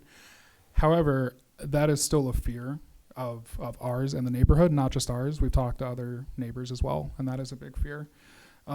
Especially, I mean, if you're going to look at numbers, and we're going to look at numbers for sure, chicken place to chicken place, just looking at Chick-fil-A. Have you ever waited in one of those lines? It takes forever. Yeah, It's- rarely. I'm not a huge fan of Chick-fil-A. Yeah, but each to his own. Yeah. But like, if They're you ever okay. wait in a chicken place's line, it's longer than your stereotypical like Wendy's or McDonald's, which is a chain, understandably. Chick-fil-A's got a huge fan base and a huge following, and it's Yeah. probably different than Popeyes or KFC or something. But averaging, it's Well. like 7.5 minutes. Yeah, hopefully these guys end up with the bigger lines. That's what they want, right? But Well, not- if not so that much is the they're blocking case, street. if popularity is warranted due to their success, which I hope it is for their own personal interest, that's something that should be considered in the neighborhood. Additionally, another concern that I don't think has been brought up is whether or not there are emergencies in the area. If there's traffic flow issues and an ambulance or a fire truck needs to get into the area, that's just a catastrophe waiting to happen. I'm not sure if that's been accounted for, and if it is, it would be nice to know. But I think that's something that is either being overlooked or just not discussed. Especially when you do look at the traffic study that was presented. Again, one of our neighbors, Dustin, compared it apples to oranges when you're looking at the actual numbers game of what's being presented. So I don't know if you have done the peer review, particularly with that traffic study, but go hang around Daniel Webster and in that parking lot when traffic is coming out. Just like the neighbors with pickleball have mentioned, it's gotten very, very heavy traffic-wise. Yep. And that's because everybody's taking it as a shortcut, and rightfully so. I want to get home too at a reasonable time, even tonight. So Sorry. it's okay.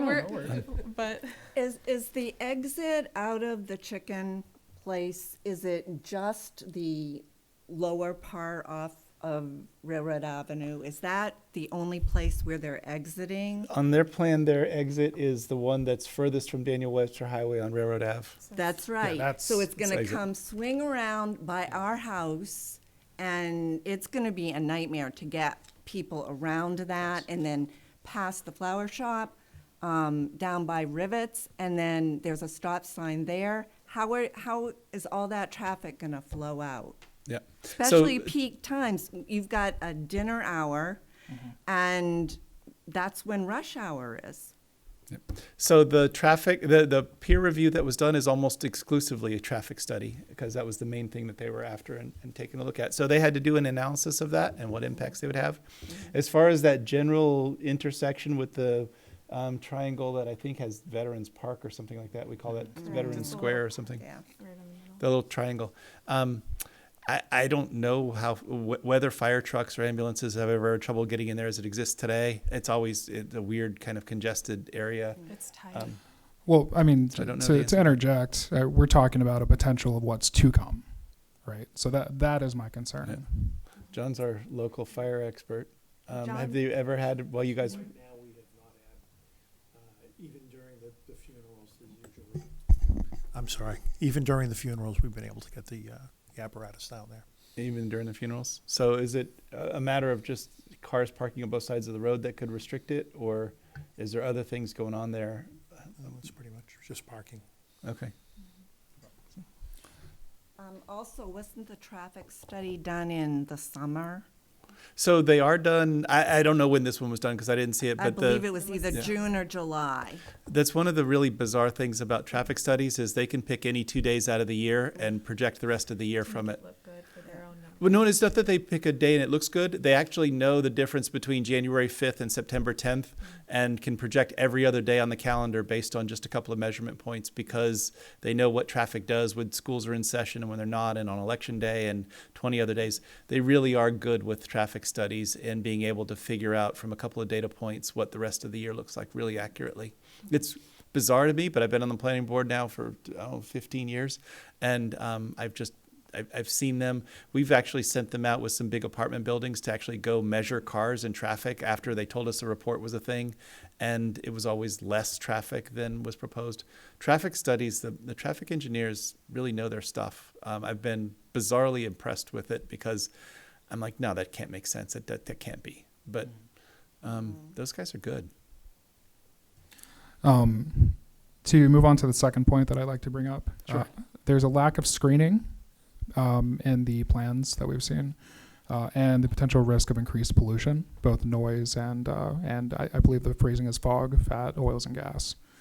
The first meeting that we attended at the zoning board, there was a mention of, I believe, fences being put up for the neighbors, because the folks who abut at 7 Railroad Avenue, they were very outspoken and very critical about this decision to move in. Now looking at the plans, there's no screening whatsoever, unless I'm misunderstanding. I didn't notice any, but we'll talk to the applicant and see what they're proposing. Because there was a promise, and again, we would like a good neighbor, and we'd like to be a good neighbor, but if you're gonna make promises, we would like to be able to see them through, Sure. especially with the fencing situation. They had mentioned it was, I described as opaque, yeah, and that there would be no need to do anything with that fence. There may, I can't tell from the plan. We'll hear from the applicant. It looks like there might be a fence or a structure along the back, Well, there- parallel with Daniel Webster Highway, along the back line. So there currently is, however, that fence is not in good condition. Okay. Well, and it's not soundproof, which was a concern, especially for the neighbors being, I don't even know, like less than 50 feet. The neighbors had enough gripes just with the bank. Yeah. And considering the type of transactions going on at a bank, one would not expect noise to be a big factor, right? But for years. moving on to that, I would just like to bring up in addition to noise, also the fact of odors, right? This is a restaurant, after all. So we need to be realistic that these byproducts are going to be disposed in a dumpster, and that dumpster is right next to a folks' house. Not only that, it's right next to the rest of our houses in the neighborhood. And to carry off of that, with a similar issue, we're looking at light pollution. I'm not sure if light is being factored into this.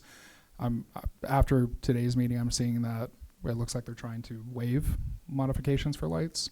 But that's a concern because the neighbors have also repeatedly expressed their disdain for the bank and the lights that they had. Even though the bank, to be frank, it's not open late. Or excuse me, it wasn't open late. Got banker's hours. But the very fact that the lights were still there, it is a bother for the neighbors. So I think that should be considered as well. And the two spots that, I guess they're holding spots for picking up the chicken or something, those cars are going to be, my understanding, if I've got this right, facing out into Railroad Avenue. So there's a house right there at the bottom where it turns out of the parking lot. So that house is going to be hit with lights if people are waiting for their chicken. So is that really a good setup for that particular person, a butter? Thank you for that comment. Do you too. see what I'm Yeah, saying? I do. I definitely do. Thank you for that comment. Any others that you want to make sure we know? Oh, yeah. Yeah, I do apologize. I have 3 more points. Take as many as you want. It's no apologizing. So moving forward, the other aspect, although we are not the homeowners, she is. And I did want to speak on her behalf regarding the negative impact on property values that could occur. When you're bringing in a restaurant that is bringing in both noise and light pollution, as well as odors and potential, other impacts regarding trash, that can have a negative effect on whether or not people want to live in Merrimack, in the Railroad Avenue neighborhood. I'm not sure what the impact would be on property values. However, I think that's something that should be considered, because if it is a negative impact similar to the pickleball folks that spoke up, if people want to sell and the property values are dropping and they're plummeting, it's going to be very difficult to replace those homes if they are sold. Yeah, the thing that I'm also very concerned about, coming back to the dumpster situation, is trash. I do a lot of outdoor gardening. That's actually one of my favorite things, and I've had so much fun with landscaping and taking over all of the yard. But I find trash on a constant basis, and that's just from the highway. The chiropractor next door, who had made mention of just cigarette butts and people filling out their paper slips, and that being a concern, does not understand that trash from a drive-through is going to be a huge factor in just the uptick of what I'm already collecting, because it's already a lot. I've found everything you can imagine just in trash on that side. It's gross. I don't want it to be assumed that we think they wouldn't take care of the property that they're using. I don't want that to be the assumption. However, I do know people. And if people are in a drive-through waiting, or if people are eating in the parking lot and such, you can only assume the worst to happen. If you've been to a drive-through, you know exactly what I'm talking about. Not to mention, because there is the incline of that property, the runoff is going to go into the street. That's a big concern. If there is a lot of trash in that parking lot, it's going to come down back into our area. We already have a ton of pooling from just water piling up right by our front steps. I'm always stepping in puddles the size of the Grand Canyon, it feels like. And it just all sits and accumulates right on our spot whenever we're trying to just leave or exit the walkway. It's bad. And the thing is the incline of the actual place where the bank was, it's all downhill. So of course they don't really have to worry about any of that. But where's it going? It's going to us, it's going to 7, it's going to 8. And that's where it's all going to. So everything just sits there. And I can't imagine what that actually does environmentally to just, it's compounding. The The applicant had mentioned that he put in a $30,000 filter for one of his. Is he planning to do that here? So that so we there's can- no, yeah, we can ask there's about it. no smell? Because we're gonna be smelling chicken. Yeah. So a ventilation system, and I don't know what the technology is, I guess we'll hear from them, but sometimes it's a matter of venting it above ground 10, 12 feet or whatever, and it doesn't sort of notice or affect the people. I don't know what he's proposed, but typically what restaurants do is just exhaust it high up in the air. Yeah, because I smell Buckley's, and I smell, if you ever walk by Buckley's, it smells wonderful. But you have Buckley's and the seafood restaurant, and you can always, if you take a walk downtown, which is always fun, yay. But I'm going to smell that, even if you do have ventilation like that. Yeah, I think that no question that half the reason people choose what they want to eat is because they like the way it smells. Of course. Cer- Disney knows it best, right? They pump Certainly. their parks. I would just prompt the question as to whether or not it's something that would be good for the community. That's what I would bring up. My last point, I don't know if they have others, but although there is success in the current locations that they have, and once again, I think that is wonderful. I am just a little cautious. If I'm understanding correctly, they had another location back in 2014 that closed abruptly. No reason, no announcement or anything of the sorts. It just closed. Now, I'm assuming that things are much better now, considering they're looking to open their fourth location, but it's still something in the back of my mind that just doesn't sit right necessarily. There aren't any planning board criteria that would be touched by that kind of a fact pattern or whatever, whether somebody opened or closed or what their history was in a location. Okay. So nothing I could do with that particular fact, but some of Okay. the other ones that you had reach things that we can regulate, that we touch on. Sorry, I'm just speaking to the betterment of the community. That's why I bring it up. Not necessarily that you guys have an impact on it per se, but if we're to voice our opinions. Yeah, have at it. I'm yeah. not cutting you off. I just No, trying absolutely. to share with you what we can do with the information that you give us. No, I appreciate that. Additionally, obviously, isolated incidents are one thing, but there was a shooting at one of their locations. Granted, as I mentioned, isolated. It It's could be probably more the city than the people. Well, it was one of the staff members. Oh, so, my. Okay. And as I mentioned, they're doing wonderful with business, but that is something that is in the back of my mind, and it presents a bit more caution past the idea of trash and pollution. Is this going to bring safety issues to Merrimack, where we have a lot of residents, we have a lot of people who have kids. I mean, we're seeing more and more people walk out and about in our little neighborhood, and I'd hate for something to happen with this place going in. Thank you for that comment. I did have one more question with regard to, the criteria was 10 cars availability for the Yeah, drive stacking up. for 10 cars in the drive up. Okay. I don't really understand on the plan. Maybe he can show me where that actually works, because I went down and I looked and I'm like, there's no way from where the drive-through window is back, there could be 10 cars. Is that what they're talking about?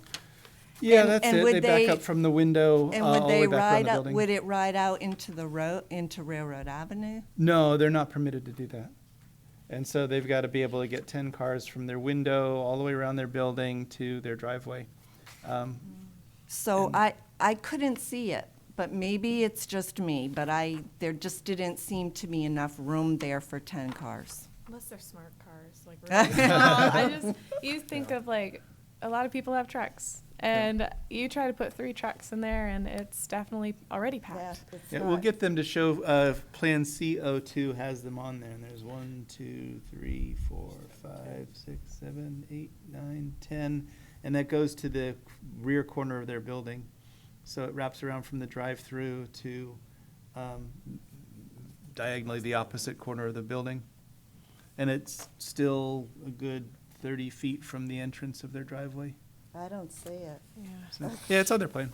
Yeah. And there's a specific size. They have to use a model for a car, the car size. It's not, they can't sort of decide that it's only going to be short cars. It's, I think, like 18 feet or something for each one of the sort of stacked spaces or some metric like that. Will you be going down and looking at the site? That hasn't been discussed so far. Okay, all right. was just wondering. Typically, if they were proposing to do things on the site, construct things or change things, there'd be reasons to go and take a look at it. Most of the things that we deal with, like parking spaces and drainage and setbacks from property lines, that's kind of the planning board's bread and butter, are, they're not changing any of those things as far as what's built on the site. So that's what makes it sort of the kind of plan where they'd propose and we would consider waiving full site plan review.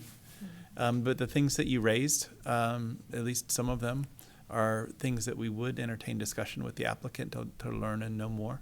So I have one last thing. doesn't have to be your last. Just Perfect. Go ahead. So, the other locations I know have hours that are about like 10. I understand with Manchester, but this is Merrimack. I know that they had mentioned cutting their hours. I just want to be sure that those are held to, because if I'm going to be hearing beeping and chicken and smells all night, I would really like to make sure that that is held, because it's already kind of stressful thinking about this. Their hours of service are part of their application, and so it is enforceable if it's brought to the community development department's attention that they're violating something that they represented in their application. It's not like there's somebody that goes around town with a list that says this guy's open till 10 and that one's only open till 10:30.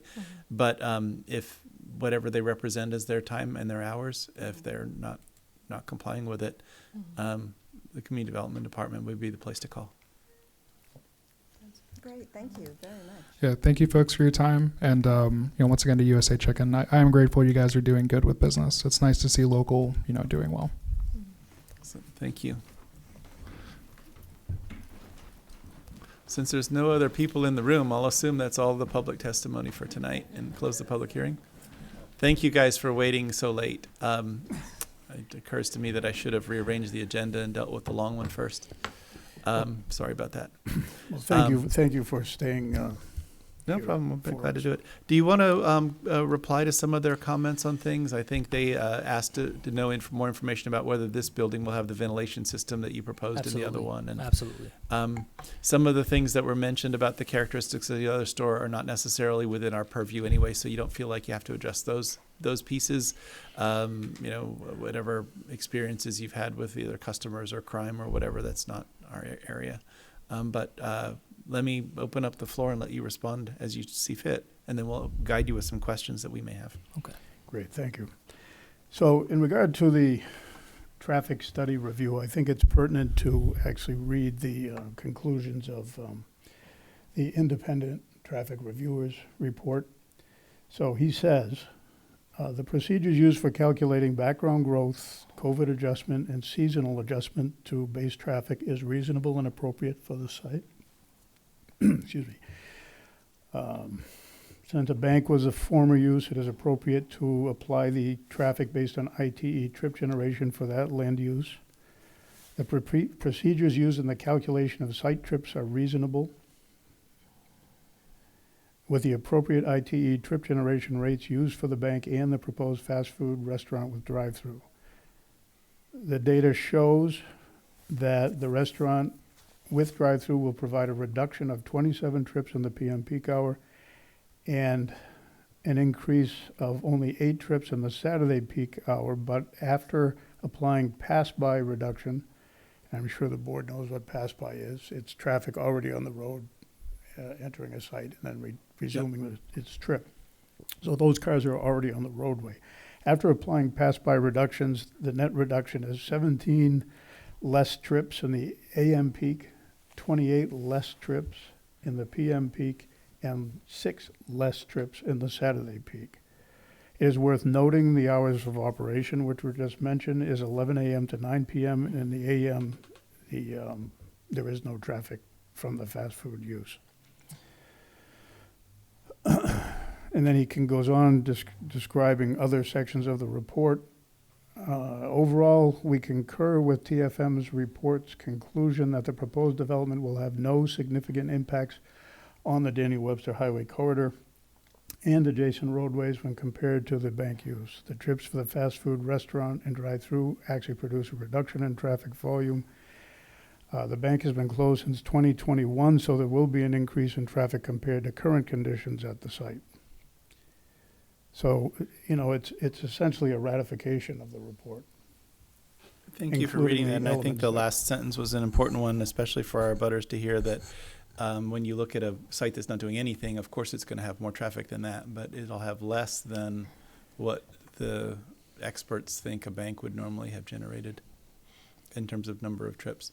I don't know how they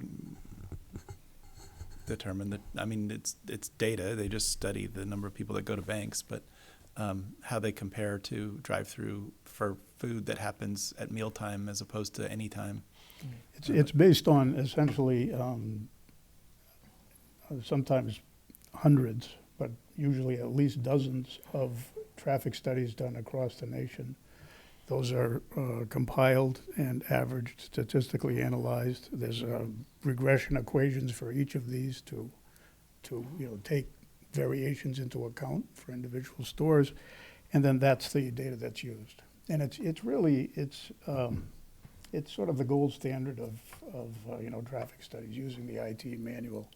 That way you're not relying on an individual similar site, but you're looking at a whole data set, and it's a much more reliable method, and it's the one that's almost universally used by the DOT as well as individual towns. So that, I think, puts the traffic issue fairly well to bed. As far as the other items, there was a lot of concern about screening and fencing and existing landscaping. And along the east side between this closest house here is a large stand of mature trees. It's mostly evergreens in the section that pretty much overlaps the house, and then there's some deciduous younger growth as you get closer to Railroad Avenue. But that is, a substantial barrier all by itself. In fact, you can't see the house when you're standing in the lot, and I assume the vice versa is also true. When leaves drop, perhaps you can see a little bit, but again, it's evergreens that between the two buildings. It's evergreens in here, so there's a fairly year-round, and the deciduous trees are smaller and towards Railroad Ave. So there is substantial screening there. Mr.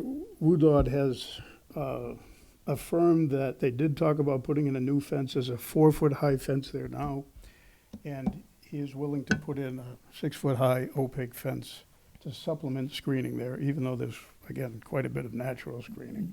Sorry to cut you off, but the reason for the discrepancy from when they heard it to now was the amount of vegetation that's there. We don't know if the fence is going to interfere with that. So we do plan to take action to prevent that in whichever way is possible, but that's the reason why it wasn't addressed earlier in the meeting today.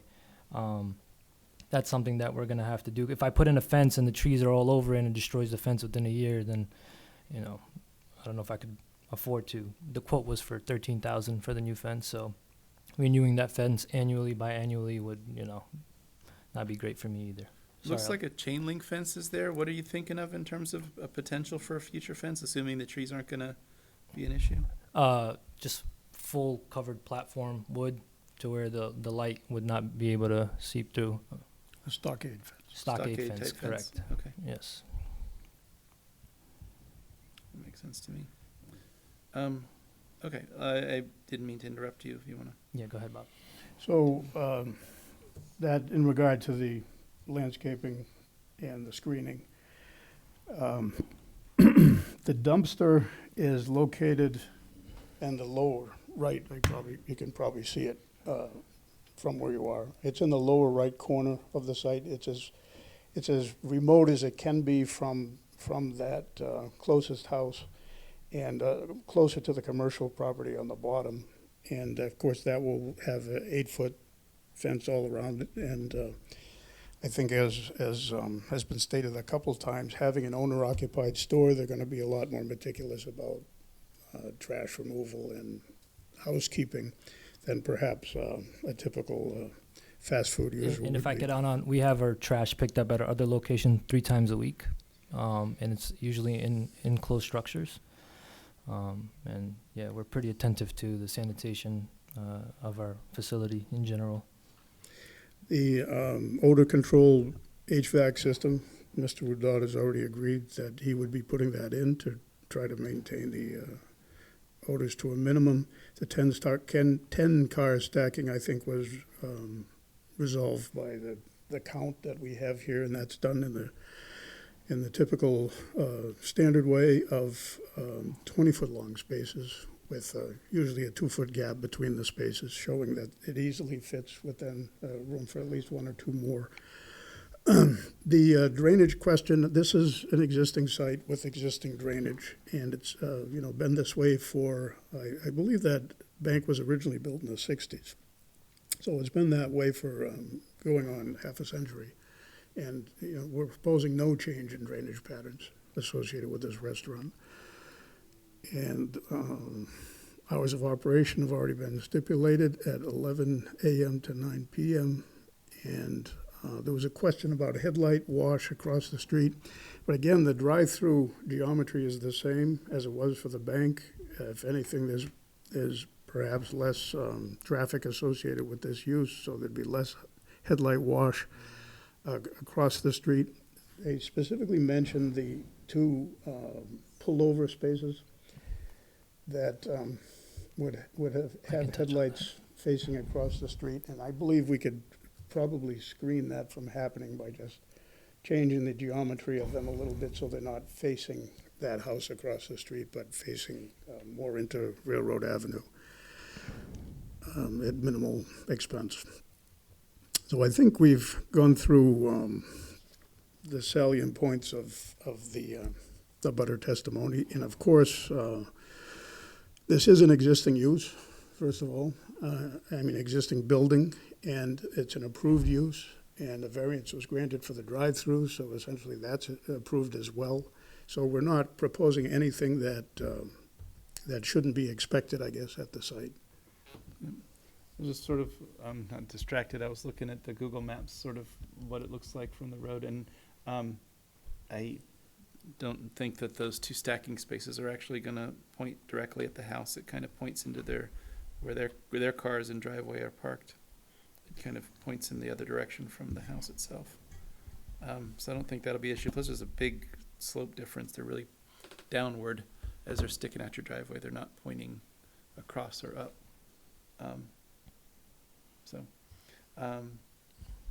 Thank you for the comment about the dumpster and things. Do you get a lot of, I guess you don't really have parking lots in your Nashua and We don't. It's all Manchester down street both parking? downtown. We have a location in Salem that's in the Turf Depot Plaza. It's a cycle shop, Turf Depot. No concerns there. It isn't a drive-through. So hearing those comments, it brings my attention towards it. The best I can do is promise that we keep it clean. I can't predict what my potential customers or people are gonna throw away, but I can make a promise that we'll keep it clean. Yeah, that's all we can do. Yeah, I think that, having trash cans that are available for people to use so they're not trying to go to the dumpster, but this is not necessarily pleasant or pleasing to me that people are sort of focused on going through a drive-through and getting the heck out of there. I wish people would slow down and relax and sit down and be social, but Yeah. Even nobody will go in the Dunkin' Donuts because that you have to get out of your car. We don't do that anymore. We're just going to drive through is the way to do it. Yeah. And so I don't think there's going to be any significant number of people hanging out in your parking lot. I think they get in their car and they get out of there. There's no indication at McDonald's or Burger King or the other drive-throughs that are in town that anybody hangs out in the parking lot to any degree, and would eat their food there or something.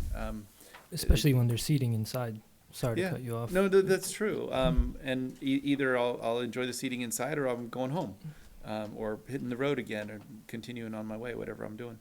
I don't really feel that that's a big concern for me that people are going to be hanging out in your parking lot.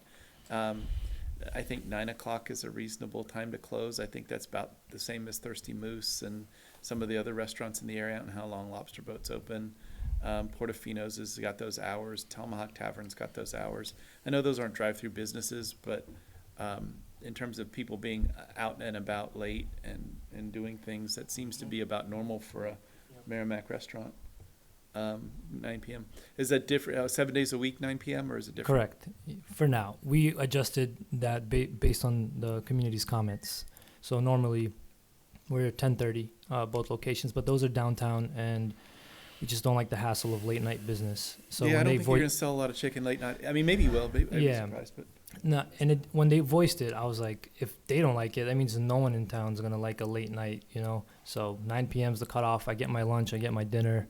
I'm home early. My wife's happy. I'm okay. You know, I think that there are always going to be people who call that are hungry late at night, and that's why Domino's is open till whenever they're open to. Yeah. But in terms of it being an important part of your economics, it probably cost you as much to stay open for that last order.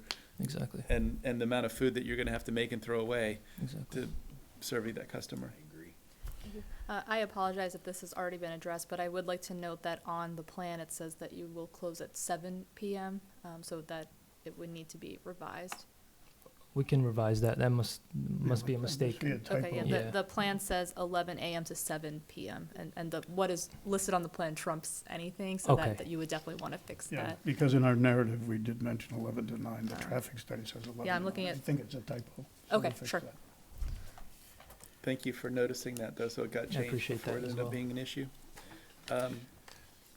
I think 9 o'clock is a fine time. A dumpster is in an enclosure with a lid and cover and all that Correct. stuff, so cats Republic and- Services, they give you the big dumpster with the plastic thing that goes on it, and they come pick it up 3 times a week. So Perfect. I think that works. Other comments or questions? Board members, what's your intention with respect to either a final action or continuing it till next time?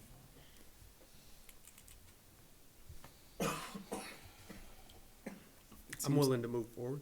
It seems to me that, okay. Does somebody make a motion then to grant conditional final approval subject to the conditions in the staff's memo? Was there anything new raised here tonight other than that edit to the plan on the hours? I think it's great that the staff's moving forward. Would it be okay if I asked a few clarifying questions Yes, of related to it? course. Just because I would rather settle this now with the board members here, so my hands aren't tied later. And then again, I apologize if we've already addressed this. But so under other, it does talk about the sizing of the parking spaces and the aisle width. Is that something that can be fixed, or? Yeah, we, that was the parking item that I mentioned at the outset. We're just gonna get rid of those diagonal spaces. We don't need them to meet the required parking, and we'll just have parallel spaces to provide accessible spaces closest to the front door instead. And that resolves both of those concerns about dimensions. And then let me just scan the letter real quick to make sure there's nothing else that I need to be clarified. And then you said you can fix that site distance issue that Fuss and O'Neill pointed out? Yes. Correct. And then the question about 10 stacking spaces, that was sorted out. You have not proposed any signage or striping to prevent cars from queuing on the driveway from DW onto the site if 5 or more of the stacking spaces are in use.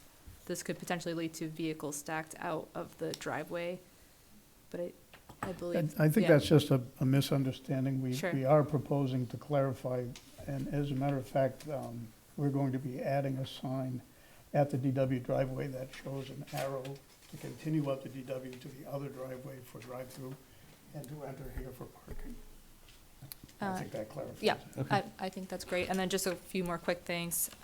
So the Fuss and O'Neill points out that you're not proposing to revise the existing sewer connection, but then our sewer division did draft some conditions that's in our staff memo. Did those all look reasonable? Well, we do intend to talk to the sewer department about the benefits of an internal versus an external grease trap. And, you know, if we can't reach resolution, we'll just put in the external grease trap as Sure. requested by the sewer department. But hopefully that won't be necessary. Okay. And then as drafted right now, that lighting plan is required?